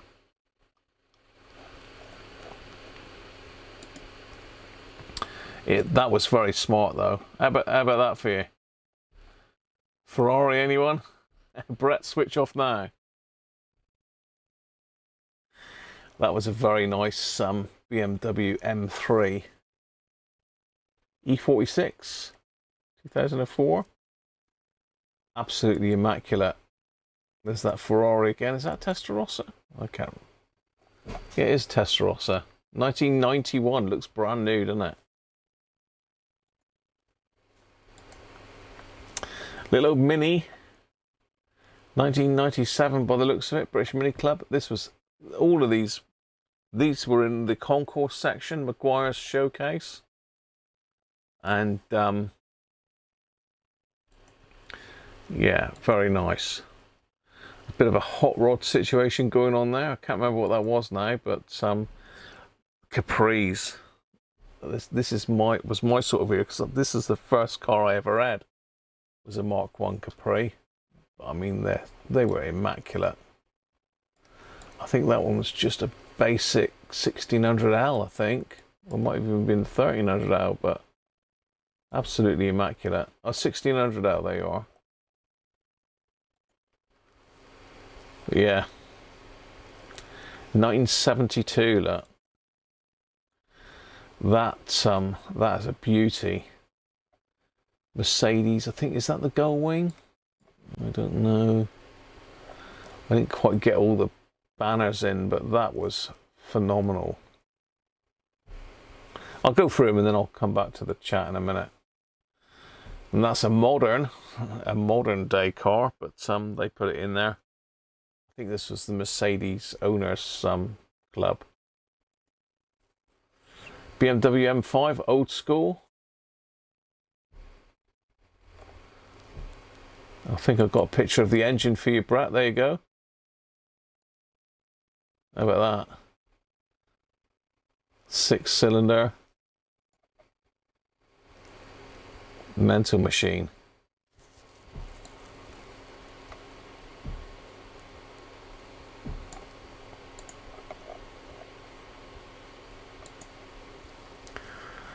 Lotus. I thought that was an Esprit, but it says something like GT3 on the side, unless it is an Esprit GT3. Model 2 Lotus Cortina. And Brett's not gonna be able to sleep tonight, is he? Oh dear. A little. I'm not sure whether that's. It says it's a 160 Sport. What is that again? I can't remember the name of them now. It's not an Elise, is it an Elise? I don't know. Lamborghini, anyone? I think that was a Huracan. Is it? I'm not sure. Yeah, very nice. It took me about 5 goes to get that picture because everybody kept walking in front of the thing. How about an old school? I always just call them Countach, but I think they're Countach or something. I don't know. But what a machine! If anyone had top trumps back in the day, that was the top trump, all right, wasn't it?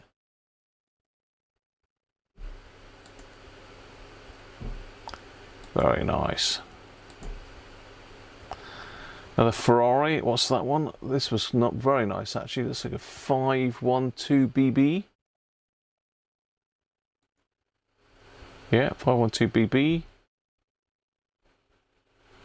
1976. Flipping out. They look brand new, all of these. Ferrari Classiche.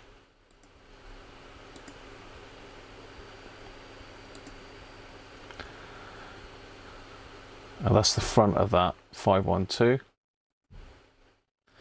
A more for Caprian for you. This is won some award by the looks of it because it's got a glass on top. RS Capri Castle Combe 2024. So it won something at Castle Combe. Okay. There was more pictures than that.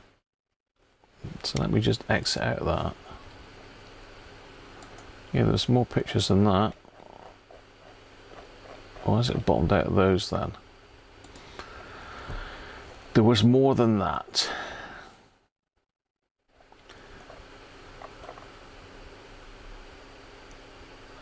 Yeah, a lot more than that.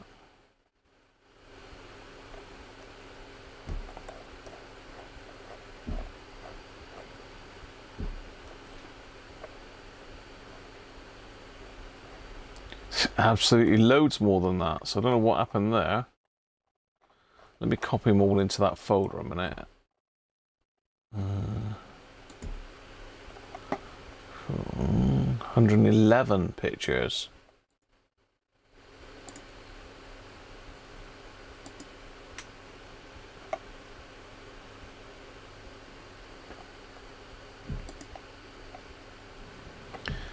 Right, let's try that again.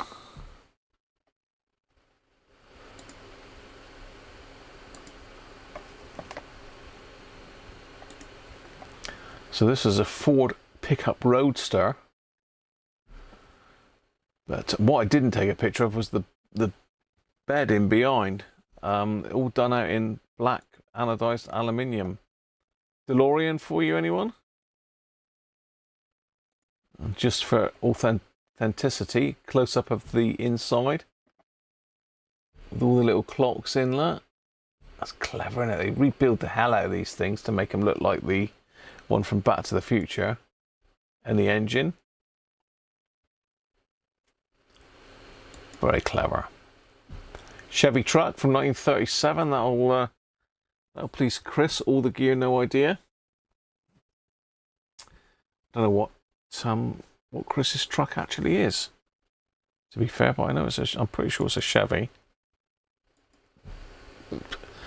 Little Chevy hot rod. I think it's a Chevy, is it?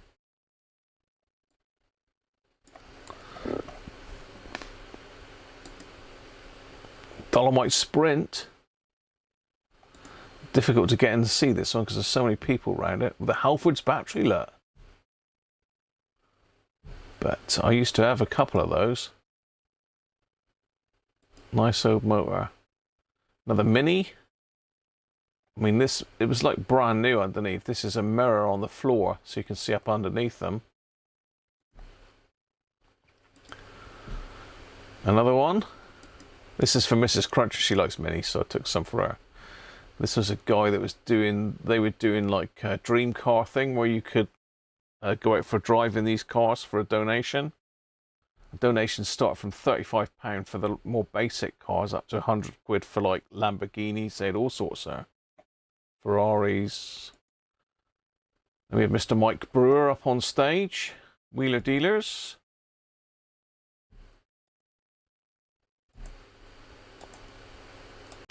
No, we don't want to hear him. Another Mini, signed by Paddy Hopkirk and John Cooper, look. Another Ferrari. Parcel from Halfords, the 6R4. I think it won everything, didn't it, rally-wise? Did they make a road one of these? I can't remember now. Brett will know.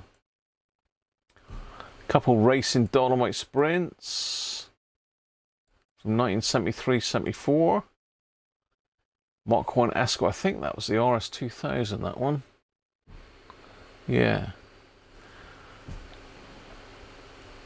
It's a bit Brett's getting a bit excited now. Mexico's. There's so many nice cars there. It's unreal. Ford Capri John Player Special there.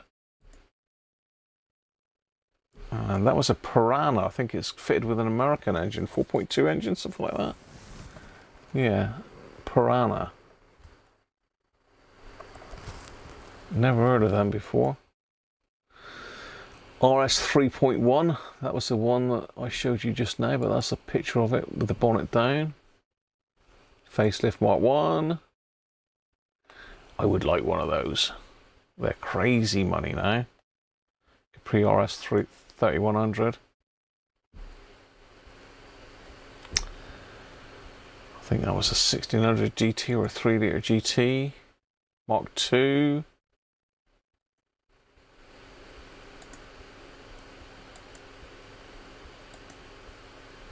A Capri police car. I don't think I've ever been chased in one of those.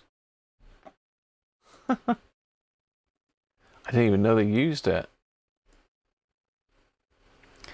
That was a lovely colour, that one. Another RS 3.1. There's another Mexico. They were like brand new, some of these. Capri 280s. Very last of the 4 Capris. They've made some new hideous looking thing now.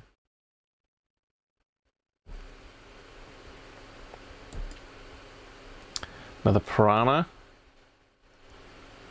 And another Capri. So yeah, it's a bit Capri heavy, this. I bet an Escort RS 2000 then for you. Escort Mark 1. More Escort Mark 1s, but E's. That was the top of the range. 1600E. I don't know if that's a tick for Capri, but it's certainly got the Zack Speed body panels on it. Very nice looking car. Another Lotus Cortina. A very nice souped up Ford Capri there. And back to the start. So there you are. You've had the slideshow.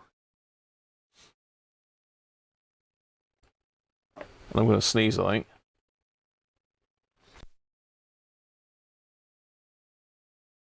There'll be another one in there. Right, okay. Let's catch up with the chat now that you've had a good look.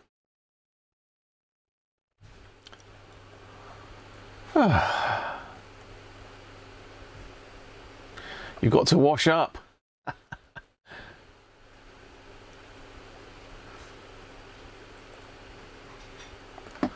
You want to move to Devon. This wasn't Devon, this is at the NEC, Harvey.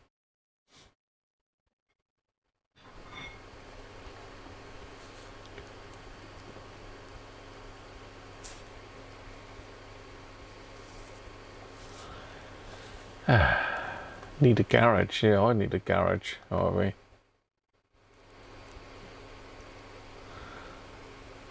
Have I seen the video of the car that clocked the 30-mile-per-hour barrier? 30 miles per hour? Oh, 300 miles per hour, I was going to say. No, I haven't. Cage Nut, you had a Capri. I had quite a few Capris, actually. Bazaar had a Capri as well. There was definitely Zodiacs there, Aaron. There was a Zodiac club there, mate.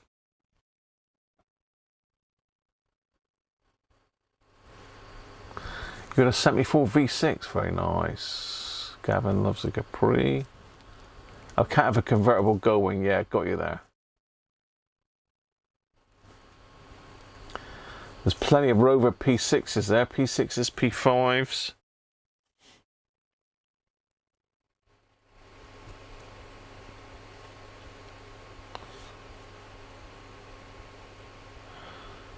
I'd never had an M5. I had a 520 diesel, but some M Sport, that was very nice. You're peeking through the kitchen door, Brett. What's an Elise or an Exige? Countach.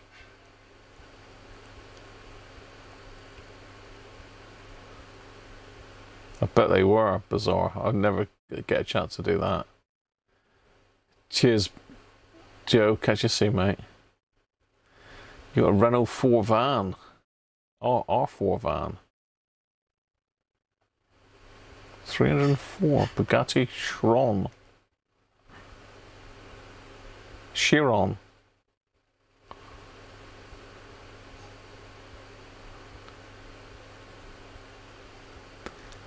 I didn't see him, Aaron, but there was a big section on American classics. Loads and loads of them. I didn't take any pictures of those, unfortunately.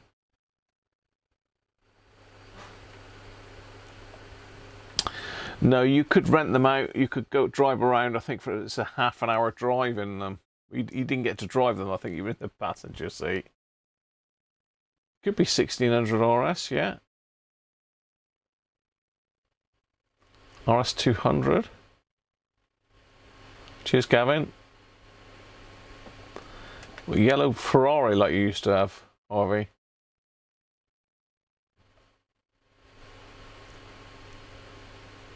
You Capri look nothing like any of those.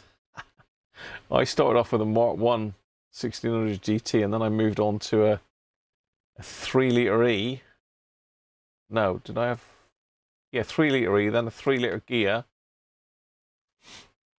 And I finished up with a 2.8 injection.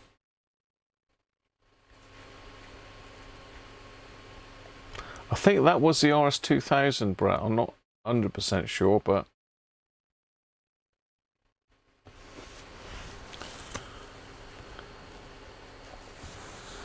yeah, they were good cars, the old Zodiacs.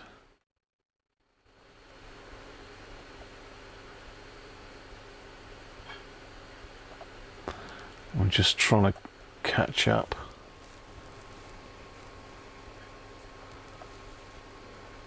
Huge jump in the chats, apologies. You had both a Mark 1 and a Mark 2. I had Mark 1, 2 and 3 of the Capri. AC Cobra, yeah. We wish, Rich, don't we?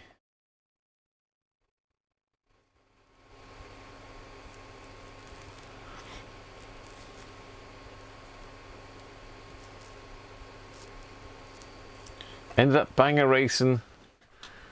No to live. What's that, Harvey? No to live. No to live.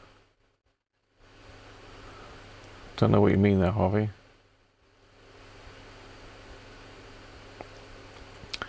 Yeah, that was blue, wasn't it? With blue stripes.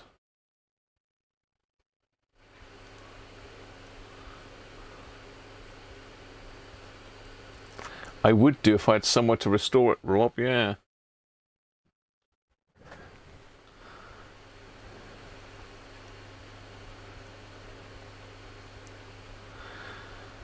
I had a Mark IV Cortina estate that was a right shed. I think I bought it for £100 just to tow a caravan and then scrapped it.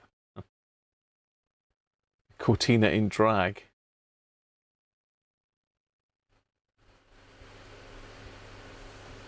Oh, you want to move to Devon to live? Right, okay.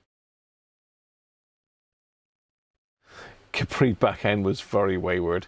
Definitely very wayward. You could do lots to do it, like limited slip diffs and mess about with the springs and things like that to make them a bit more stable and mess with the suspension. But they were just good fun to drive, weren't they? That's all we had back in the day.